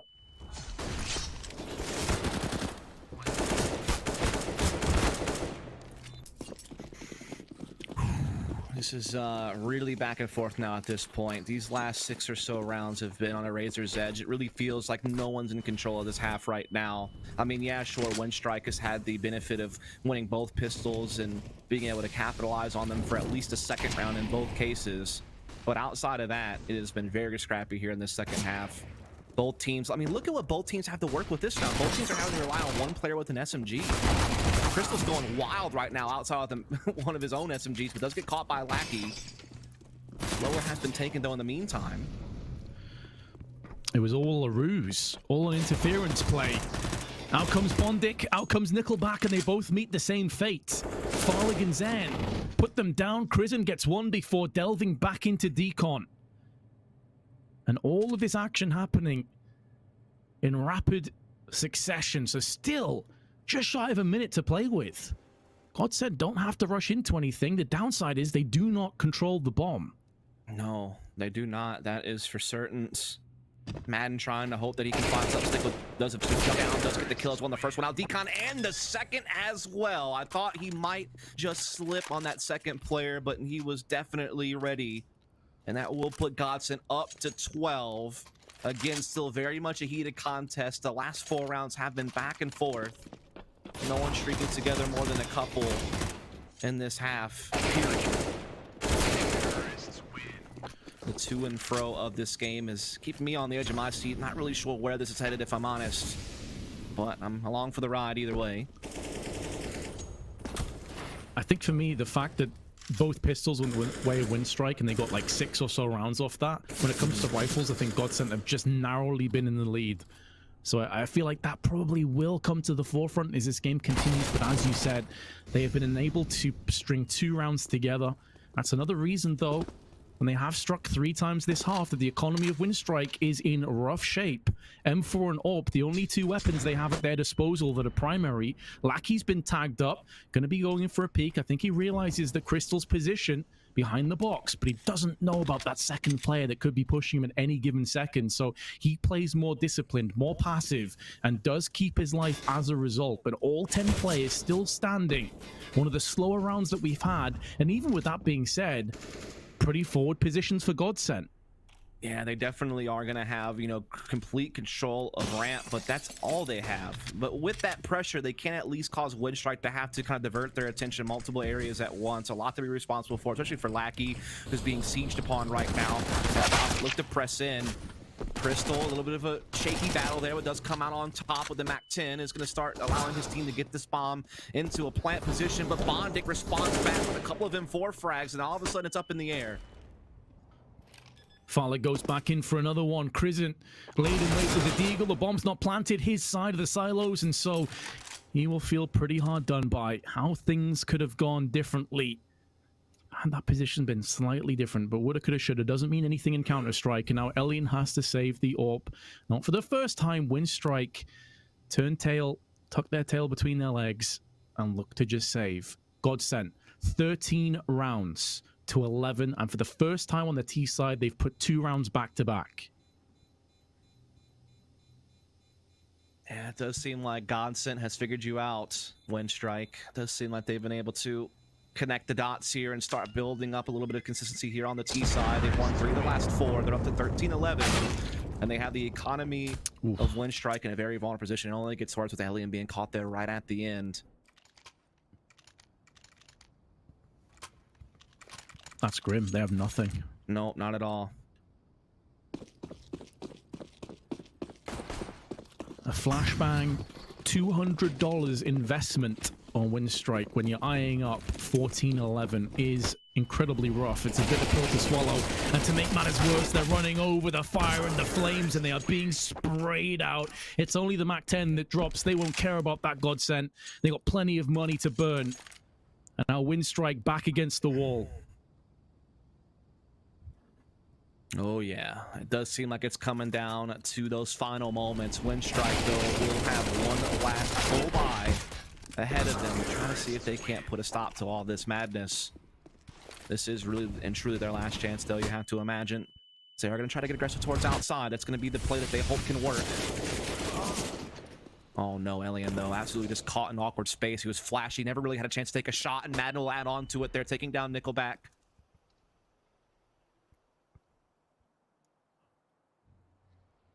The aggression too hot to handle. Bondic, I was about to say, because they bypassed his position, maybe he could get the drop or flank behind him in secret, but Stiko just being ever so careful. Bondic, that's a tilting moment. I'm sure he's triggered at that, thinking he could be in amongst the frags, but instead his team are eyeing up a 15-11 deficit with very little to play with. So already Lackey and Krisen probably on the same page to save. It's a 2v5. At least this way you have 2 assault rifles, bare minimum to play with. But again, it's just a really difficult one to really play with in your mind. Like, you're thinking, geez, guys, we're going to be 15-11 behind. The best we can do is 2 M4s.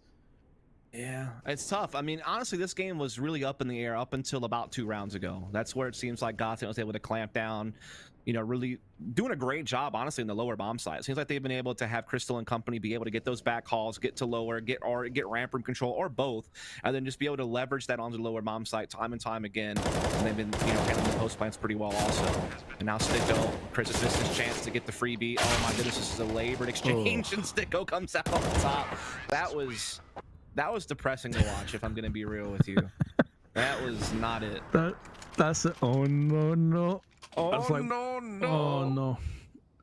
And, well, they save a grand total of 0 M4s. Oh, man. Well, here comes the next contestant from Windstrike. One last chance to try to stay in this first map. Smoke wall will paint outside, give GODSENT a pathway into those back halls. Nickelback will be playing it with the FAMAS from towards window side. In the meantime, Frog's found a kill onto Alien towards CT spawn, and it seems like this is all she wrote, Vince. Yeah, the wheels are coming off. Yep. It just feels like GODSENT are getting every single part of the map under their control, and there's just little to no fight in Windstrike. Almost like they've tapped out of this map and they're focusing on the next one. I don't know if that's quite it, but it does seem like they really never were able to get back into this. Again, it was like really back and forth there towards the middle of the half, but these last 4 or so rounds, it just seems like they have not been able to make that next adjustment as GODSENT have been able to do. They've never really had an answer to GODSENT's lower control. Well, here we go, Nickelback. 1v4, 45 seconds left. First kill goes his way. Has already picked up 2, so he'd be on for the ace. All the accolades, all of the medals could be his. Spray is awry, and Crystal repeat. 16-11. GODSENT get it done. It was very close for the bulk of this map, but when it really counted, Dust, they just seemed to step it up a notch. Yeah, I mean, it did seem like GODSENT, once they got their act together on T sides and kind of found their rhythm, they were able to handle the match no problem. And honestly, if it wasn't for the fact that Windstrike won both pistols and had good starts in both halves, so I think they got like 6 rounds essentially off of winning the 2 pistols because they won the anti-ecos as well. They really didn't have much else in that game outside of that. Like, I think without those pistol victories, this would have been like more of a landslide victory in favor of the GODSENT boys. So I do think that maybe the game was a little bit more one-sided than this was in the case. But either way, we'll talk about that in a bit more detail after a short break. So stay tuned, folks. We'll be right back.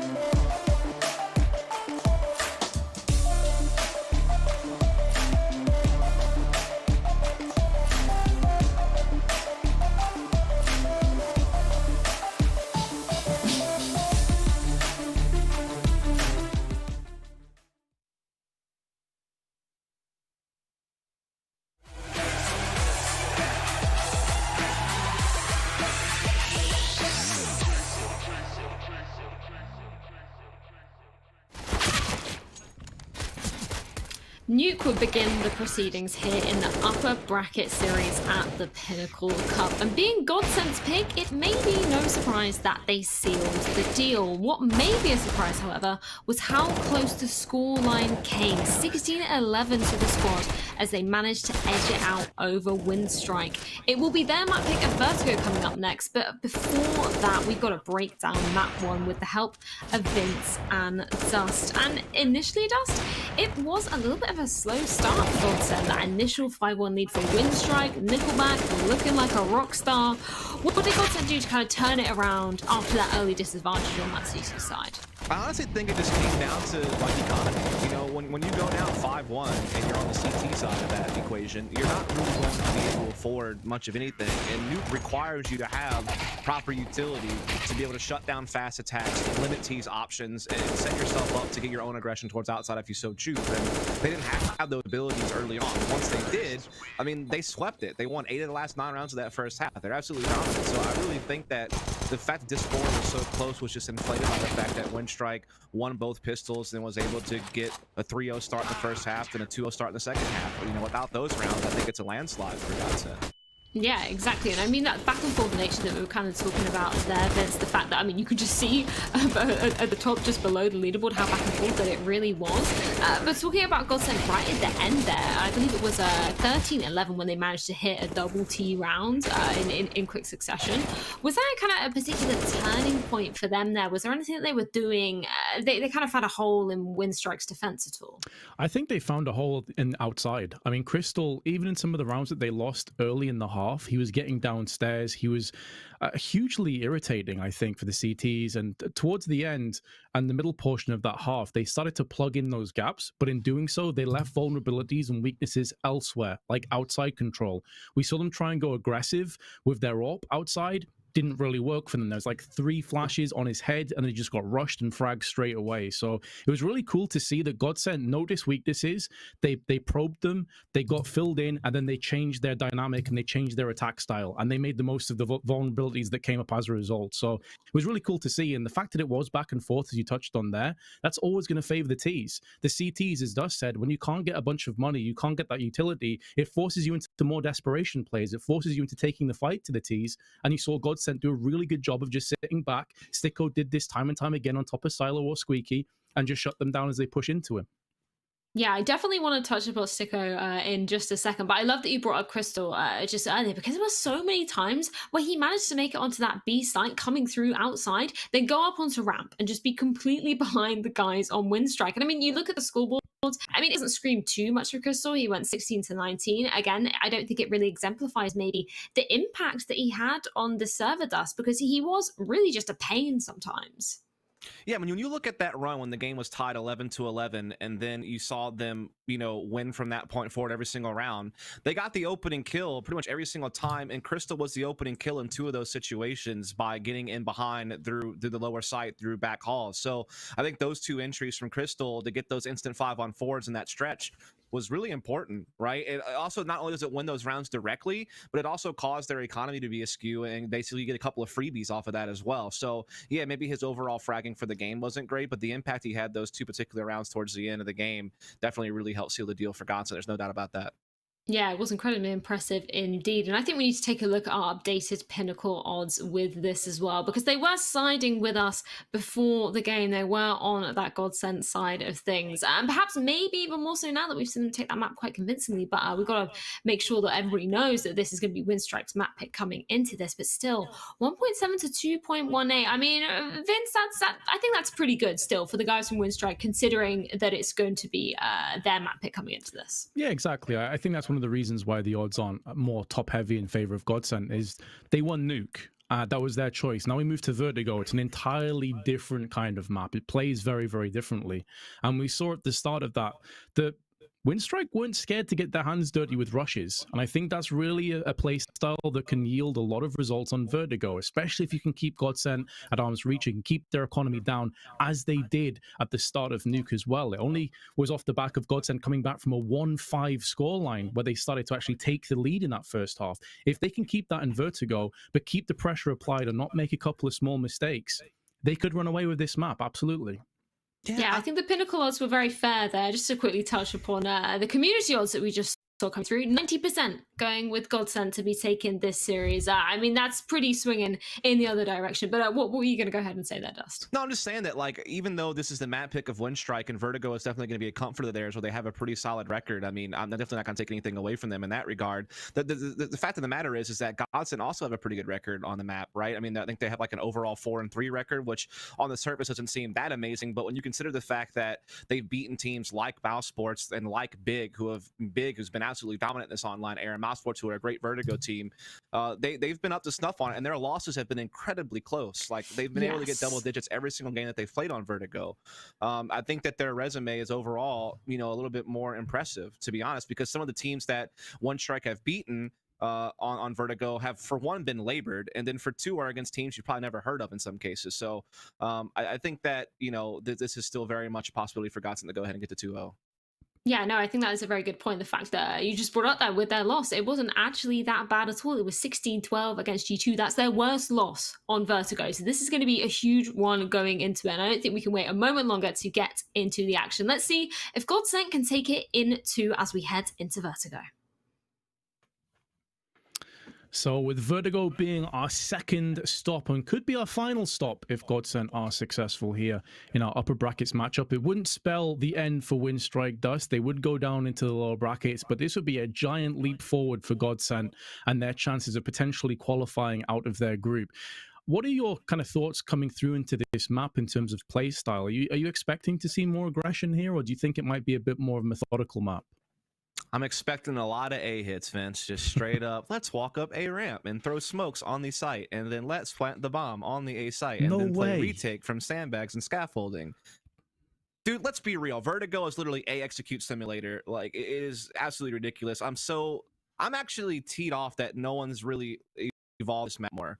I really think that there are more opportunities there. Especially, I think that the way that they've changed how middle works, I think should make middle more useful to T sides, not just as a late flanking option, but as like an actual way to attack and maybe even split the B bomb site or backstab elevators. So I'm hoping that we're going to see more of that. Like, I'm hoping that with this online era that we've been in, there's been more reps on the map. I'm hoping that we're going to see the meta evolve a little bit more. So yeah, that's kind of what I'm hoping for is maybe Winstrike to just kind of illustrate that there's more to this map than just hitting the A bomb site. That's my only goal and dream, Vince. But guess what? Where they're going, Vince. Imagine my shock and my horror. Are you? Mm-hmm. I am just so surprised.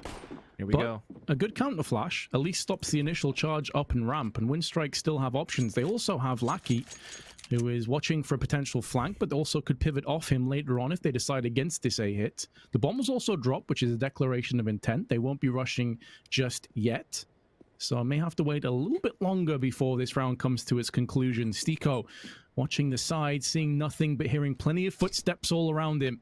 And now a smoke comes in. He backs away. They're playing for the retake. They're playing for the longer range skirmishes. This is where the USP will thrive. Going up close against the Glocks, never a great idea. And for that reason, Alien takes the P250 to ramp, but has his head taken clean off. Another kill comes back, though. It's now working against the CTs, and Windstrike pulled the plug. And that man I mentioned before, Vlacky, he's pincered into position, and he shuts down the flank with a headshot onto Crystal, and he's still alive for a second one, and it could even be a third. Finally neutralized, but he has done the damage. The T's, however, not quick enough to the B site, so they will get stuck down in this awkward bottleneck area where Zane can start to tee off with a few ESP rounds. There's still enough time, though, that Windstrike could still rotate back to the other side of the map yet, but now the bomb's gone down. That won't be the case. What a flick from Zen, who's still alive, still trying to land frags, and gets it done with a beautiful 4K. I cannot believe he survived that.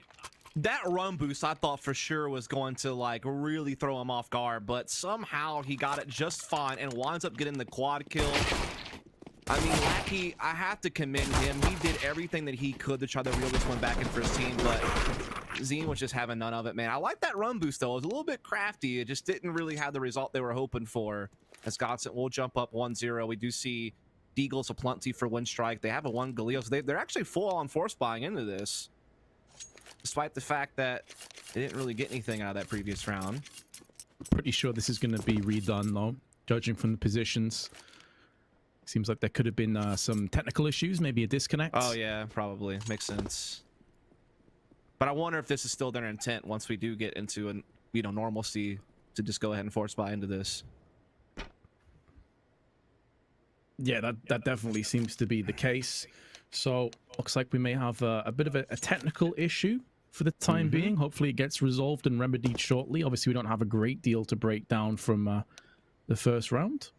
Nope. Not much. Not a whole lot indeed, Vince. How are you doing? We can talk about that. I'm good, man. After seeing that Zen 4K, I'm feeling pretty damn good, as I'm sure he is as well. Like that shot on the run boost in particular was so impressive because you saw him just flick, and that's not a normal angle that you're going to watch out for. Like in that position, you're not expecting that. That's why it was a cool, crafty play, as you said. But he still had the reaction speed and the aim to not just take down the run boost player, but the last player as well that ran to his right-hand side. Like, that was so good from Zen. No, it really was. And it's just kind of interesting, how this whole situation is playing out in this particular group right now, because the fact that GODSENT is already, one map now potentially away from being in the winner's final of this bracket for Group A is pretty awesome. Like to see them be able to come through. Obviously Little Mix wasn't too much of a challenge, but then they're going to get the winner Windstrike, and then they'll have probably a game against Endpoint or VP next to have a bracket final. So they're chugging along exactly how they want to be. Again, like the really only shocker we've seen so far is still the Fours thing. Like that still kind of blows my mind a little bit. That Fours and Heretics are actually playing against each other in an elimination game where somebody's out of the tournament already between those two. Which right now it looks like it's going to be Heretics that are going to be taking the L because they're already a map down. Fours won Mirage 16-2, Vince, and now they're in map 2 and Fours is up 14-9 on Dust 2. So it looks like Heretics are about to be eliminated from this tournament already. That is wild. That's a rough one. Definitely not what we're anticipating at all. Windstrike were eliminated from the second round pretty convincingly in the end. GODSENT got it done. They went for that force buy that we were touching on before, and it got totally swatted away. So that 1 Galil didn't really do too much, and our Windstrike stuck on the back foot with some very aggressive early grenades tossed in from GODSENT. They decide to pull back, and Madden with that MP9 may be in the thick of the action with a whole bunch of frags to his name if he plays his cards right and doesn't overextend.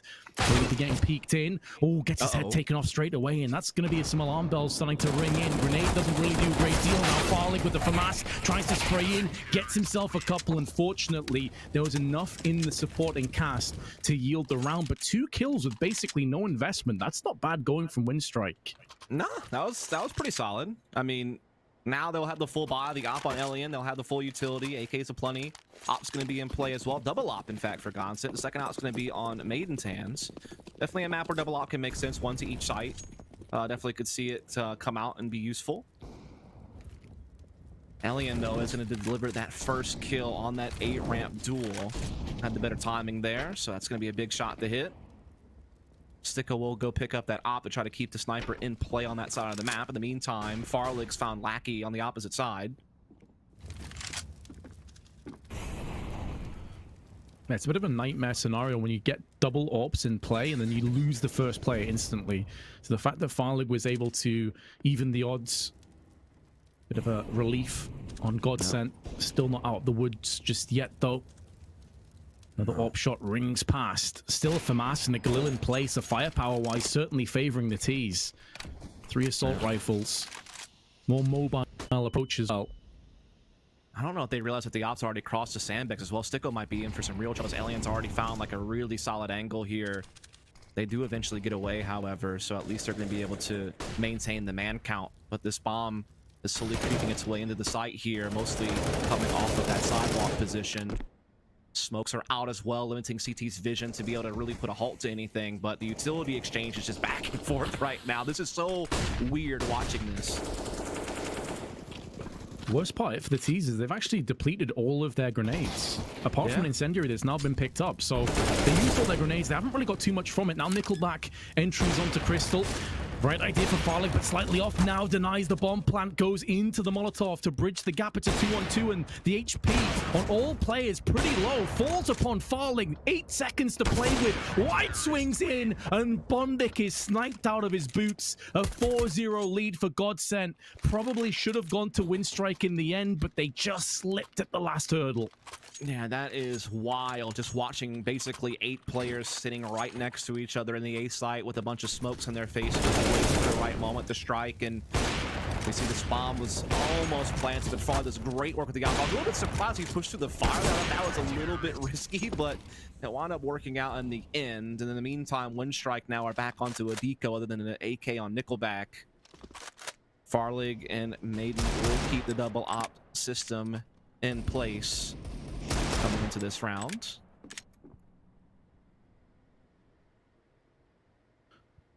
You can see the consistent gradient of damage that Windstrike have managed to inflict across onto GODSENT, though. Even being 4-0 up, they have 3 players below $1,000, and Madden's only just above that threshold. So, sure, GODSENT in a good position in terms of rounds, but finance is not ideal. So any kills that Windstrike can pick up could be worth it long term. Double ops means a less mobile potential retake. GODSENT have got to be wary. Good grenade damage done, just chipping 3 or 4 players. Ooh, triple stack. That's a really cool stack, actually. Looking towards the back boxes. Yeah, that could definitely be useful later on, I feel like, because a lot of CTs will play that position, especially if the ramps get challenged. So that could come into play a little bit later. But for now, it's not really going to net them a whole lot. It is even numbers, and they're very low on health. So it's really favoring GODSENT, who are already all pretty much in good position. Good dig from Alien, who's now picked up the AWP, but he goes down. Zan Holders in the line with a 4K. He gets silenced, and Windstrike take down 3. So keep in mind what I just mentioned before. Their economy is still not in great shape, and now they have to thwart a full buy from Windstrike. That's very true. I mean, these rounds have gone the way of GODSENT, but some of them have been very costly. You know, a lot of rebuys definitely come into play. So we'll see what happens here. Let's see if that stat comes into play again. That's what I'm interested in. Seems like it's hard to pull off. Yeah, especially when you're getting wall banged up through the wooden panels and there's grenades flying around as well. Alien does get the entry with the AWP. Now the counteractive kills come in. Crystal caught with a knife out in the open. That's so awkward. But Madden goes in for another one. Sticko's still alive, smoked down. Keeps his angles available for his teammate to pivot off, and Nickelback decides to walk through there. Gets flashbanged on the approach. Some very odd decision-making on both teams. And Lackey with 27 HP, using that smoke to try and salvage this round, to try and salvage this half. Gets sprayed in the head the second he comes out the other side. Windstrike, are you all right, mate? How have you done that? They just gotten straight 2 clean entries onto the site. Great op shot from Alien. They catch Crystal basically with his pants down, just jumping up and down the site, and then they still lose the 3-on-5. That's wild. That's unforgivable. You cannot have that happen on your T-side of Vertigo. You should be forcing the issue on T-side Vertigo. This is a map where T-sides can really wreak havoc, and yet they just are around whimpering at this point, and now they have another deco on their hands. Oof. That's one way to get back into the round. But do you know what else is wild, Dust? Not a single bomb plant yet for Winstrike. It's not as if they've been losing with bomb plants. They've not even planted the bomb in 6 rounds. That's true. They almost had one, but Farlight had the op shots through the box. But yeah, that is pretty crazy, because usually it's just like a retake simulator on this map, I feel like, a lot of the time. So yeah, it is a little bit wild that they've been dominated that much on this side of the map, which is the only side of the map they've even been entertained so far this game, which again, that's no shock. That's kind of the meta, but... And as a result of their complete lack of presence over on B, why not just stack 3 players A in this situation? They have now drawn away one of them. Strangely enough, it was only the pistol round that saw a B hit. And that was late on after they'd already had presence over on A. So now the spray through the smoke is good from Stiko. Alien pushed back. They are taking control over middle. Zen slightly too late to stop this. Hasn't heard any noise. They've been very careful. Now they are making some footsteps. So Zen up close. A couple of beautiful plays so far. He's 14-2, by the way. He has been a man on a mission, a man on a tear. He picked up 4 kills in the pistol, and he's dinked and weakened Bondik significantly. Kristen finished off, but Bondik still firing on all cylinders from the back of the site. And now Nickelback faces off against Mad, and Flashbang comes out. There's the push-up play and Winstrike. They get the bomb plant, they get the round. These last couple of rounds have actually made no sense to me at all. I don't know how Winstrike lost the round a couple ago, and I don't know how GODSENT loses that one. It has been just tragic watching some of the decision-making that's taking place in some of these rounds. But the great thing for Winstrike is now that they've finally gotten their round, they've kept a lot of these rounds so very close. They are basically instantly rewarded with a save round from GODSENT, despite the fact they had won 6 rounds in a row. So that is pretty fantastic if you're Winstrike. You're loving that, and this gives you a great chance to go ahead and start closing the gap right away and not let this thing spiral out of control too much. Because GODSENT have already had a hell of a CT side here to kick things off.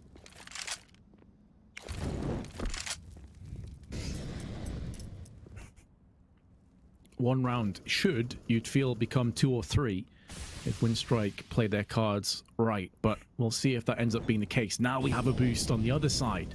GODSENT boosting up, peering down onto the ramp, and ironically, this is the one round where Winstrike don't play aggressively up towards A. So GODSENT go for the boost, and they've been wrecked. Are they gonna...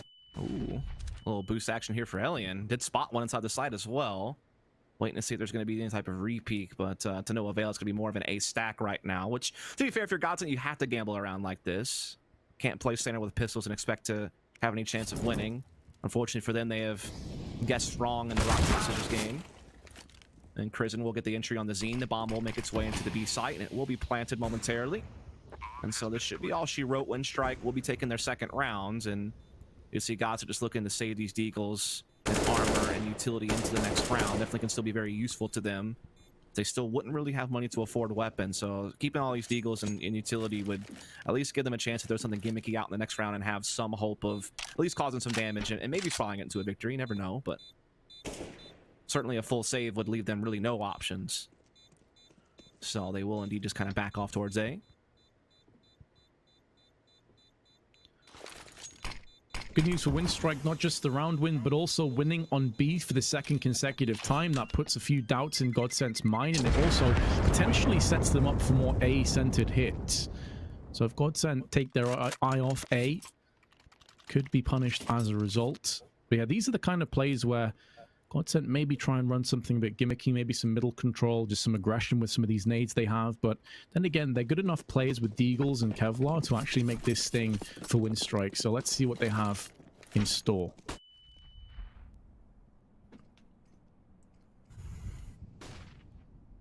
See, Farlow's got that Deagle just kind of looking to see if someone's going to take that peek through the grates. There's sometimes an angle that Tease will take. And so they could find a duel here momentarily. Indeed, we do see one player head in that direction. But instead, he's just going to get absolutely nade stacked. Triple nades come in. That is... That's a feels bad. Nades in tandem sounded awesome. Bang, bang, bang. Just straight up wrecked. Jesus. Rest in pepperonis. Yeah, this one's a rough one if you GODSENT right now. Obliterated, and good news for Winstrike. 3 on the trot. Feeling pretty good. Confidence building. Economy building. Now GODSENT, it's their turn to dip in and try and salvage whatever they can, and it's just a FAMAS on 2 players. Not too much utility either on it. Just the 1 kit. Right. And not a whole lot they could do about that one, but now they at least have something to work with here, though. Like as you said, it's not really that great of a buy. Farley trying to get aggressive here with the M4 on the stairs, not going to work out. Crystal's also fallen in the same area. Zin trying to fight back, had a kill and some significant damage to another player, but could not quite pull it off, and now it's all on Sticko and Madden. But 2 players are very low, Vince. There's still some hope for them. This nade might even get 1 down for free. Not quite. Yeah, some excellent damage done from the FAMAS. And now Sticko can clear on 1, but again, the nade usage so good from Winstrike. Double nade him. I think Sticko was pretty healthy before they connected. Absolutely. Now Madden, also healthy, 100 HP, using that smoke to get up close. He's waiting to hit a bomb plant and effectively then becomes 2 separate 1v1s. That's what he's hoping for, but he goes in just beforehand because the smoke dwindles in his eyes, takes the first player down, but Bondic stands his ground. That was really close to be in a magical moment for GODSENT to pull that off. Great work from Sticko to try to make something happen there. But yeah, the nade stacks from Winstrike on this B bomb site, a couple of rounds in a row now, have been very fruitful. Man, he was actually pretty close to pulling off that 1v2. Had the right idea on the aim, just couldn't get the trigger pulled fast enough. And now it will be pistols once more for GODSENT. So Winstrike about to win their 5th round in a row and really make the comeback effort a strong one here on Vertigo. Again, they need to win this map to force the 3rd. Try to stay in this upper bracket here of Group A.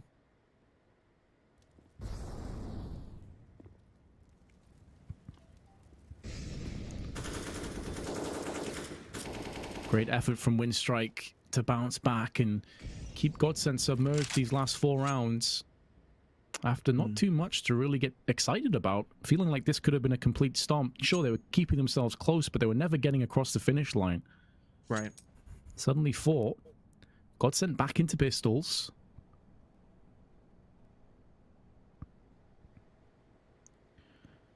It's a slow creep from Winstrike on the B side of the map, which is going to be entirely empty. Again, GODSENT having the gamble stack on a round where they don't have a lot to work with, hoping to just have, you know, the T's run to a nade stack and their trap that they had set on the A side of the map, as it is the most popular side to hit. But Winstrike's been favoring this B side on these anti-ecos, and they will be able to get a freebie here, it seems. Though they're going to go for the retake. No reason not to when it's just pistols. And they do have a couple of nades that they can put to use, so maybe they make something cool happen, but very unlikely. It's unlikely, and so far it's the CTs that are on the receiving end of just hefty damage from grenades. Farley, Crystal, and Sticko all been tagged down, and now Sticko's been finished off. Max round loss bonus on the horizon, so every reason for GODSENT to overstay their welcome and try and take some players down with them. Keep that economy honest. But as anticipated, there won't be too many success stories out of this round. Make it absolutely 0. Winstrike, after going 0-6 down, are 1 round away. Breathing down the necks of GODSENT, who will go in for a full buy. Yeah, it's their first full buy in a little bit of time as well, so they'll have the AWP for Farlig. They have the M4s in full utility. Maybe we can see them actually go for something here. Try to break the norm.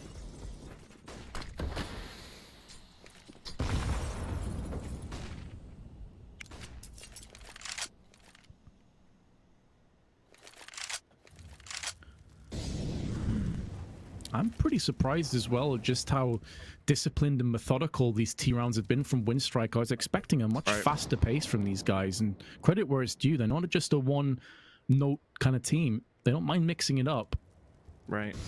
Also, I mean, GODSENT did put some good utility at B lobby to kind of slow this down a little bit. So now they've been able to kind of work themselves out. Now they're going to go for a peek, and Ellie in a great boost on the fall. We saw him use that earlier, and no one had spotted it, so he's able to bring it back in this round and catch his opponent off guard in a big way. Leaves Zine all alone. He's getting some reinforcements rotating, but this also frees up A site, and there's actually a backstab going in that could be hitting the CT spawn very soon. So Winstrike has prime position here to lock in their 6th round. Oh my goodness. How does Sticko not realize this guy's right next to him? Oh no, the timing couldn't have been worse for Sticko. Bondic gets that frag, and he gets another deep in spawn side as well. This is looking absolutely devastating for GODSENT. Indeed, they will just retreat and save their weapons as best they can. What a well-orchestrated round from Winstrike. The flash into the peak from Elian, who was boosted, was perfect. And they made the most. A couple of awkward moments for Zen in amongst the smoke, who nearly got picked off. I think it was Lackey that was shooting at him. But ultimately, GODSENT were divided, conquered, and now Winstrike, it's their turn to get 6 in a row. GODSENT will be tied up, and they would have been feeling like this would have been an easy game. Now trying to hold on to their weapons. Crystal and Zen both come in with a few kills of their own. But the best case scenario is a save. Unfortunate to get the leg shot onto Nickelback, who goes in aggressively. They've got so much money, why the hell not? But he will hold on to the AWP. Indeed, and they couldn't afford some rifles and utility around it, so they could still put together a pretty decent buy here. But yeah, Bondic just being able to find a great timing window to get in behind. Just bought his time, played patient, waited for his team to get in position to pinch from the A ramp, and then went for the kill when he needed to, and even pushed in the spawn to find a kill deeper into enemy territory. So those are a couple of big kills from Bondic, but all set up by the pressure they put on B by getting that opening op pick on the far leg. It kind of forced that rotation and gave Bondic the room to get in behind. So again, just a great little kind of like double fake, I guess, from Winstrike. I'm not sure if that was their original plan or if they just rolled with the punches once they were able to get the picks. Either way, it worked out beautifully, and now they have the game all tied up. And Economy is still just... I thought they might be able to buy around that op a little bit, and I guess they could have in theory, but it really would have set them back long term, so they decide better of it and just get the Deagles instead. I mean, to be fair, Vertigo is the kind of map where you wouldn't be completely against the idea of taking 6 CT rounds come the end of this half, but it's more the nature in which this game has gone down that will be an issue. Right, exactly. And again, I've seen GODSENT beat some pretty darn good teams on Vertigo this year. Granted, Mouse Sports has struggled online in general, but that was a victory they got, which Mouse Sports has been known to be a pretty good Vertigo team in the past, and had a win, I think, over Nip, had another win against Big, who has been really good in this online era. So, I mean, they definitely had a decent resume on Vertigo. Not at the top of their map pool by any means, but certainly no slouches on it. The Windstriker tearing through them right here. Looks like they should be on for taking the lead, as they already have the opening pick in this round. They have full control of the A-Rant's position. CTs are stacked here though, Vince, and actually Winstrike will transition over now to B side. There's only Farlig with the 5-7 in play. It's playing up close as well. This is typically an area that they've been Molotoving off, though. I just wonder, with time pretty low, do they still Molotov this angle? If not, Farlig could get a couple kills, and that could be good enough for the rest of his teammates to get in. There's the first, there's the second, the bomb drops down. He's done his job. Now the rest of the team have a chance. Now they have an opportunity to build upon the foundations that Farlig has landed with that 5-7, but they've lost Crystal. On the approach, the Deagle shots are whiffing. And with the death of Madden, the site likely follows. Grenade is good. Oh my god, Bondic's down to 1 HP. And unfortunately for Zen, that Molotov puts an end to this round and an end to GODSENT leading on Vertigo. Not only do they tie it up, but now Winstrike take the lead. Man, I thought when he got those 2 kills at B stairs, there was some hope for GODSENT. I think they were a little bit disjointed in how they were trying to retake that site, but it also felt like part of them was trying to stop the bomb from ever being planted, and that's what kind of caused them to not be on the same timing, actually being able to get in there together and work things out as a team. Tried to go for the individual plays instead. Didn't quite pan out, and so Winstrike will take their lead for the first time this game. Quite the recovery here from the CIS side after going down 0-6, and a lot of those rounds, if we're honest, being, you know, kind of dominant in a way. I mean, I know they were getting some kills and causing economic damage, but they never really thought you were going to win any of those rounds, you know what I mean? Now the tides have completely turned. It's been the Winstrike show all the way as we come down to the last couple of rounds to go in the half. GODSENT will be back onto the full buy with the op that they were able to carry over. Might even be able to go for double off if they so choose. Frog certainly has the money to go for that, and they are going to take a timeout to talk things over a little bit. It's our second timeout they've taken this game. Trying to keep that 2-0 dream alive, but they still have some work to do, that's for sure, especially since they've allowed this comeback. They had decent success with the double ops early on, but they decided to not go for it again. Farlig could have afforded, as you highlighted, but as a result, he does get more utility. Had he have gone for the AWP, unlikely he'd have been able to fend off against too much, and looks like Windstrike switching up the pace, getting a little bit more aggressive, getting up close, getting personal, and Bondik has the number of Crystal. Although damage inflicted across the Bondik, he will come out ahead in that engagement, as will Windstrike. And although lots of damage to Bondik and Nickelback, GODSENT will be sprawling into action, Madden with an important kill, trying to make that timeout work for them to get back into equality once more. Yeah, they definitely put a stop to Windstrike's initial approach onto this A7 map. You can see that they're kind of fading back and kind of reassessing things, and Sticko's using that to try to dive in for frags of his own. Indeed, he's found one, and Madden has been able to pitch in also, so they get that main advantage back for themselves. The site, though, is left vulnerable due to the sidewalk push, so Lackey is able to start pushing all the way into the center of the site. Luckily for GODSENT, Farlig was in position to handle it. Elian now left all alone. Oh, that bomb's brutal as well. You're going to have to jump up onto the box to get that, and that leaves him so vulnerable. Yep. This is looking so unlikely. Able to actually pick it up just behind the box, so it's not as much of an issue. Faking the bomb. Now, at this stage, they must know this bomb plant means nothing, so they don't want to overextend, but they decide to go in together, Molotoving off the right-hand side. There's the kill from Zen. 7-7. GODSENT, their first in 7 rounds. Yeah, it's been quite the drought from GODSENT. 6-0 start, but big round here to even things right back up into the final round of the half, and they'll be able to maintain their full buy. Ooh, that's a big opportunity to lost there from GODSENT. Great opening picks from Windstrike, and they are going to pounce, though the bomb is actually still in spawn, so they have to kind of spring back for that. And that does give the CTs a little bit more time to rotate, but they're still well behind in the round, despite the fact they've been able to get at least a little bit more of a window to move. Pushed even further behind now. Madden and Crystal need a window that they can kick through and puncture back into this round with. Madden had it for a brief second, but it's been closed, and now Crystal needs to shatter it wide open, you feel. As we said before in the pregame, no disrespect to Crystal, but he's not the heaviest of fraggers on this team. And the chances of him pulling off this 1v5 are slim at best. Down he goes to Elian. 8-7. Windstrike lead at halftime after going behind 6-0. What a comeback. Indeed, really that half a tale of 2 winning streaks. A hot start from GODSENT, but a great recovery from Windstrike to try to keep their dreams alive at a third map. We'll come back and see if they can finish the job after a short break.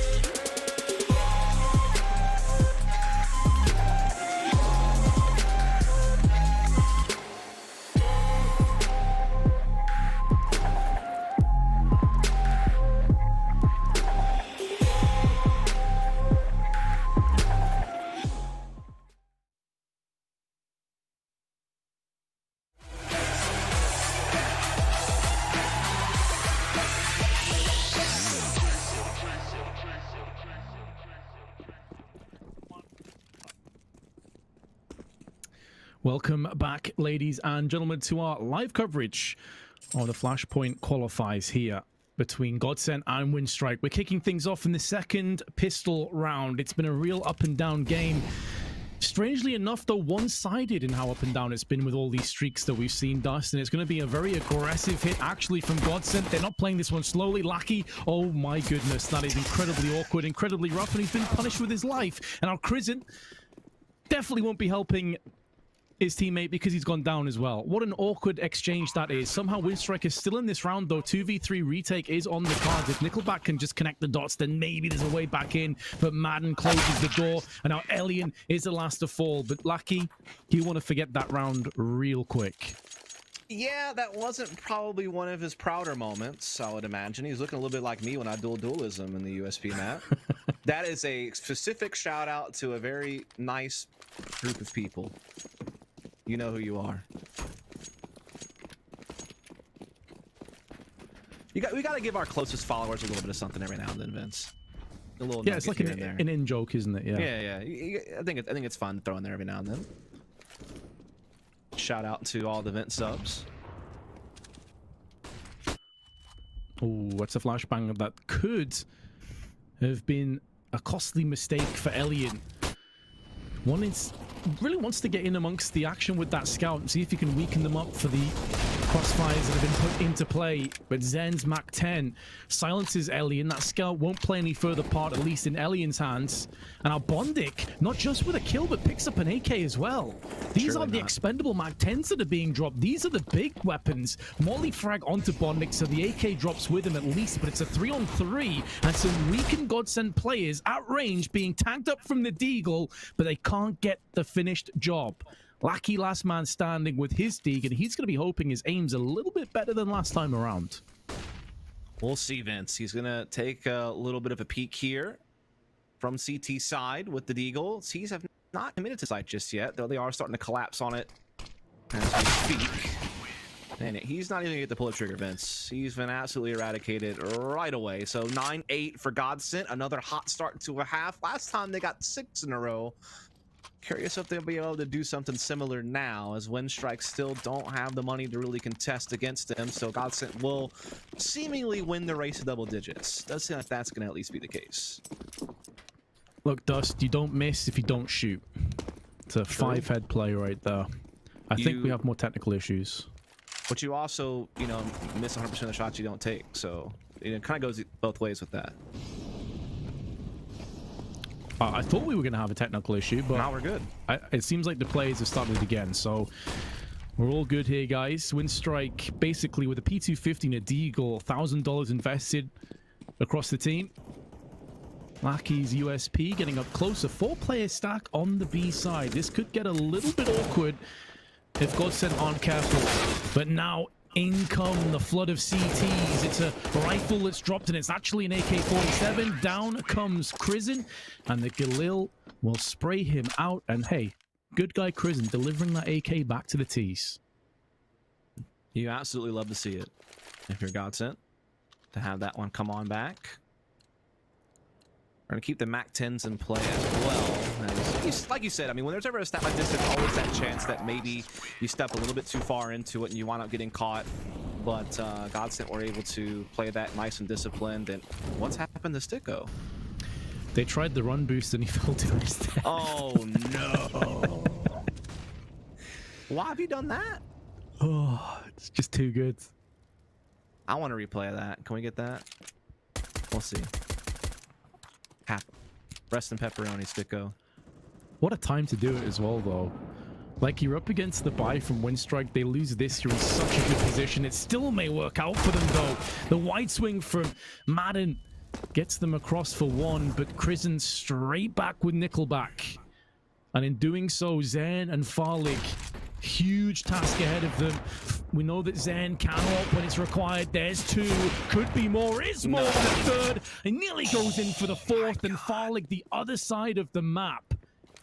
Now trying to move into position. Sees Bondic. Misses the spray on the first time of asking and the second. And Zen somewhere has his head in his hands like, guys, what more can I do?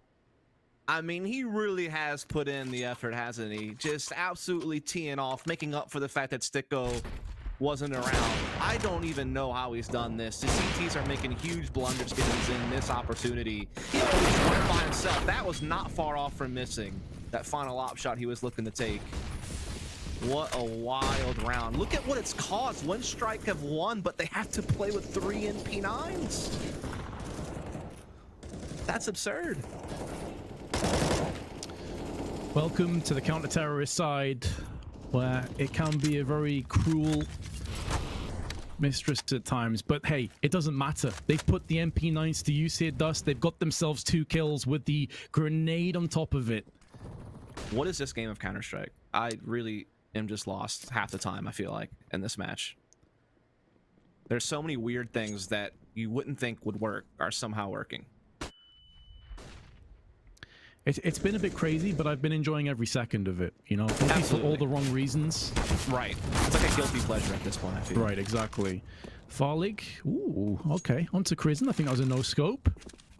Absolutely. We'll be taking that one all day long, and next in, all the timing is against him, but there's another no-scope. 2 no-scopes in the same round. It could even be a third, but Bondic up close with the M4 gets the drop on both of them. 10-10, another nail-biting match. This is absolutely absurd what we're witnessing so far this half. You have to wonder if it's ever going to settle down into some type of normalcy. It seems like this round should be Windstrikes, right? There's not a whole lot GODSENT can say. They get a couple of deagles, sure, but 3 people are still just on Glocks. They have no utility. So this should, all intents and purposes, be easy peasy for Windstrike. But Aliens missed an op shot. Great grenade. Actually, not really. Didn't really do that much damage. He's getting some help, though, from Chris and from B-Heaven, so it seems like they're going to mop this up just fine, and indeed they will. There was like this brief moment where you're a little bit worried about the operator there in the middle, getting swarmed by pistols, but he was able to get some support and get the hell out of there, and Windstrike will easily skate to 11. They've won 3 in a row, but to be honest, some of those rounds have been really questionable. So, like I said, maybe now is the time to kind of settle down and start getting into this half. I think settle is the key word here. Like, don't snap at opportunities. We saw this a few times on Nuke. You've got a chance now. You're ahead, turning the trajectory of this map nicely on its head. Don't make any big mistakes. We saw one from Sticko. That round boost cost them dearly in the end. Doubt they'll go for that anytime soon. Speaking of Sticko, he's in amongst it to start things off, but Windstrike come out ahead. A 2-for-1 trade in their favor. Lackey caught with a grenade out, but not fully punished and can stay alive a little bit longer. Good flash is tossed in, and a wallbang spray, spotting Farlig dropping down, will neutralize him and nullify some of the aggression. Zen trying to use the smoke to get up close and personal with his AK.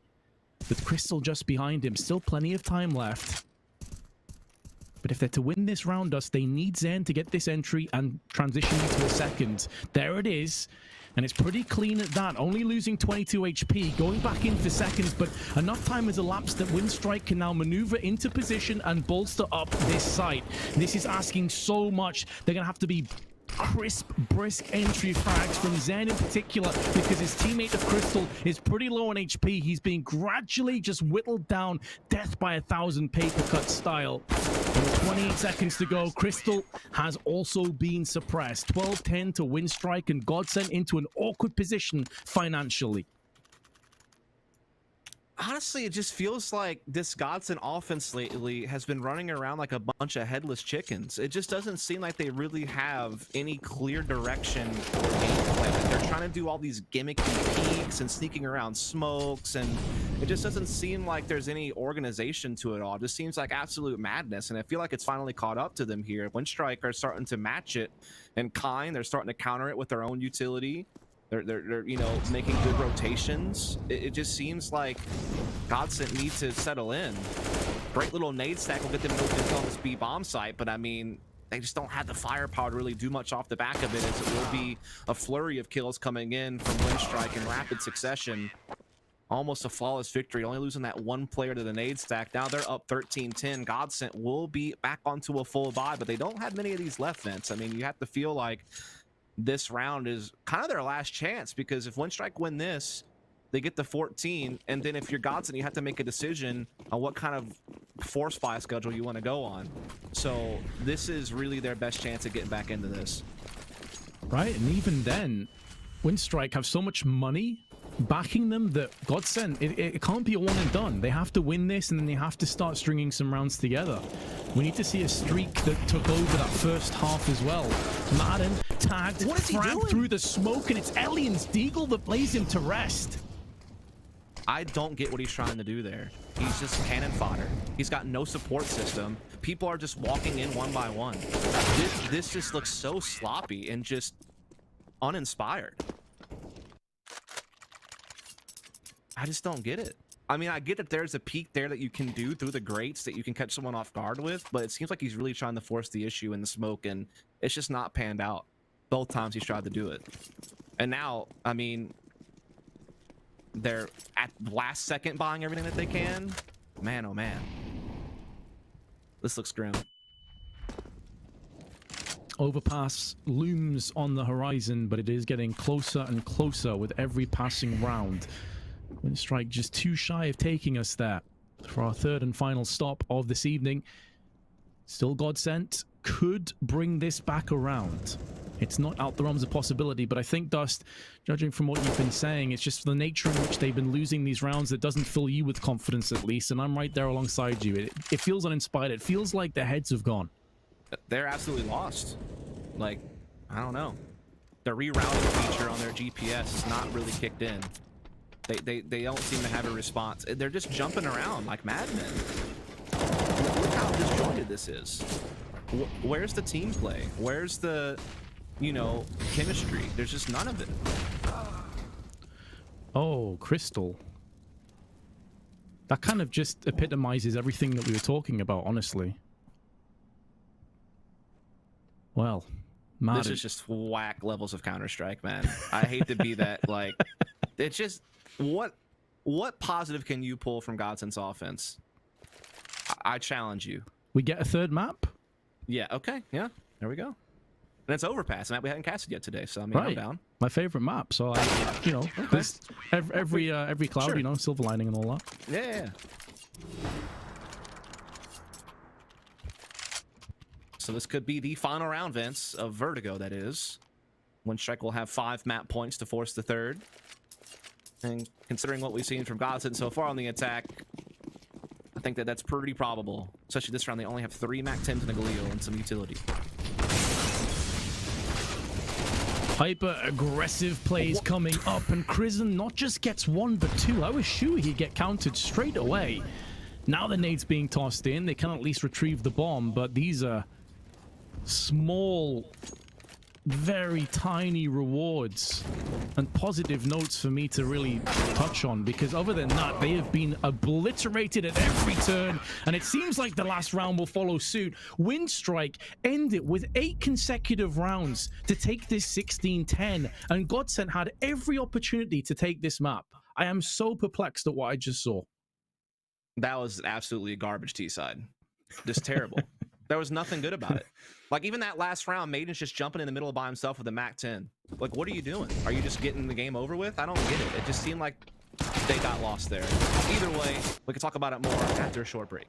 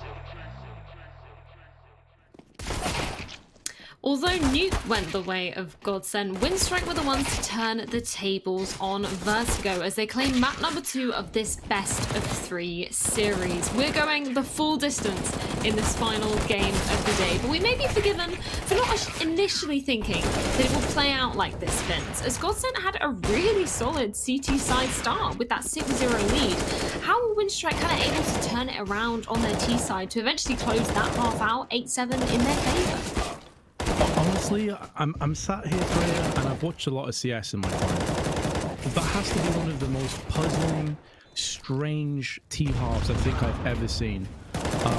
GODSENT went from being really solid to really poor in the space of like 5 minutes. And there were so many decisions that I can only assume is like mental fatigue. It's getting a bit late for some of these guys. But just across the board, it seemed like they were all playing on different TSs almost in different games. Like they were so disjointed with no cohesion at all. I am genuinely baffled at what I just witnessed. It was quite confusing. I think you hit the nail on the head there with just saying the lack of cohesion, disorganization, disjointedness. I know you were speaking about it a little bit, Dust. I feel like there's kind of nothing that we can say to really explain what GODSENT just did there. There is literally nothing that I can say safely on stream that would sum up as accurately as you could what we just watched. They literally just looked like a bunch of headless chickens running around on that T side. They had no idea what they were doing. They were completely lost. I've never seen a team more unprepared for a T side of life. Maybe we can flip it, you know? Maybe we can look at Windstrike and look at some of the positives coming out here. Because, you know, we were speaking about them before the game. You were saying there, Dust, that GODSENT, they had some losses. But, you know, they weren't terrible losses considering the scorelines, the caliber of teams. So maybe, you know, do you want to delve into maybe what Windstrike were doing good on that CT side? Do you feel like they were really capitalizing on that disjointed nature of GODSENT? They were just good with their aggression, right? I mean, they had good rotations as well. I mean, they just played how they needed to, and they just punished all the mistakes that they were handed. I mean, they didn't really have to do much on that second half. They literally just could just stand still on the sites and win because it was just GODSENT beating themselves a lot of the time. Like, I don't get, like, Maiden was just forcing the issue so often in really weird situations that he had no support, no utility, no trading potential. He's just out there running wild. And I don't know if that was him. I don't know if that was the team. I don't know if something's going on behind the scenes that we're not aware of that has caused them to have some type of like mental relapse. Like, I really don't know what to say. Like, it was actually just so puzzling as an analyst to look at that and try to make sense of it. Yeah, and I think what must be equally frustrating as well, I mean, you look on the scoreboard and you look at Zen, Vince. You know, he finishes off this series, this map rather, with 107 ADR, nearly gets to 30 bomb with 28 frags. I know there were points in the game where you were saying, you know, what more can Zen do to try and close this out for his team? Yeah, I mean, it started in the pistol round. He gets a beautiful 4K. We went back and watched the highlights, and we were kind of blown away by how great it was. He got a really big round with the AWP with like 3 or 4 kills, basically in a 2v4 or something. And they ended up losing that to Bondic. Like, the guy was just a monster, but he was basically a one-man army. And that's the issue. When you're disjointed and you have one guy teeing off, you can't really feasibly bank on that to win you the game. And we saw that in the overall scoreline. Like, it wasn't even that close at the end, and he still dropped those numbers. Yeah. Yeah. Other than him, absolute embarrassment for GODSENT, in my opinion, on that second half. Yeah, it's going to be really interesting to see what they're going to be changing coming into this third and final map, which will be Overpass. And I'm also really interested to see the updated odds coming at you from Pinnacle, because you saw before both of these maps, they were favoring the GODSENT side. I'm interested to see after that performance. Oh, we've actually got the community poll coming up first. 84% still signing with GODSENT. Vince, I can see your face there. No, not agreeing with that? After that performance, no. I think it's way closer to 50-50, honestly. I think we got a lot of GODSENT fans. That's the only thing I can think of. Yeah, you know what? They're showing up in full force in the chat. And you know what? GODSENT are going to need you to be rallying behind them if they have any hopes of making that comeback on the third map. And I believe we've got the odds coming up here now. Wow, okay, still favouring GODSENT. 1.5 to 2.62 over on the Windstrike side. And I think that leads us perfectly into talking about the third map, which will be Overpass. And I'm thinking, you know, we were talking about this mental perspective earlier, Dust. We need to focus on the mentality of the team. And I think that's the perfect way to be segueing in for GODSENT, because, you know, what are you going to be doing after you've lost that, you know, disjointedly on that T side of Vertigo? where do they need to be focusing coming into Overpass, which we know is a bit more of a tactical map?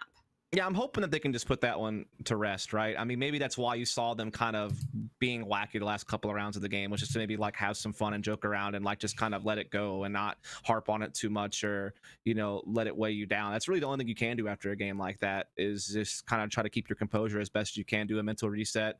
I'm sure it's been a long day. You know, having already played another best of 3, you're right into another one. Let's go on the distance. You know, that's all you can really ever hope for. But honestly, after what we just saw, I mean, it's always hard to like lean too much into that because it's like a really small sample size, right? You've watched one bad map. So I don't want to like use that too much to make decisions on how I feel about the future. But all I can really do is just hope that, you know, we see the GODSENT we're used to seeing in this next game. Yeah, and I think that's a good point as well. You know, some of these players on the GODSENT side, they have so much experience and so much skill behind them that they're going to be used to this. They're going to be used to having some not great performances and having to really rebound and potentially take it to that third map and hopefully take the win. Fingers crossed for them. But I do want to touch upon Elian on the Windstrike side, Vince. You were the man that brought him up earlier, and he was so instrumental on Vertigo, especially with some of that utility coming through on their T sides. He was looking really solid. Absolutely. I mean, statistically, he is the best player of the last 3 months for Windstrike, and he showed why with the AWP. But also, yeah, as you said, utility-wise, he was spot on as well. He knew exactly when to throw a very good game sense, or comms that were coming through from his teammates, and often was just locking down sides basically by himself. I mean, when you can play static and GODSENT are pushing in with like 20 seconds and it's a bit disjointed, it definitely does take some of the burden off an AWPer. It makes your job a lot easier than if you have a full set play and it's like really well coordinated. But at the end of the day, you can only beat what's ahead of you, and he did that in style. Elian was really, really solid, and Overpass is a map that AWPers can take over, so I'm really curious to see what he brings to the table here as well. Yeah. Yeah, are you going to be echoing that, Dust? You're going to be focusing on him as well in Overpass? Yeah, absolutely. And the one thing you have to think about here is that GODSENT barely beat Little Mix on Overpass. Just earlier today, it was an overtime victory on Overpass. So, I mean, they've had their own like struggles on the map. I mean, overall, it's been pretty good for them, but a lot of their wins have been down to the wire, like 16-14 victories or overtime victories. They haven't had very many dominant performances on the map, except for, you know, like 4 months ago when they were playing in EPL. So I would say that there is definitely a good chance that Windstrike can pull one over here. They've been very successful in Overpass lately in their own right. They've won it twice in this qualifier already. So I think that this is going to be a real test for GODSENT. I mean, they might come in the favored name, but honestly, based on recent performances, I think it's a little bit more even than people give it credit. Well, we're not going to have to wait a moment longer to find out exactly how this one is going to be going down. Everything is on the line in this final matchup of the day. Will it be GODSENT or will Windstrike take the win? Take it away, gentlemen. For all the marbles, the two teams come head-to-head again. Overpass our final resting place. There will be one team knocked down to lower brackets. One team will make one giant leap towards their qualification of Flashpoint Season 2. We also discussed as well in the pre-game segment, and we're touching on this before with GODSENT, how they mentally reset. We did highlight Devilwalk being somebody that has been there, done it multiple times. He's been battered multiple times as well. So you'd think that a guy of his standard and stature and experience probably does have some pretty wise words to say to his teammates to maybe just get them mentally reset for this all-important third map. You basically have to treat it like a best of one. Nothing that's happened in the past matters. It's all about this now. Yeah, indeed it is. I mean, this is a very important game. Winner makes it to the, you know, upper bracket finals, essentially. So a really good chance to position yourself for that one spot that's available in this group for Flashpoint 2 that's going to be taking on next month for a pretty big prize pool against some quality teams. And so there's a big opportunity here on the line. And definitely don't want to be finding yourself in the lower bracket on your way to that victory. So we are going to go ahead and see us now take the plunge into Overpass. GODSENT will be starting out on the CT side from what we can see. Unless this is the knife round. I don't think it is, though. I think this is the pistol. They just did the knife, yeah. This is the pistol. Yeah. Cool. And some aggression. A lot of teams will play one player on middle looking for info with a 4-player stack on B, but that's not the case for GODSENT. They actually send Madden to join Farlake, who is going to try and act as a bit of interference and bait them into Madden. So all this comes down to Madden. It's been set up perfectly for you, Madden. Can you claim the rest? Yes, he can. 2 kills is huge, but Farlake's gone down. It's an even trade, and with everything happening so early, Windstrike don't have to fully invest behind that push. They can back away and wait. Yeah, good job from Madden to get the 2 kills. I was kind of hoping that Frolic would get 1 as well so they could keep the numbers advantage into this situation, but fair enough. It's an even 3-on-3 with a lot of time left to spare, as you noted, so Winstrike has plenty of time to think things through. Now, Sticko has also gotten himself a little fancy position here, up close, right behind the party area, so he definitely could be a big problem a little bit later on, depending on the timing that he takes to get the flank in. Or at least know that they're not rotating back to B. This allows his defense to stay in place with 2 players on the A side of the map and feel pretty confident that they don't have to worry about a B bomb site plant. So that is good news for GODSENT, but the numbers are going to favor Winstrike on the initial attack until Sticko can get into position. Crystal peeking, has the smoke. It forces them to come through onto him. He misses everything though. And now Zen, round the back of the T's. Can't get up there close. They probably don't anticipate the player to be this close by. So he may be able to get the drop on them if he does decide to push through the smoke, which is now fading away. It has dispersed, as will the T's, all back into bank. The bomb planted for them. Kit has been picked up. Zen tickles it, forces the T's back out into the open, and they oblige, but Nickelback not fully showing his hands. Stiko up close on Dumpster, trying to repel the oncoming T's, but he will fail. And now it's down to Zen, who's all alone. Both T's are pretty low, but they're doing a great job of shoulder peeking. And now Zen's chances are minimal. He doesn't have an opportunity to get the defuse, even though he carves out all of the heads. GODSENT will concede, and Zen goes down with the bomb. Very close round there. Again, some good initial ideas from GODSENT with the bait and switch set up at long A, but it just hurt them so much to come out even at a 3-on-3. And then once they were able to take down Crystal inside the site, it just seemed like a foregone conclusion at that point. Zen tried to stand just to reel it back in. 3 big kills from him. Don't get me wrong, but as you said, just not enough time in the end to get that diffuse off, so it will go the way of Winstrike.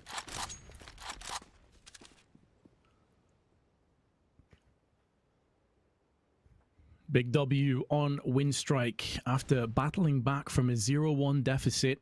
Now actually lead in this best of 3. Albeit early days on Overpass, but a force buy on GODSENT for Madden, Zen, and Crystal. Stiko and Farlig holding fire with investing all of their money in. A great shot from Madden, but instantly counteracted. And now Farlig can pick up the slack, and he goes in for another one. Lucky dropped to 3 HP. Very unfortunate not to get the kill from Farlig's perspective there. And what a difference that could have made. GODSENT, though, has also done a boost inside the connector position, got the information, and now they are actually primed to be able to flank through and help with this retake on the site. So there is still some hope for GODSENT in this round, despite the fact that Winstrike had the superior firepower and the man advantage, because Lackey, as we've already noted, is very low on health thanks to Farlig's tag with the scout. Crystal's going to be able to put that scout back into play even. And again, that maneuver through connector is in place from GODSENT, though there is someone at the party area that might be able to stop it. He's been caught completely off guard by Zin there, so this is looking pretty good for GODSENT as this bomb's trying to make its way in still. Shadow being spotted. Crystal's going to dispatch of him, picks up the AK, has the grenade to chuck in. No plant will even be given. A great response from GODSENT. After a tough map on Vertigo and losing pistol, they come right back swinging. That was 9 rounds in a row carrying over from Vertigo into Overpass that GODSENT have now lifted the curse on. There was a beautiful stack, by the way, a 3-player stack on long, which got them a kill onto the site on Winstrike's perspective, but they were unable to capitalize on that. As you said, a great hold from GODSENT. And now the economic woes reflected back onto Winstrike. It's their obligation to force. 4 Deagles, P250, couple smokes, few flashbangs. That's basically it. And GODSENT go for a double stack up close on the flower bed with the MP9. This just could be a farming frenzy in effect. Oh, it certainly could be. There's no bait and switch setup, though, at APC, so they're really just relying on being able to swing out together at some point, you'd have to imagine, unless eventually someone else will take the peak. But no, they'll just hold it together, and Madden's able to get that fraggy jumps in spots that no one else is there, so now they can retreat back to the site, and they'll get there in time as one striker starting to look to lay into the site. But a deagle pick from Nickelback makes things a little bit tougher, but a great response is going to keep GODSENT out in front. The response is measured, it is brisk, no room for error.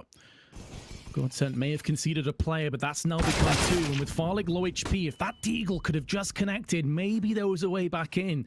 As it stands though, Bondik has been spotted, does not have control of the bomb. And in order to pick it up, it would leave him very vulnerable and susceptible to being sprayed down. So instead, he picks up the Deagle to see if he can weaken the economy of the CTs. The answer is a resounding no, as Zen passes a bullet between his eyes, and Winstrike will be in for a save now. Indeed, they will. GODSENT has won against the 4 spies, so they'll be rewarded with what should be a free 3rd round for the most part. Yeah, just doing a great job playing together here at that long A position, getting that initial kill, and then just working off of it very effectively. And now it is just the Glock save essentially from Winstrike here, just trying to charge through fountain area, trying to close the distance as best as they can, but they're just getting run through the blender of the MP9 and M4, and that was over before it really even started. But to no surprise, if we're honest, that was kind of indeed just a foregone conclusion that GODSENT will be taking another. But now the buyback from Winstrike, it will not include an op, however, so no chance for Alien to go for picks. They're just gonna be relying on the rifles and some limited utility. Yeah, the only player that could afford one is Bondik, and that would have put him down to a glass cannon, so they didn't want to prioritize that. Understandably. There'll be plenty more time and opportunities for Elian to show what he's got on Overpass with the AWP. And remember, another point that we raised the pre-game for this map is he can get it done with rifles, and just utility is on point for this guy. So he's not a one-trick pony, he's not no one trick at all. Madden up close. Speaking of Elian, dispatched first, an angle they haven't used yet. Zen, death from above, MP9 in mid-air. Farlig sprays out Bondik. The audacity to go for that play and actually make it successful. Will there even be a casualty on GODSENT? What a beautiful turnaround this is. Now they can trade up those MP9s to AK-47s. They've got 4 AKs. This is a nightmare for Winstrike. Oh, it absolutely is, especially because, I mean, yeah, they'll still have the economy for a full buy next round, but again, think about how much is building for GODSENT. Think about how dominant they're winning these rounds. Winstrike hadn't even really looked like they've had a chance to win a round other than the pistol, and even that was close. Then got all the kills, and it just came down to him not having time to defuse. So it's really been GODSENT, you know, kind of throwing that last map away, not letting it weigh on them, and then coming out and playing very efficient Counter-Strike here on Overpass on the CT side thus far. I liked how they had such a great, like, team aggressive effort there. They had the close angle on connector. They had Madden set up aggressive party. They had another player just below the stairs in the fountain area, and so they were all able to bounce off of each other nicely. The spacing was great, and that is something we weren't seeing on their T side Vertigo. And so now they seem like they have it a little bit more together. The chemistry starting to look like it's there, and this has been a great start from GODSENT. Credit to them, honestly. After one of the strangest T-halves that I've witnessed in recent memory, to come back this strong, respect. But can they keep it going forward? Because we saw vast leads and streaks open up on Vertigo, and we know how that ended. Yeah. Hopefully they learned a lesson from that. But also, I'm curious to see, once Winstrike can get an op in Alien's hands and they're able to have a little bit more utility to play around with, if they're able to be more successful in taking some map control and establishing some opening picks and really challenging GODSENT's defense, because right now they've really haven't been able to do that just yet. And I've been excited by how some of their players have played throughout the series, and I'm hoping for some more of that. But this round, probably not going to be the case, as we see Farlig cleaning house here inside the restrooms. Well played by Farlig, but he has dropped his AK. They had 5 of them coming into this round, which is why I'm a little bit surprised with the economic situation. Madden shutting down Lackey, who can't retrieve the bomb successfully. I'm surprised that they actually ran players on their own. You'd feel like they'd want to buddy up and get crossfires in. Bondik, last player to go in, last player to fall, but they're in a position now where they can actually upgrade that AK to an AWP. So what's your take? Is it restroom, washroom, or bathroom? I call it bathroom. Okay. But there's no bath tub. It's just... It's like an English thing. We call like the toilet the bathroom. Yeah, we do too, but I've always wondered, I feel like there should be a bath in it if you're going to call it a bathroom. You know what I mean? And I don't get restroom at all, because you're not resting in there. You're getting business done. So, I don't get it, man. I guess maybe it's like a driving thing. Like if you pull over... True. You know, you get a bit of a... I don't know. We've gone too deep into this conversation. We really have. rabbit hole has well and truly been explored. Winstrike exploring their options have been suppressed, and a vanquished Crizzen has to sit and watch as his teammates try to stop this rot. 5 rounds in a row could become a whole lot worse as Crystal with a double spray, Molly behind it to just stop them from pushing in. Another excellent start on GODSENT. Oh my. Didn't even need the bait and switch, Vince. He was just able to hold the angle, and now Madden gets a freebie on the Bondic, and now all of a sudden Winstrike's looking the team to be massively disjointed on this attacking side. They just seemingly had no footing in that game, in that round there. That is mind-blowing. Unsurprisingly, a tactical timeout has been deployed on Winstrike. Wow. Just check your corners, man. Like, they just literally didn't look at 2 different corners, and they lost 3 players to that. I mean, most teams you're going to see when they work long, they're usually going to smoke off the bottom, so that way the bait and switch can't even operate, and then they're going to clear that angle. But instead, Winstrike just kind of dry peeked it and just got double killed. And then Madden didn't check his close corner either, so... Or Madden isn't checked, I should say. So that's just a little bit of lapse of judgment, I guess you can say, from Winstrike. It's going to cost them dearly. Now they're back on a deco. We have a 007, an agent in the midst, but we also have an immortal. Zen is yet to die as we move into round 8. Meanwhile, Crizzen is yet to frag. Polar opposites combined the entirety of Winstrike have only been able to muster up 9 kills so you collectively. said Crizzen's yet to frag, right? Yep. Is his last name Bardoff? Could be. Yeah. James yet to frag Bardoff, man. Story about that. Me and James Bardoff were imposter partners in Among Us, and he didn't kill anybody, and I killed like 7 people, and we lost. At least he's consistent, Dust, you know? Yeah. Yeah. Transcends games. Mm-hmm. And now... But how has he not killed anybody, though, and I've killed 7 people in Among Us? Like, still triggered by it, of course. yeah. Not salty at all. Then he got me killed, was the worst part about it. And then we lost. Now I'm done. I was able to have my counseling session with you, Vince, and now we can cover some Counter-Strike. That'll be £2,000, please. Thank you. Okay. Molly and Flash goes over. 40 seconds. Winstrike need to push, and it needs to come right now. They don't have enough time to rotate, and they're going into the crossfire. Farlick with his AWP is putting it to use, missing that secondary shot. Could come back in for more, but Crystal takes them off the table, and Bondic can only save. Max round loss bonus. They will be able to find next round. May as well try and do something, but the 7-1 comes into play, and that's 7 consecutive rounds. GODSENT are absolutely battering Winstrike. Bruh, Sticko is full bot and has almost max money. Same with Crystal. Same with Madden. They could probably buy for the rest of this half no matter what happens from this point forward. Yeah. That's unreal. And that's because... That just goes to show how dominant these victories have been. Yeah, it's got only 10 kills. Make that 11 kills. Elian finally has an AWP and he's made use of it. He has just under half their grand total frags by himself, by the way. For a triple stack on a gun round, and their other players also be? That is wild. Usually you only see that type of stuff on, like, ecos. And they're committed to it, too, man. They're still sitting on it. They have Sticko finally floating over the A side. This is so risky for a gun round, but I guess they just feel like they have that luxury, considering how dominant they've been so far this half. And they could pretty quickly rotate as well, to be fair. I mean, the Overpass does afford you that as a CT team. Very fast rotations are possible here. Confidence probably oozing. Yeah. They know they have enough money and rounds to fall back on. Sticko all alone. One-man army waiting for the play to come in, and he has been demolished. With his banishment, the round likely will follow, and Winstrike could be doubling up their grand total on our 3rd map. Good grenades tossed in, but not enough to push Nickelback out of the round. He still stands on the side. Elian has his back covered with the AWP, and it will be Winstrike getting a 2nd round. The risk and the gamble does not pay off, Dust, and maybe GODSENT will learn that mistake going forward.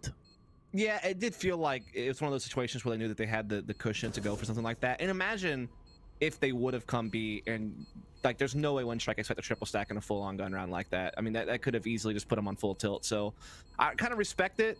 I kind of wish they would have fell off of it a little bit earlier than they did, but regardless, like I said, they had that breathing space, so it's not really that big of a problem. Zine will be able to save over an AK. We'll force at least one rebuy out of Windstrike, and again, they have so much economy on GODSENT. Rebuying for them is not really a problem. Farlick accidentally bought a Scout, though, so that's kind of interesting. That will afford him a little bit more money. Meanwhile, Madden has 16K. I kind of wish he would have dropped someone a gun, but either way, that's nitpicking. They're doing quite well here on the CT side of Overpass.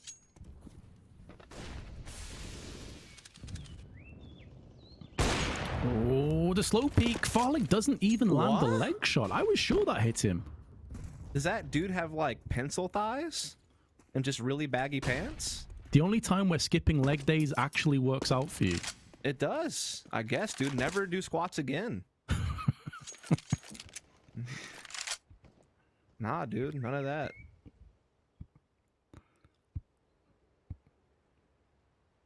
Windstrike very slow though, slightly edging their way along. Good flash though. Farley tapping the ground, says, look, I want to boost right here. That's why I get results. And now they fall back. Yeah, that's a big kill to get, and basically get it for free as well. And Zen has their back covered, so they can even just get all the way back to the bomb site without having to worry about getting peeked from mid. So again, GODSENT are able to strike first and get away with it for free. And Windstrike have not even made progress past Fountain. This is wild. They have no short B control. They have nothing in connector. They have no presence anywhere on the map. They're all just sitting outside Monster now. And they're just going to have to hope that they can use these flashes and smokes to get into the site and get a plant, which they might be able to do. Sticko's playing it not really retake-wise, but he's definitely not playing up close on an angle. He's kind of just sitting back. So they might be able to get onto the site.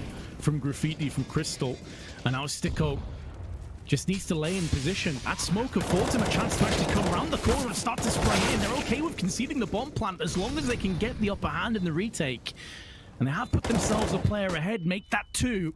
Crystal nullifying Bondic, looking to exploit and expunge that weakness, but Lackey and Crizzen come straight back in with kills of their own. Crizzen tagged down to 15 HP, and now he is the last bastion, the last man standing. There was a chance at maybe an instant one-tap, but instead, it's Madden that comes out ahead, and GODSENT put an end to the one-round streak.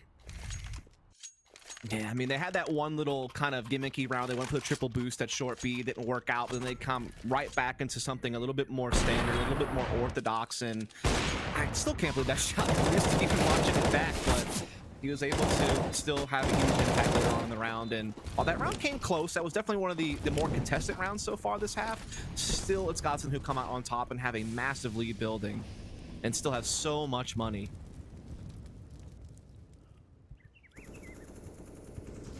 Nades raining down. Some pain. Lackey and Nickelback feeling worse for wears. I'll have to rest up and try and regenerate a little bit, but the issue is Counter-Strike not really available to you. Maybe that regeneration will come in the form of teammates landing some opening picks and entry frags. They nearly got one onto Stico. Yeah, have they had an opening pick this half? That's a very good question. I don't remember one. Maybe pistol, that's all I can think of. There you go. Oh, there's one. There he is. He's done it. Now they need to build behind this. Oh, just walking through the smoke. Zen could not be happier to collapse on top of that one. Flashes out. There's a smoke in the eyes. Counter flashes being tossed in. Windstrike yet to push in, though. Not getting in close enough proximity to pressure too much on GODSENT, but they've waited enough time to yield a rotation. There is a flank coming in from Madden, however. Ooh, they're kind of bypassing it though through connectors, so they still might find a nice little timing window here on the site. But Farlick is playing a good pass position with the op at bank, so he will not be contested, at least directly. He'll be able to stay alive and call what's going on here. Might even find the frag at Optimus, and indeed he does take down Lackey. So he's done his job, buying time and getting his team an advantage on this retake. Great patience as well to not snap at the first shot, but actually get the second guaranteed frag. And now that flank that they have no idea about needs to come into play. Stay alive, let Madden show his hand. He has the nuts position. He may have Windstrike by the nuts momentarily. Flashbang tossed over. Nickelback gets the entry. And now they know the trajectory of that grenade. Here comes Madden, and there's two. Still 3 players remain on Windstrike, however. And time is depleting. And there is going to be a full defusal in the smoke. Windstrike are battered and bruised once again. I like the poker reference you got in there. That's pretty good. I was a bit confused because I feel like my PGM like froze or something. Oh, okay. No, I really pretty good. I'm good. It says 8-2 for me still. I think it's just a HUD situation, Vince, but we should get that sorted out pretty soon. So we do have this round is now a 4-on-3. So we do see... Wait, no, it's not. It's a 5-on-5. I've been absolutely wrecked there. Get dunked. I did get... What? I was so confused, man. We're good. Yeah, all 10 players do remain the mini-map, our ally for the time being. The score is 9-2. GODSENT were successful as Lackey goes in for the opener. In come the T's, sprawling onto the B sites.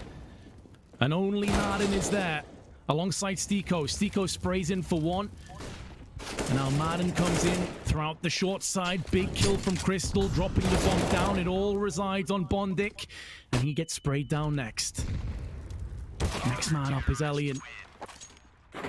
Next man to fall is Elian. Farlick USPs him into his grave. And GODSENT successful again.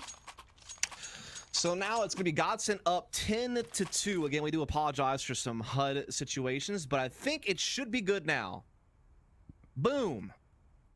Just been fixed, I do think. So we should be getting back into it. Vince says hi.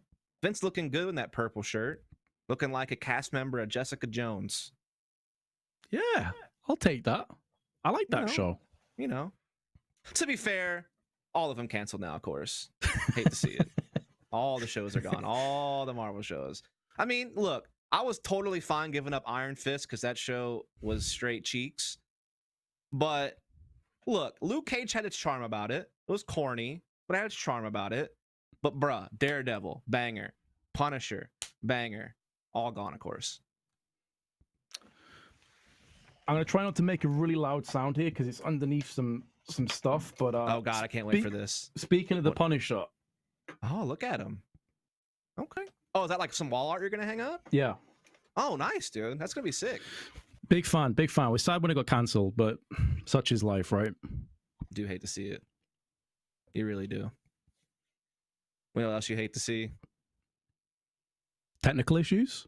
Yeah, you do hate to see those. Those are definitely things that you don't typically like to enjoy. But hey, gives us some time to say hi to everyone out there. We do appreciate all of you for tuning in. We got 2 more days after this, by the way. So a lot of me and Vince over these next couple of days. Today we had 2 best of 3s. Tomorrow we have 3 best of 3s. So you get even more value for your money, which is $0 because we're doing this for free. I mean, I'm not doing it for free, but you're watching it for free. You see what I'm saying? So yeah, anyway, we're back into the mix. Nailed it, though. Smooth. 10-2. Windstrike have their work cut out for them. They need to salvage this half. Desperately require it. 2 huge entries kicking open on the short side of B. And in doing so, pressure now mounting. We asked the question, how many times have they got the first pick? The answer was very few, but now they're picking up the pace. And they have to hope for another collapse on the T-half from GODSENT. We've seen them do it once already in this best of 3. Oh, Crystal might do something magic here, dude. Oh, man. And... oh. This kill that one's already in the playground. Doesn't really matter. He's going to get taken care of by Lackey anyway. I thought he was about to just blow something up right there. That was a great position he had, but he only gets the 1 kill, so still a big advantage for Windstrike. 4-on-2, but Farlick with the op is hoping that he still might be able to contest this. As he is going to get in the position here in the bathrooms. Everyone else is, though, going through long, so he's essentially going to get bypassed. Unless they decide to come through the long side, but no, they're just going to keep marching their way towards the A site. Farlig might be able to catch this rotator through connector. It's all going to come down to timing. And now Farlig can take down Bondik. Then there's some ways into this round, and the timings worked against Bondik. He turns back into connector. Now Farlig can change his attention towards the site. And it was a Deagle frag, not the AWPs. They may not realize he's got it. Now they know. And a 2v4 becomes a 2v2, and Stiko in a position to maybe quell this bank presence. There's the first spray, and now Lucky's been spotted and tagged down to 47 HP just after we said that they desperately need to turn. How this half has been going. They stumble, they slip, and they fall on their face. No. GODSENT with another round that should have never been theirs. How do you lose a 4-on-2, man? I mean, it is just so unfortunate this timing here at connector. I mean, oh my gosh. So you have to almost feel sorry for Bondik in that moment. Like, he was literally about to pick up that frag and instead turns away, gives Farlig a chance. Farlig also had an absolute blinder of an op shot on his rotation back through middle. That was really impressive. So some of it is sure mistakes from Winstrike, but Farlig hit an impressive op shot there on that retake. No doubt about that. And they played that 2v2 out so smart. And now they're just trying to desperately move through Monster. But again, the trades are favoring GODSENT. Farlig coming alive. He's dropped 20 kills already, and we even hit the halftime mark. Elliot may get him dead to rights, but it's only the one kill. He was waiting for that second player to show his hand. 12-2. The most one-sided half we've had all day. I'm going to be real, Vince. I thought Farlig was going to kill him. For a second, I thought so as well. It just would have been par for the course for what we've seen so far this game, that he just jumps over his head and then ops him. Like, that would have maybe just been a little bit too much. It might have just, like, broke the whole internet, but we are going to still see GODSENT with an absolutely dominant score of 12-2. If it wasn't for Pistol, this would have been almost a landslide. My goodness.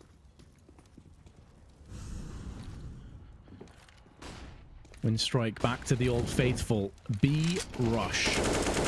And they have got the opening pick. Crystal goes down without any fight additionally. And now Zen has to stay alive. That grenade will do nothing but force him back and do a little bit of self-inflicted damage. How's he getting back in? Hiding. They've all gone into water. This is such a strange decision from Winstrike. They've given up so much of the site here, and in doing so, Zen can get the drop on multiple players. Now, the first kill going down from Madden actually inadvertently baits out his teammate of Zen. But now the grenade damage comes through. Farlig in the smoke, switching across to the AK from his AWP, but it won't matter. 3 rounds will be found by Winstrike. Is it going to be enough, though? I don't know about all that, man. I think that GODSENT have really done a great job recovering after a really, rough performance on their T side of Vertigo, where they were looking to 2-0 the series and seemed like they were going to be on pace to do so at first, but they've come back strong here on their CT side. Overpass, like it's the most dominant half we've seen in Counter-Strike so far today. Stay tuned with us as we wrap up day 1 of the 5.2 qualifiers.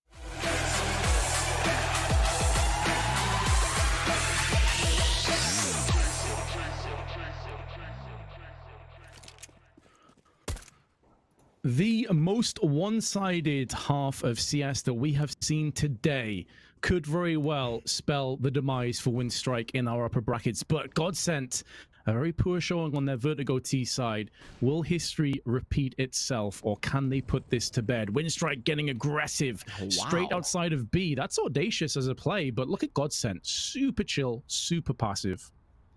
Yeah, it's like unfortunate because Winstrike really didn't gain anything from that.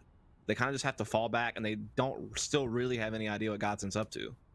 So that's kind of nice for GODSENT that play didn't wind up either getting a frag or at least getting some really solid intel. And it's all of GODSENT are gathered together here. And I like this because you can really close distance. If you're gonna go for a full Glock setup, you can really nicely close distance on restrooms area, just storming up connector like this, catch people up close, get into bathrooms, not really give the USPs a chance to take range duels. So I actually do favor that a lot as they are gonna start tearing up middle. This is a cool little pistol round strat that they got going so far. Yeah, they had a cool one on the other side as well, but if Elian can continue to just land headshots, it may not end up mattering. Lackey now, third and final player, stacked on the side, puts down 3 kills in quick succession, and in doing so, probably wins the round for Winstrike. Indeed, he does. Beautiful performance from Lackey in the pistol, but there needs to be a whole lot more from where that came from. Yeah, I think that was the right mindset early on. It just felt like they didn't get the spacing right towards the end on that last player inside the site. It just seemed like they were a little bit off of each other, but nonetheless, it is, you know, 1 round to the good of Winstrike in the half, but still so far behind. But they should get a freebie here. They're going to go straight to FAMAS in M4s, anticipating a save from GODSENT here in a full buy in the next round, which they'd be absolutely spot on about. And they've already found 1 frag here. On to Sticko, Crystal doing his shenanigans there in the corner.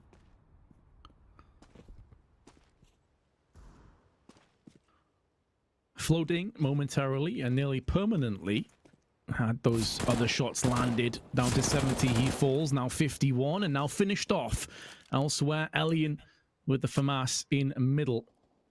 Next to bathroom will pounce. And GODSENT, unless Farlick can connect some headshots, this is going to be a clean sweep, and this is really all that you could have asked for Winstrike's perspective. You take the pistol, you build up your economy, you don't make any unnecessary mistakes or costly mistakes, and then you continue to just grind out the rounds. So they're in the right direction. They're ticking the boxes that they need to.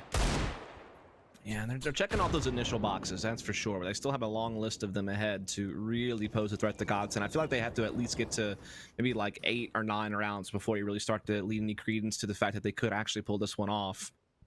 But again, we haven't seen any buy rounds yet, so for all we know, GODSENT's T side might be lacking here on Overpass. I mean, you would hope that it couldn't be as bad as their Vertigo, but you never quite know. I would anticipate that it would be not nearly as much of a tragedy. I think that they definitely have the talent and the organization to be able to do some good things here, as they are going to go ahead and go up for the AK buy. They're not going to have the money for an op, but still certainly enough for some decent utility in the rifles.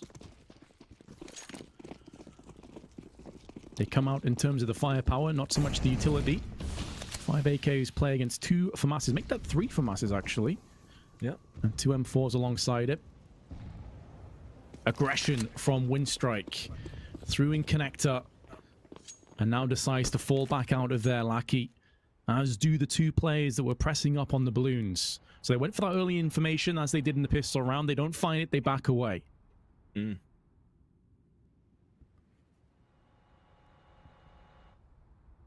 just like you said, getting that initial information, but now just kind of fading back into more default positions. In the meantime, we are seeing that most of GODSENT are gathering up towards A side, Zine clearing out the connector area. Looks like a bit of a bait and switch setup in place for Winstrike at the flower box of long, as well as having a player back towards the APC. Bondic putting a little bit of spam through the smoke here at middle. Does a little bit of damage to man, but not a whole lot, as we are going to see the attacks start plowing in finally from GODSENT. Bondic spotted a little bit of it. Molly won't extend far enough to trouble Madden behind the flower bed, but Nickelback can hold position. 42 seconds. They still have 2 smokes that can cordon off Dumpster and Bank, and then a couple of flashbangs to toss in behind it. Lining up the smokes. Madden smoking the cross instead. They want to wide swing this. This does leave bank open. Flashbang's now tossed up and over.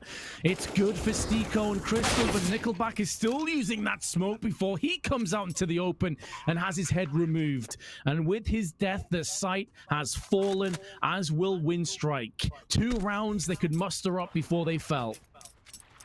Yeah, I like that choice. When you have limited utility, you can't afford all the luxuries of clearing out the A site.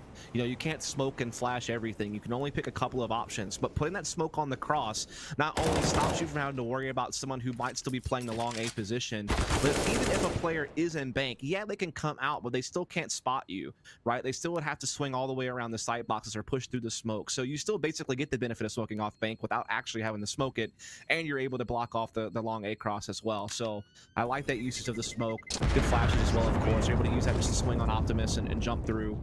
And very decisive and clean to take there from GODSENT to get their first gun round, go up 13-5, and immediately start challenging Windstrike's economy. Because they're going to have to rebuy everyone here. And yeah, they have the money for it, but if they lose here, then they have to force buy with very little to try to challenge GODSENT for map and series point. So this puts a lot of pressure on Windstrike now. A chance for GODSENT to mangle Windstrike, to maul them back into what would feel like defeat, honestly, at this point. If they went 14-5 behind and their economy was broken, it's hard to see how they come back from that. So, a lot resting on this. Yeah, quick short B control taken here from GODSENT, which gives you a lot of options, especially if you can get connector in tandem, which they have been able to do with a couple of their players. The bomb's by itself in Playground, which is a little bit scary if it somehow got caught out, but otherwise good map control being taken from GODSENT. They're going to be able to put a lot of pressure on this B bomb site while also still having the ability to quickly transition towards middle. And indeed, that's exactly what they're going to do. They're going to leave Stiko behind, but everyone else is gathering up to start prying into this A bomb site. Great utility as well, forcing Alien back onto the site with smokes and flashbangs accompanying them. Bondic is taking the initiative at least to try and make sure this isn't a one-dimensional hold. They know they don't have enough utility to facilitate that, so instead Bondic will try and get in amongst the T's. Farlig is watching for this very play and does connect the headshot. And with the death of Bondic, Alien may fall momentarily. He valiantly attempts to hold the line, but eventually his health bar depletes, and with his life, the site may follow, as will the round. But Nickelback does give them a lifeline from a rotational play up through connector. Make short work of Zen and erodes the T's down. Madden, 17 HP. HP favoring Windstrike slightly, and now a lot more. Stiko dropped Madden, 1v2. Any bullet on his person, and he should be a goner, and it's Nickelback with a headshot. Okay. Windstrike's still in this. Indeed they are. That flank from Nickelback was absolutely everything. He's not had a good game, if we're honest. Not many players really have on the Windstrike side other than Elian and maybe some moments from Lackey, but he came through strong in that particular round, being able to get that flank off, get him into even numbers, and then be able to play off of it. Elian also did some great work here, getting a couple of kills before he ultimately expired. He did what he could. And so they are going to hold on. That was a round that they absolutely had to win. The problem is their economy is still in dire straits. They still are at risk of being reset. And they're still in that situation where they might have to force buy when GODSENT are going for map and series point with basically just upgraded pistols. So while they've won one small battle, they are still very much in a grim little area. And that kill just adds on.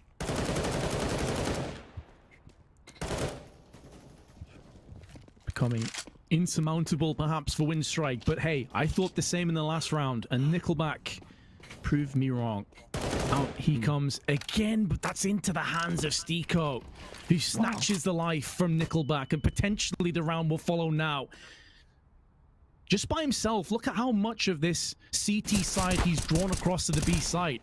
It's only Elian on A now, and he's all alone, but he's doing a great job of holding on. Lackey elsewhere onto Stiko, and now the HP favoring Windstrike.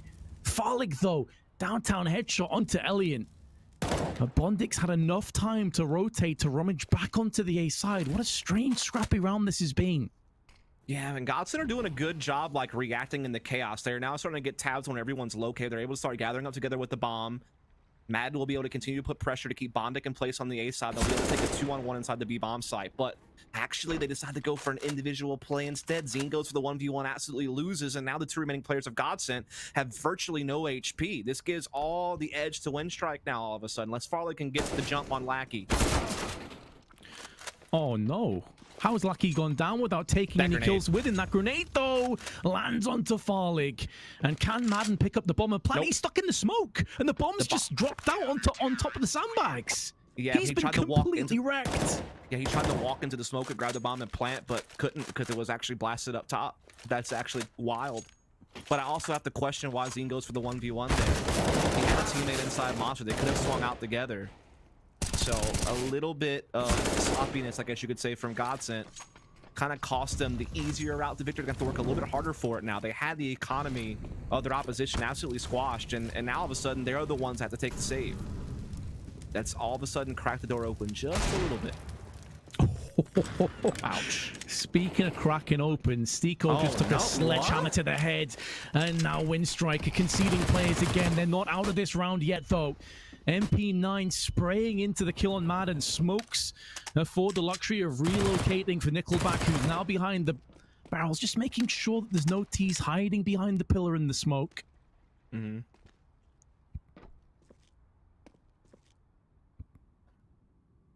Man, GODSENT have that AK on Zine now, who has a little bit of armor. They have a couple of smokes. They might be able to work out a bomb plant here. Bondic, though, has a pretty nice little position to get into flank. They also already have two defenders towards bank, so very unlikely GODSENT will find a lot of success here, especially with Farlig essentially being out of the equation, considering CT positioning, but you never know. They might be able to pull something off. Had a couple of wild frags, that's for sure. With each second that passes, GODSENT are effectively faking as if this could be a B, but because of Bondic's positioning, they can feel a little bit more rest assured this is not a B hit. They could even transition back to B with Zin having this position, unless they're just hoping that he can get all the way behind and get a backstab. They've all rotated off the site. Now a smoke has landed onto Dumpster, which has given this one away. 1-for-1 trade, two players left on each side with 13 seconds to go. And now they go back to B, but there is Bondic waiting for that very play. Farlig at least will make this costly. Another 1v1, but there's not enough time. GODSENT will concede, but they are consistently keeping the CT's economy within arm's reach. Yeah, that's wild that they were able to do it that round when they basically had nothing to work with. So they basically keep that situation alive. Well, the moment that they win, the moment they get to 14, Windstrike will not have a response to challenge them truly at that map point situation. I thought that that was the round that Windstrike could win clean and get their money back in order, but instead, it comes down to the wire again, and now they're still in a lot of trouble. Despite the fact that they're closing the gap slowly but surely. I mean, they've won 5 of the 6 rounds this half. There still is such a huge threat against them because of the economic situation. Lucky goes in, up close. Zen is dealt with accordingly. And Lackey, who felt pressured to toss in the incendiary, is found and fragged alongside Bondic, who goes walkies into connector all alone. That's such an odd play to make, and it's just given GODSENT a huge advantage now.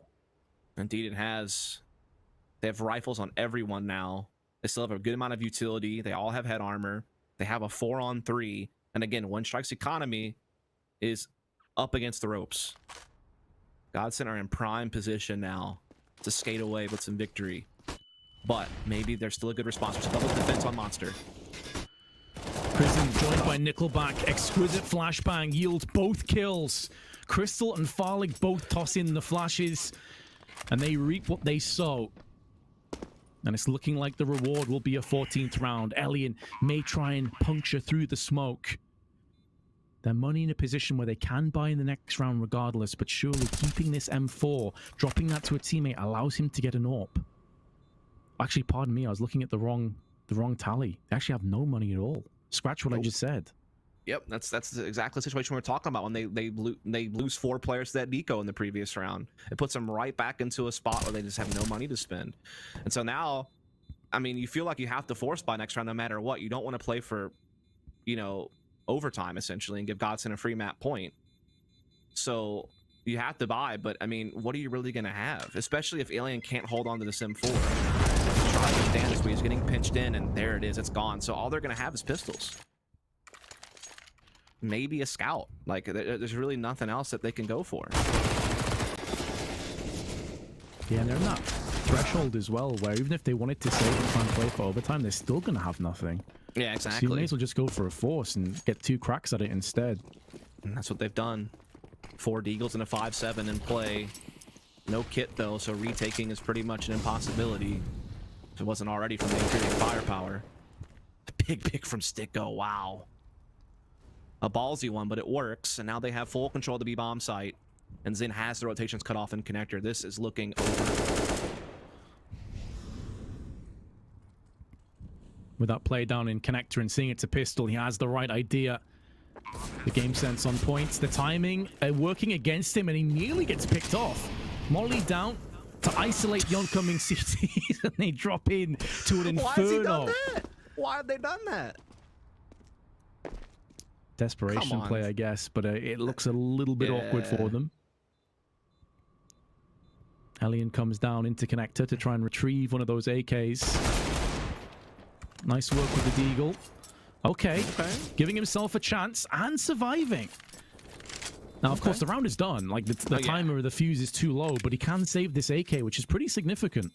Sure, because, I mean, that's probably the best piece of weapon they're going to have next round. So it gives him at least a little bit something to work with if he can actually hold on to it, which I think he will. No one's really in distance to threaten him, so he will indeed carry the AK over.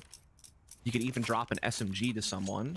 Or FAMAS, even. So, yeah, you can drop a FAMAS. He'll keep an AK for himself. And they'll have a little bit of something to work with this next round. But again, they still have to march forward 7 rounds in a row to force an overtime. They have to do so with limited firepower and utility. It's going to be a tough one.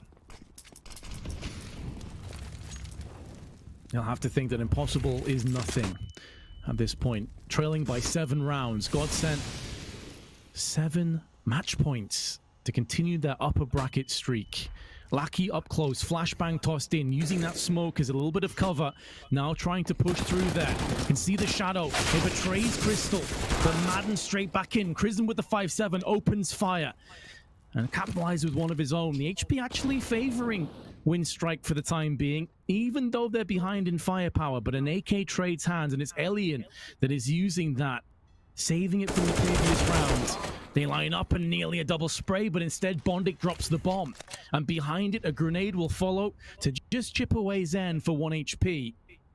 This round still up for grabs. Indeed it is, but Zen collects the bomb and he's still fully healthy.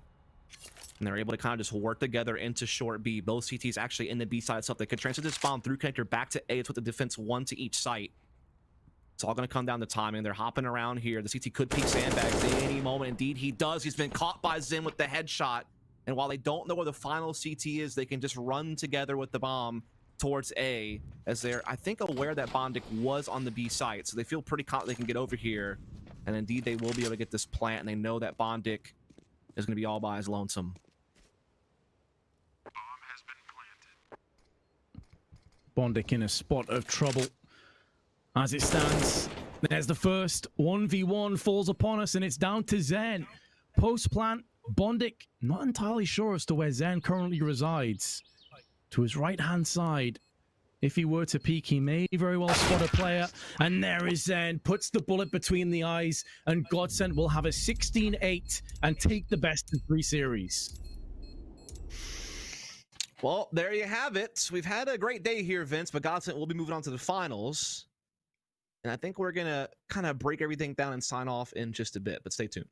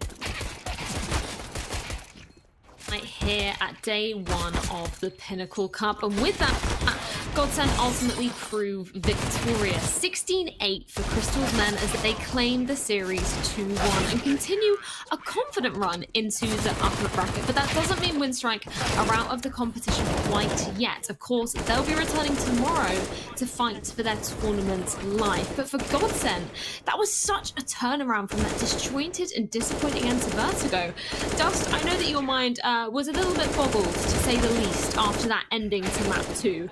So I'm sure you're incredibly relieved to see such a stellar comeback from GODSENT. Yeah, I mean, they look like a well-oiled machine on Overpass. I mean, Farlig was just so dynamic with that op, which is exactly what you want on Overpass. CT size and op who can be dominant and feel confident to take peeks and change up what he's doing. He's able to play passive when he needed to as well, in his whole position to allow his team to rotate. That CT style was essentially flawless from GODSENT. I mean, if they didn't lose the pistol round, it basically would have been perfect. So they got a little bit fortunate a couple times with timings here and there, but for the most part, they played as best as they could, and they were rewarded with a really big half. And while they did have a little bit of trouble, I guess, closing out the game, it wasn't by much. I mean, they really only had like a couple rounds they lost that were questionable. I think that they, all in all, played good and probably never really broke a sweat on that game. Yeah, we can see from some of those highlights, that CT side, exactly how you were saying, Dust. It was pretty much flawless from them. They were 7-1 up at one point, Vince, and they had such a healthy economy.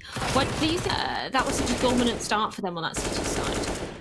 I feel like they were just out-positioning Winstrike almost every single turn, and they were just doing the basics so well. I don't think it was like reinventing the wheel or anything too intricate or too spicy tactically. I just feel as if either it's a map they're just very comfortable on, especially on that CT side, or maybe on the other side of things, like Winstrike just lost their way a little bit, because there were so many times at Dust that were dissing it where they were pushing out one-on-one. They weren't checking angles that you'd normally expect. It afforded Crystal like a triple spray down on a long flower bed, for example. And there were just a bunch of these situations where you thought they don't seem on the same page. It seemed like a complete reversal from Vertigo to me. So I think it's partially that GODSENT played very well, and I think Winstrike will be bitterly disappointed with how they performed there in the third map. It was a surprise to kind of all of us, really, because as you guys were saying just before we jumped into this third and final map, we already saw Winstrike looking really, really solid on Overpass earlier in this very qualifier. But a name that was on your lips, Vince, was, of course, Farlig. He had such a massive impact in this final map, and we've actually got him on the line to chat to after that incredible map victory. Farlig, thank you so much for taking the time to have a chat with us. I was going to leave this question down to Dust, but I think I've just got to ask it. What on earth happened on that second half of Vertigo on your T side? Where were the kind of holes for you guys? Because it felt like you guys were just really disjointed, coming off, you know, a decent first half. Can you hear me? Yes, we can hear you. Okay, I think part of it was just that maybe you're calling the first half pretty decent, but I think in the end we felt it was pretty shit actually after being up 7-1. I mean, I think we were half frustrated, I guess. I don't know. We started just wanting to take duels everywhere on the map. I think it was a pretty shit Overpass T side from us, or Vertigo T side, I mean. I love the honesty, though. I don't know. I concur. It was quite bad. So, you know, but it's all good because you came back and you did a big job there on Overpass. And before we get into that, though, I just want to talk to you a little bit, kind of just man to man as a player. I mean, you spent the vast majority of your career with one team, Copenhagen Flames, and now you've taken this venture into an international team. What's that process been like for you so far? I think it's been, I mean, it was pretty difficult in the start. I've been talking Danish my whole life basically when playing, and it was really different, especially when no one on the team has Danish as their first language as well. So it was pretty difficult to adjust actually in the start, but I feel like we are getting there now basically. Of course, it's also super different culturally when we are so many different people, but I also think it's part of the fun of being an international team actually. Yeah, I think it's been a positive experience for me. I'll put it like that. Well, what made you want to take that step, I guess, is like kind of my follow-up to the answer you just gave. Like, what made you want to get away from a scene like Denmark that is always really highly touted as one of the best scenes in the game, to wanting to step into an international team? Like what was that process like? I mean, if you were looking at the situation I was in, I was playing for Copenhagen Flames, and none of the Danish teams were really looking for an Orber, I would guess you could say. And to me, the step was just too big to not say yes to from Copenhagen Flames to the GODSENT team. So for me, it was basically just a no-brainer to say yes to the team, even if it was me leaving Denmark as a result of it. Yeah, it's been super enjoyable to see how you're kind of flourishing within the team yourself. And just specifically talking about this match at hand, what was kind of said in the team between that Vertigo loss and then coming on to Overpass? Because it seemed like you guys just turned over a completely new leaf on this map. I don't think we said anything besides that maybe we should start winning a pistol round, and I think we did that if I remember correctly. And then I think things just took off from there. So nothing special really. Confident words. I like it. And of course, going into tomorrow, we don't know who exactly you'll be facing yet. That will be determined by the winner, I believe, of Endpoint versus Virtus Pro. Who would you rather be facing in that game? I mean, I'd rather face Endpoint, but to me, it's not that important which one of the teams we're playing, because I think me and the whole team agree that we should be beating either of the teams. So I love those confident words there. And just in terms of like the team's practice schedule at the moment, what's it kind of been like? You know, we were talking about you integrating into the team. Is it kind of different to some of the teams you've been in previously? What are you doing to sort of practice and prepare for these specific games? I mean, we just have a normal practice schedule, like five games a day, but I don't know. We don't do anything special. The only thing special was that we just came home from a boot camp, I guess, a 10-day long one. So I guess we are sort of prepared in general in our play, but I don't think we do anything special. Well, good stuff to hear as always. And hopefully you've got a few more tricks up your sleeves for your matches tomorrow. Thank you so much, Farlig, and have a good rest of your night. Yeah, you too. Bye. Always lovely to get to speak in with some of the players and very confident coming off of that, Dust. I mean, it's kind of what you guys were saying in between that map 2 and map 3. Sometimes you just got to forget that that's ever happened. And it definitely paid off for them on Overpass. Dude, I just love the brutal honesty. Like, I wish more players were like that. Like, I hate the cookie cutter PR, you know, straight BS that we see more often than not, which it's safe. I get it. But it's nice to be able to get like some true insight for a change. And I know that's kind of a goal of Flashpoint, is to allow there to be a bit more of that, a little bit more banter, a little bit more of like an adult nature to it, so to speak, a little bit more mature and real. And that was a great interview from Farlig. And I think it kind of shows the community a little bit about his character, that he's willing to have that honesty with you. And hopefully people will support that style rather than complain about it.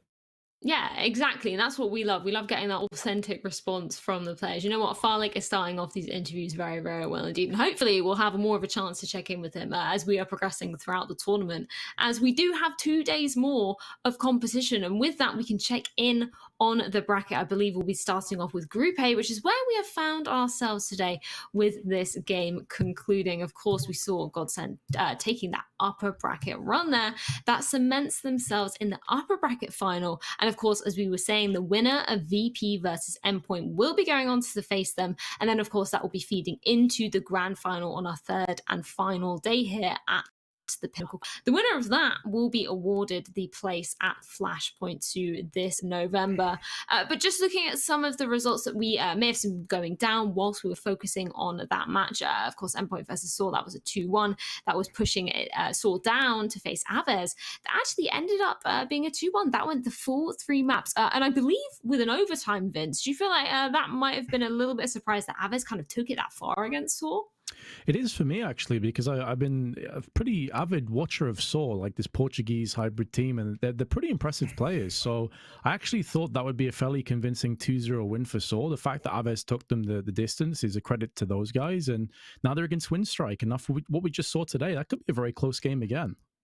That could indeed. I'm very excited to see how that's going to be going down tomorrow. Of course, that means that Aves was the first team that we say goodbye to. We bid farewell to them at day 1 of the Pinnacle Cup. And if we can move over onto Group B, we can see exactly how those games were going down as we were focusing on that Group A action in our second matchup of the day. Of course, we see XM Ago take down Budapest 5. Force versus Heretics. This was the map, actually, you were talking about this one, weren't you, Dust, during that second map on Vertigo on on this particular game we were focusing on. But Fours, they actually looked really, really convincing over Heretics. Maybe a little bit of a surprise that we see them falling down into that lower bracket. But bye-bye Heretics, I guess. Unfortunate for them that they slip away. Yep. Gotta just, I guess, dress your baguettes with the salty tears of French fans as they bid adieu to the one representative they had in this qualifier, which is Heretics, which is quite sad because I feel like that team is of a quality that should have been progressing further through this bracket system. Like, I feel like they had the players on paper and the right kind of roles and stuff to be doing a little bit better than that. I think it's obviously like a bit unfortunate that they had to face Fours in the lower bracket that early. Like, I just don't think that you could have ever foreseen that coming. I think that, you know, if the other results kind of went according to plan, I think they would have progressed a little bit further than that. But I know that they're going through a situation right now, and Navarre is probably on his way out as like a Vitality player, and maybe that's kind of ruined the mood of the team in a certain way or made it harder for them to perform at their highest level. But yeah, unfortunately, that's just the way it goes. Like, results are what matters, and they didn't have them today. Sometimes that is the way that the cookie crumbles indeed. But of course, that isn't all we have for you guys. We have 2 more days of action here at the Pinnacle Cup. And tomorrow we'll be back at 3 p.m. CEST. And we're going to be starting off with Gambit versus North. That is going to be a big one indeed. 2 more best of 3s will follow from that. So we have plenty more action coming up here at the Pinnacle Cup. Thank you so much, gentlemen, for joining me on day 1. And of course, thank you to all the viewers at home for tuning in. We'll see you tomorrow at 3 p.m. Europe time.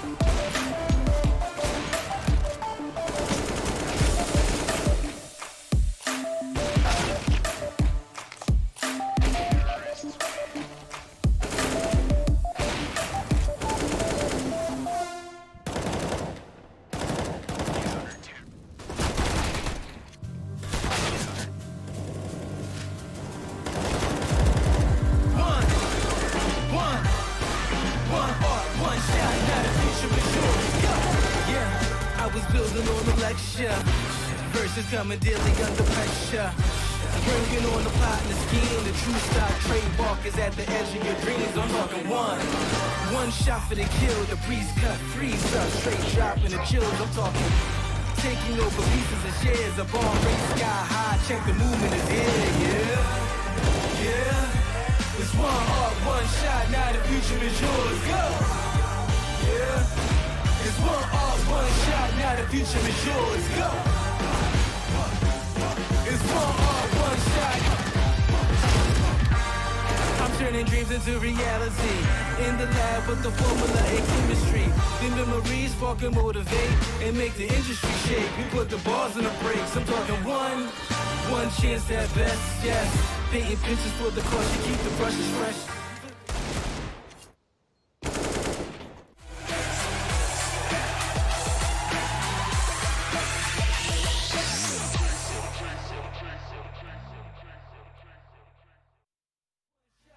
Future is yours, go!